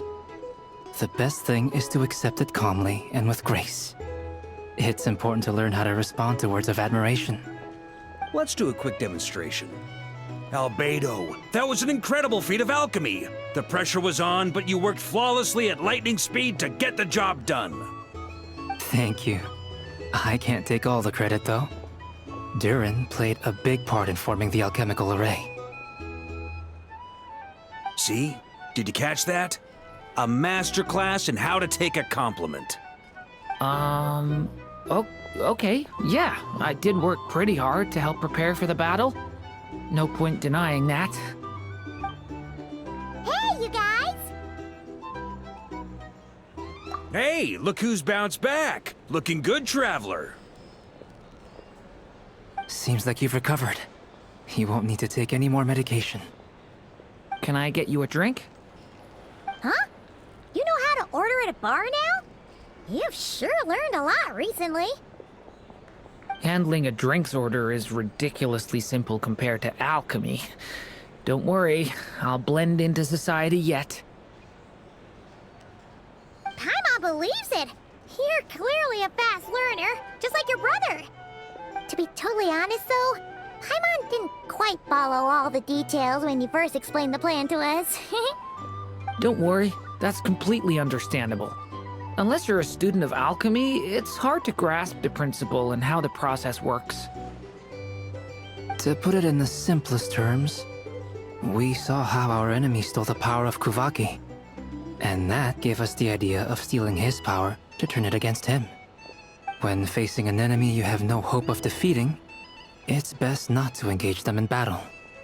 So, instead of looking for a way to overpower him, We decided to help Columbina get strong enough to at least stand up to him in a fight. For this to work, we had to analyze his modes of attack, confirm who his main target was, and make sure that he wouldn't go beyond the range of the alchemical array. For added security, we prepared a total of 4 arrays. But to mitigate the impact of the battle, we identified one location in particular as the ideal spot, which is where the confrontation took place. The alchemical array absorbed his abyssal power. Then Durin processed it to render it usable by Columbina. That power enabled her to do what would otherwise have been nigh on impossible. What surprised me was that Dainsleif actually agreed to join us. Given his history with Rerir, he had every right to sit this one out. But we're extremely grateful for the decision he made. It must have been a painful choice to make. But I'm sure that making a decision was far better for him than staying in limbo. Absolutely. He was torn between 2 paths, but in the end, he made his choice and stuck to it resolutely.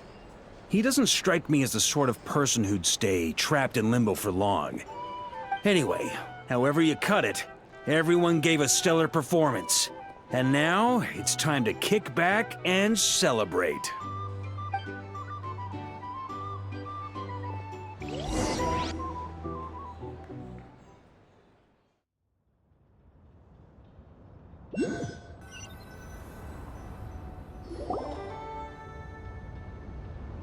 That's the only reason you're here.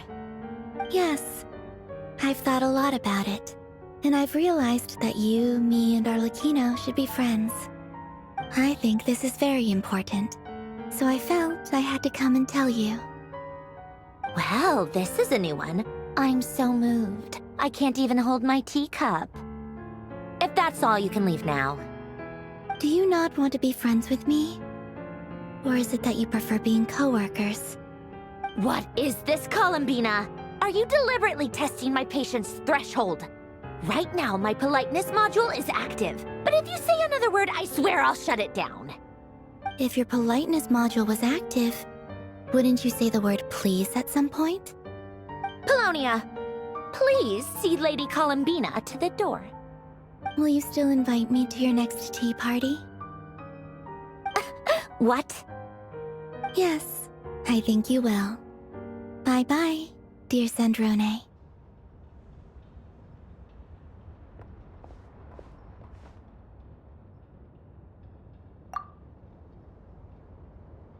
Last time, the Wild Hunt escorted you out. Would you rather I handled it myself this time? We just wanted to, see how you were doing now that it's all over. Why? Out of concern for my safety? I hope you didn't seriously think that the Rahier of Solnari would be able to lay so much as a finger upon me, given how prepared I was. Mostly because you kind of helped us out, so we just wanted to check you were okay. Looks like all your robots are fixed, huh? Oh, don't you worry about that. Tea time is already a write-off. The visitor before you managed to kill my appetite. If you're in the mood for tea, go ahead and help yourself. Otherwise, it's going to waste. My coasters are still missing in action, though. Use this notebook instead. Whoa! Pretty hefty notebook. Look at all those calculations. You can ignore those. They're just dumb scribblings. I doodle and write in my free time. Sometimes I remember the distant, dreamlike past. Sometimes I imagine the far-flung future. And other times, I grit my teeth and note down all the crazy nonsense going on in the present.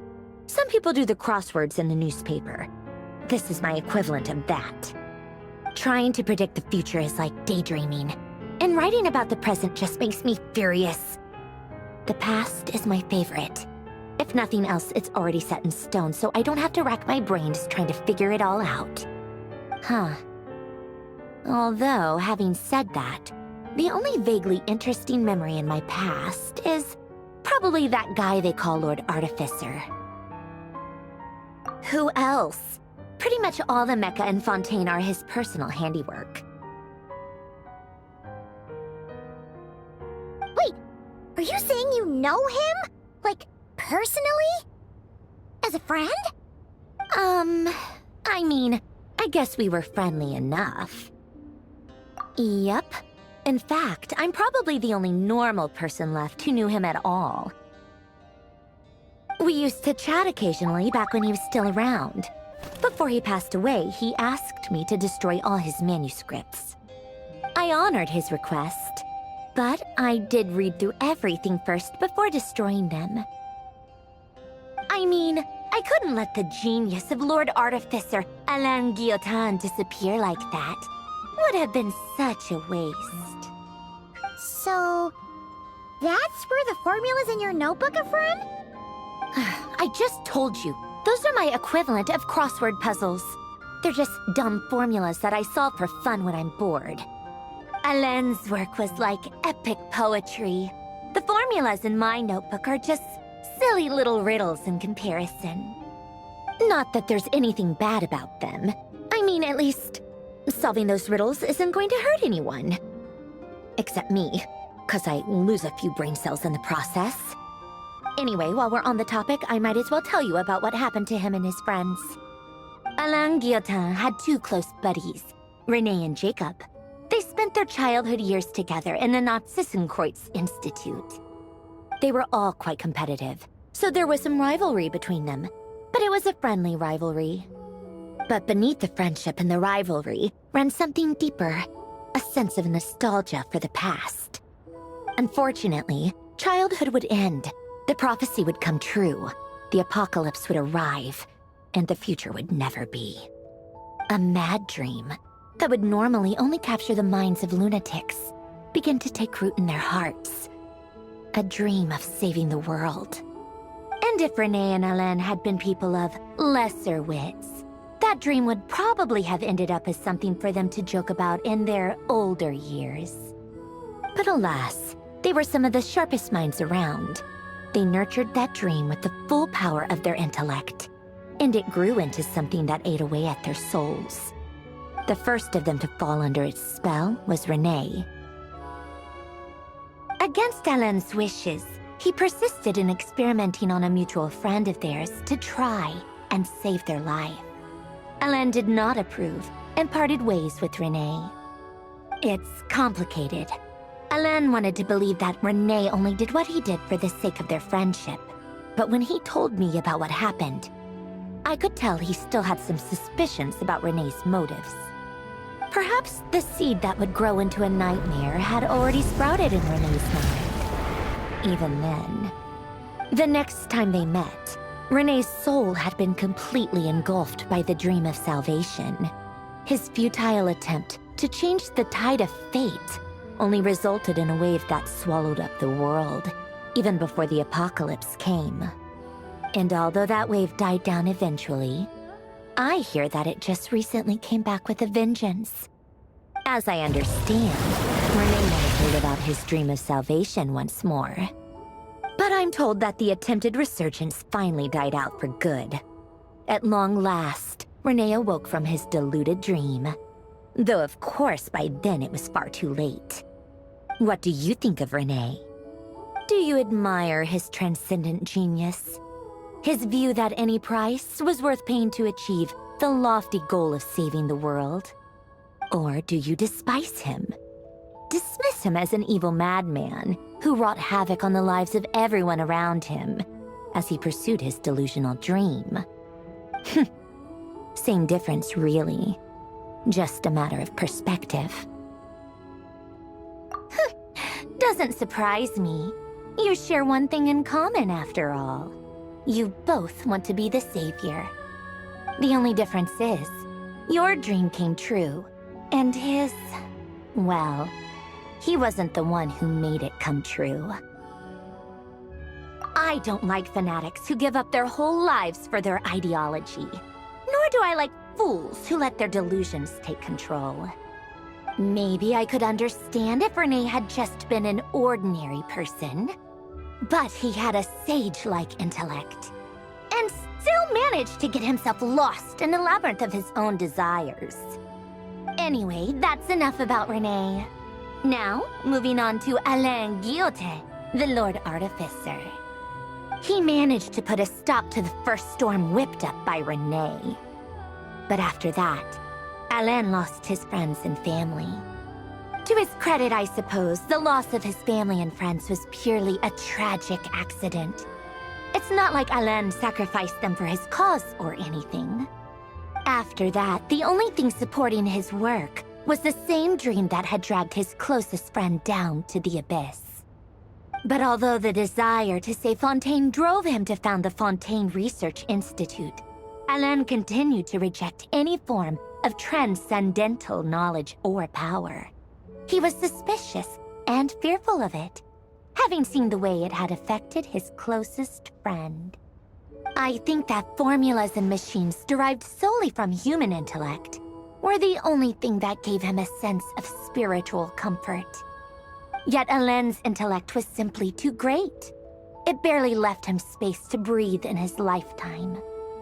Once he realized that the end of his life was approaching, he finally accepted the truth. The Nazissenkreuz Institute needed someone, and a human being, to see its story through to the end. He quit working on his formulas, trading them in for the fairy tales that had played such a formative role in his childhood, but which he barely touched in his adult life. He told me that the director of the Nazissenkreuz Institute used to read those fairy tales to the children as bedtime stories. Apparently, they worked wonders at sending kids off to sleep. I think that all he wanted at that time in his life was to be able to sleep deeply without being plagued by depression. By that point, nothing else really mattered. At the very end, he laid down to rest in the ruins of the former Nazissenkreuz Institute orphanage, while the Fontaine Research Institute he had founded continued tirelessly with its work. Many years after that, tensions over competing dreams would once again cause a rift, this time between members of the Fontaine Research Institute. But the actions of those fools had nothing at all to do with Alain. And that is the story of two people from the Nazissenkreuz Institute who both wanted to save the world. One went all in on his fantasy of salvation without ever looking back, and ended up calmly sinking to the bottom of the deepest sea. The other sought desperately to burn bright in his life, even though he wasn't sure where he was going. I do sometimes wonder, why is it that people like them have such grand hopes of saving the world? Even the grandest tree starts as a tiny seed. So perhaps, for each of them, their mission to save the world began with a very simple desire: to save themselves. They were young children with friends and family who mattered to them, desires to explore the meaning of life, ambitions to have a successful career. They didn't want to see all of that taken away in one fell swoop. Or maybe they just wanted to find something to anchor themselves within the chaos, to stop them getting quietly swept away by the storms of life. But instead, the search for their own salvation took them down the rocky road laid out by fate. Do you think the desire to save oneself is enough of a justification to try and save the world? The way you said that sounded just like Alain. I asked him the same question back when he was in his prime, putting all of his energy into his work. He gave the exact same answer as you did. No elaboration, just a quick short answer before getting right back to his work. He was always that way. All right, tea time's over. I owe Arlecchino a favor for telling me these stories. I'll have to bring a whole sack of gifts the next time I visit the House of the Hearth. I'm gonna go tinker with Polonia now. You guys can do whatever you want, as long as it doesn't involve interrupting me. Polonia, exit hibernation mode. Begin diagnostics.